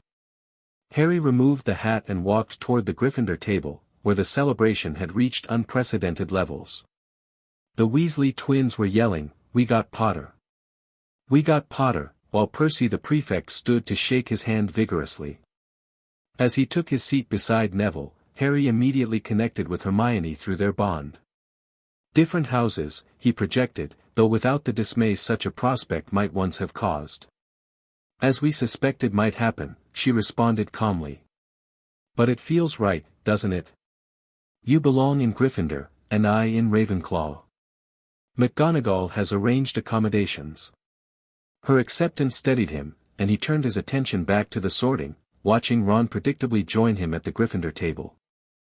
Once Zabini, Blaze, was sorted into Slytherin, Professor McGonagall rolled up her scroll and removed the sorting hat. Albus Dumbledore rose to his feet, arms opened wide in welcome, his face beaming with genuine pleasure. "Welcome," he called. "Welcome to a new year at Hogwarts. Before our banquet begins, I would like to say a few words, nitwit. Blubber. Oddment. Tweak. Thank you." Food appeared magically on the golden plates, and conversation flowed around Harry as his new housemates introduced themselves and discussed everything from family backgrounds to Quidditch teams. Despite actively participating in these conversations, Harry maintained light awareness of Hermione through their bond, sensing her similar engagement with Ravenclaw housemates. When the main courses finally disappeared, replaced by desserts of every description, Harry found himself drawn into conversation with Percy Weasley about classes while simultaneously following Hermione's discussion with a Ravenclaw prefect about the house's private library through their bond, a dual awareness that felt increasingly natural. As the desserts too disappeared, Dumbledore rose again to deliver start-of-term notices, standard prohibitions regarding the Forbidden Forest and magic in corridors, Quidditch trials announcement, and a curious warning about the third-floor corridor on the right-hand side being off-limits to everyone who does not wish to die a very painful death. This unexpected announcement provoked nervous laughter followed by concerned murmurs throughout the hall. Harry exchanged glances with Ron, who looked equally perplexed. "He's not serious," Harry muttered to Percy. "Must be," Percy frowned, looking disapproving. "Strange, though, because he usually gives reasons for keeping places out of bounds. The forest's full of dangerous beasts, everyone knows that. I would have expected him to tell the prefects, at least." After leading the school in the Hogwarts song, a chaotic performance with everyone singing to different tunes, Dumbledore dismissed them for the evening. First years followed their respective prefects toward house dormitories, creating the first significant physical separation between Harry and Hermione since their bond had formed. As Harry followed Percy through the castle's winding corridors and staircases toward Gryffindor Tower, he maintained steady connection with Hermione, who was simultaneously ascending toward Ravenclaw Tower in another section of the castle. The distance stretched their bond slightly, but Alara's connectors proved effective at maintaining clear communication despite the castle's intense ambient magic. "This is actually working well," Hermione projected as they navigated their separate paths. "The connectors compensate for the distance and magical interference. Feeling okay so far?" Harry checked, aware that their previous experiments with separation had always been under controlled conditions. "Fine," she confirmed. "Tired but excited. And Ravenclaw Tower has incredible views. You'll have to visit once we're settled." This casual planning for continued close interaction despite separate houses reassured them both. By the time Harry reached the portrait of the fat lady guarding Gryffindor Tower, he felt confident their bond would adapt successfully to Hogwarts' unique environment. The Gryffindor common room proved cozy and welcoming, round, furnished with squashy armchairs, tables, and a fireplace currently blazing with warmth. Percy directed the first years to their dormitories, explaining that Harry would find special accommodations as arranged by Professor McGonagall. Sure enough, at the top of the spiral staircase marked "First Years," Harry discovered his trunk beside a four-poster bed hung with deep red, velvet curtains, positioned nearest a door in the side wall that wouldn't normally exist in the tower's architecture.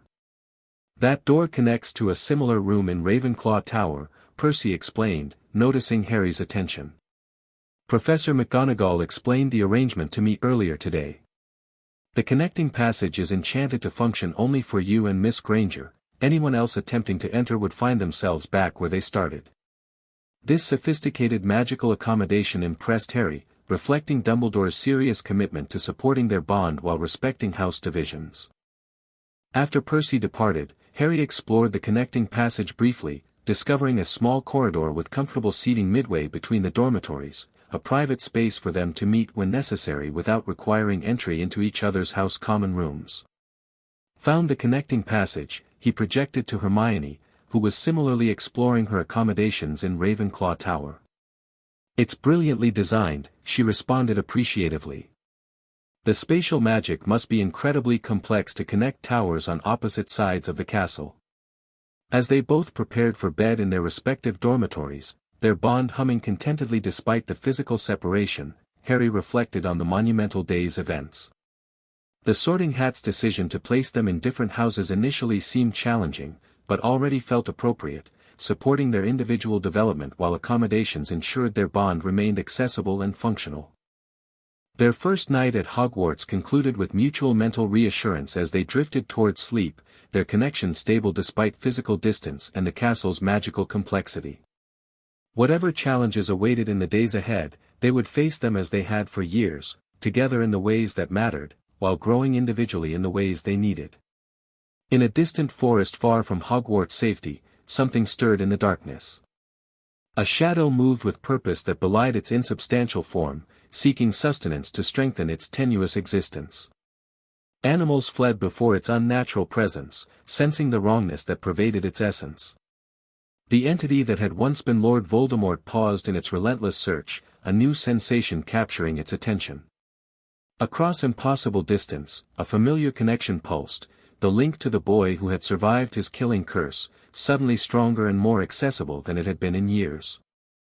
More intriguing still, entwined with that hated connection was something unexpected, a second magical signature bound to the first in a complex pattern Voldemort recognized from ancient magical studies. A soul bond, and one of unusual power and stability for one so young. Interest stirred within the shadow's fractured consciousness. Such a connection represented both threat and opportunity, a potential vulnerability in the boy's defenses, yet also a source of magical power that might be exploited by one with sufficient knowledge. The shadow resumed movement through the darkened forest, but now with renewed purpose. Plans that had been forming sluggishly accelerated, timelines reconsidered. The boy's unexpected bond introduced new variables worthy of consideration. Patience had never been Voldemort's virtue, but disembodied existence had forcibly taught the lesson. He would observe, assess, and when the moment was right, act. The Potter boy and his bonded partner would eventually discover that even the most powerful connections had weaknesses a master of dark magic could manipulate to devastating effect. In time. All in due time. The first week at Hogwarts unfolded in a whirlwind of discovery, adjustment, and careful navigation of their new social environment. Harry and Hermione quickly established a balanced routine that respected their house affiliations while maintaining their bond, breakfasting together, alternating between Gryffindor and Ravenclaw tables, attending shared classes with focus on academic integration, and meeting in their private connecting space during free periods for bond maintenance and personal connection. This arrangement provoked predictable curiosity among their peers, though reactions varied significantly. Most Ravenclaws approached their bond with academic interest, peppering Hermione with thoughtful questions about magical theory and practical applications. Gryffindors tended toward straightforward acceptance once initial novelty wore off, incorporating Harry's occasional Ravenclaw companion into house activities without much fuss. Hufflepuffs demonstrated characteristic inclusivity, while Slytherins ranged from studied indifference to occasional derisive comments about Potter's magical leash from Malfoy and his associates. Faculty responses proved equally varied, from Professor Flitwick's enthusiastic academic interest to Professor Snape's barely concealed suspicion and disdain. Snape's attitude became apparent during their first potions class, where his targeting of Harry with impossible questions revealed a deep-seated personal animosity that transcended reasonable teacher-student dynamics. Potter. Snape had snapped suddenly after calling attendance. What would I get if I added powdered root of asphodel to an infusion of wormwood? Through their bond, Hermione immediately supplied the answer: draught of living death, powerful sleeping potion. The draught of living death, sir, Harry answered calmly, maintaining eye contact despite Snape's intimidating demeanor. A flicker of surprise crossed Snape's features before his scowl deepened. Where would you look if I told you to find me a bezoar? Again, Hermione's knowledge flowed through their bond: stone from goat's stomach, cures most poisons. In the stomach of a goat, sir. It's a stone that can counteract most poisons. Snape's eyes narrowed dangerously. What is the difference, Potter, between monkshood and wolfsbane? This time, Harry knew the answer independently, having read the relevant chapters in preparation for class. They're the same plant, sir. also known as aconite. For a moment, Snape seemed speechless with thwarted malice. Then, his gaze shifted deliberately to Hermione. "Miss Granger. Perhaps you would care to demonstrate that you can answer questions without feeding responses to Potter through your connection." The entire class fell silent at this direct acknowledgement of their bond, something most professors had tactfully avoided in classroom settings. Hermione met Snape's gaze steadily. "Professor, I did share the first two answers through our bond," she acknowledged honestly, but Harry knew the third independently. "We've both completed the assigned reading and additional preparatory study." Snape's expression hardened. 5 points from Ravenclaw for unsolicited assistance, and 5 points from Gryffindor for accepting it. In this classroom, all students will demonstrate individual competence or face consequences. Is that understood?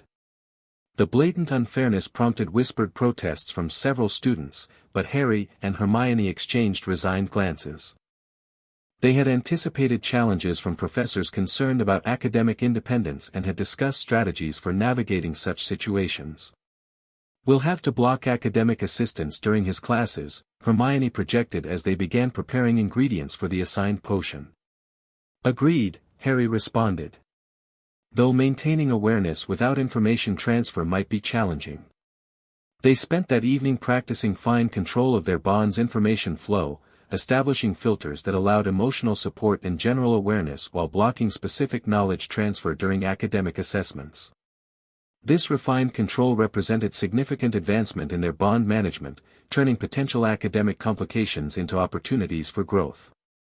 Beyond classroom challenges, they faced the social complexities of fame within the student body. Harry's celebrity status as the boy who lived combined with public fascination regarding their bond created a complicated social landscape to navigate. Some students approached with genuine friendship offers, while others clearly sought proximity to notoriety or magical uniqueness. Ron Weasley emerged as Harry's first genuine friend in Gryffindor, straightforward, honest, and refreshingly unimpressed by fame after initial curiosity faded. Though occasionally bemused by Harry and Hermione's bond and advanced magical knowledge, Ron's good-natured acceptance and loyalty provided valuable normal friendship amid the extraordinary circumstances of their lives. In Ravenclaw, Hermione found intellectual peers in Padma Patil and Terry Boot, who approached their bond with scholarly interest rather than sensation-seeking curiosity. This small circle of friends in both houses helped integrate them into the school's social fabric while providing buffer against unwanted attention. Their first weekend at Hogwarts brought their long-anticipated reunion with Elara, now officially introduced to the school as a historical magical consultant, with particular expertise in ancient magical practices. Dumbledore had arranged a private meeting room for their continued instruction, located in a seldom-used corridor near the library. "The castle's magical environment is affecting your bond as expected," Elara observed after conducting detailed assessment of their connection.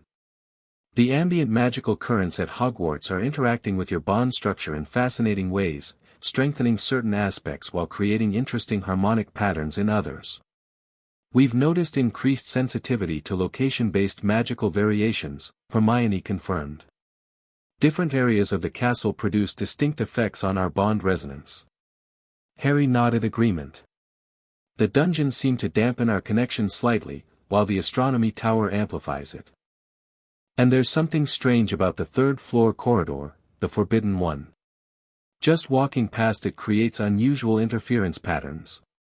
Elara's expression sharpened with interest. "That suggests powerful magical containment enchantments, likely shielding something with significant magical resonance. Curious that Dumbledore would place such an item in a school." The observation prompted speculation about what might require such protection, though Elara discouraged active investigation. Forbidden areas are typically designated for good reason. Focus on adapting to the castle's general magical environment before exploring anomalies. Their instruction session focused on advanced techniques for managing their bond within Hogwarts' complex magical tapestry, exercises for filtering external magical interference, methods for maintaining connection stability during classes requiring independent work, and approaches for balancing house integration with bond maintenance. The separation of houses presents valuable opportunities for individual development, Elara noted. The Sorting Hat demonstrated wisdom in its placement decisions. Your connection remains strong across house boundaries while allowing each of you to cultivate distinct magical approaches informed by your house traditions. This perspective reinforced their growing acceptance of separate house placements. Already, Harry found Gryffindor's emphasis on practical application and courage enhancing his natural magical instincts, while Hermione thrived within Ravenclaw's intellectual exploration and theoretical foundation. Their different experiences enriched their bond rather than weakening it, providing complementary perspectives that strengthened their magical partnership. As September progressed, they settled into Hogwarts life with increasing comfort. Classes presented appropriate challenges, their advanced magical preparation providing foundation while formal instruction filled theoretical gaps in their knowledge. Flying lessons proved particularly enjoyable for Harry, whose natural talent on a broomstick surprised even himself, while Hermione discovered unexpected aptitude for astronomy's complex mathematical calculations. Their bond continued adapting to the castle's magical environment, growing stronger and more nuanced with each passing day. The connectors Elara had provided functioned perfectly, allowing stable connection across house separation while filtering the castle's occasionally overwhelming magical resonances. By the third week of term, what had initially seemed daunting, navigating Hogwarts' complex social and magical landscape with their unusual connection, had become manageable routine. Different houses, separate common rooms, and individual friendships balanced with shared classes, private connection time, and ongoing bond development created a healthy structure that supported both their unique partnership and normal educational experiences. One evening, as Harry and Hermione sat in their private connecting space reviewing Transfiguration homework, Hermione looked up suddenly with an expression of amused realization. "We've actually done it," she said. "Transitioned successfully into Hogwarts while maintaining our bond and developing individually. It's working better than I anticipated." Harry nodded, setting aside his quill. "The different houses turned out to be perfect, really. We each get space to grow while staying connected in all the ways that matter. And we're making friends independently," Hermione added. "Real friends, not just people fascinated by the bond or your scar." Their conversation continued, reflecting on how far they had come since that first meeting in the park as lonely 7-year-olds. The bond that had transformed their lives had evolved alongside them, growing from mysterious magical phenomenon to consciously cultivated partnership that enhanced rather than limited their individual development. As curfew approached, they gathered their belongings and prepared to return to their respective dormitories. At the midpoint of the connecting passage, they paused for a moment, joining hands briefly. The golden light of their bond emerged, contained within their practiced shielding but vibrant with shared emotion. No words were necessary, mental or spoken. The simple contact conveyed everything: gratitude for their connection, excitement for the journey ahead, and absolute certainty that whatever challenges Hogwarts might present, they would face them together, their souls entwined in a bond of power that continued growing stronger with each passing day. In different parts of the castle, Albus Dumbledore and Severus Snape discussed the unusual first years whose bond had disrupted numerous carefully laid plans. In the distant forest, a shadow grew stronger, drawn inexorably toward the connection it had sensed. And beneath the school, hidden behind forbidden corridors and magical protections, an object of immense power waited, its destiny unexpectedly intertwined with two children whose ancient bond of power had only begun to reveal its true potential. The magical world had barely glimpsed what Harry Potter and Hermione Granger might become together. Their journey had just begun. The end. Thank you for watching this video. Please be sure to subscribe to our channel and like this video.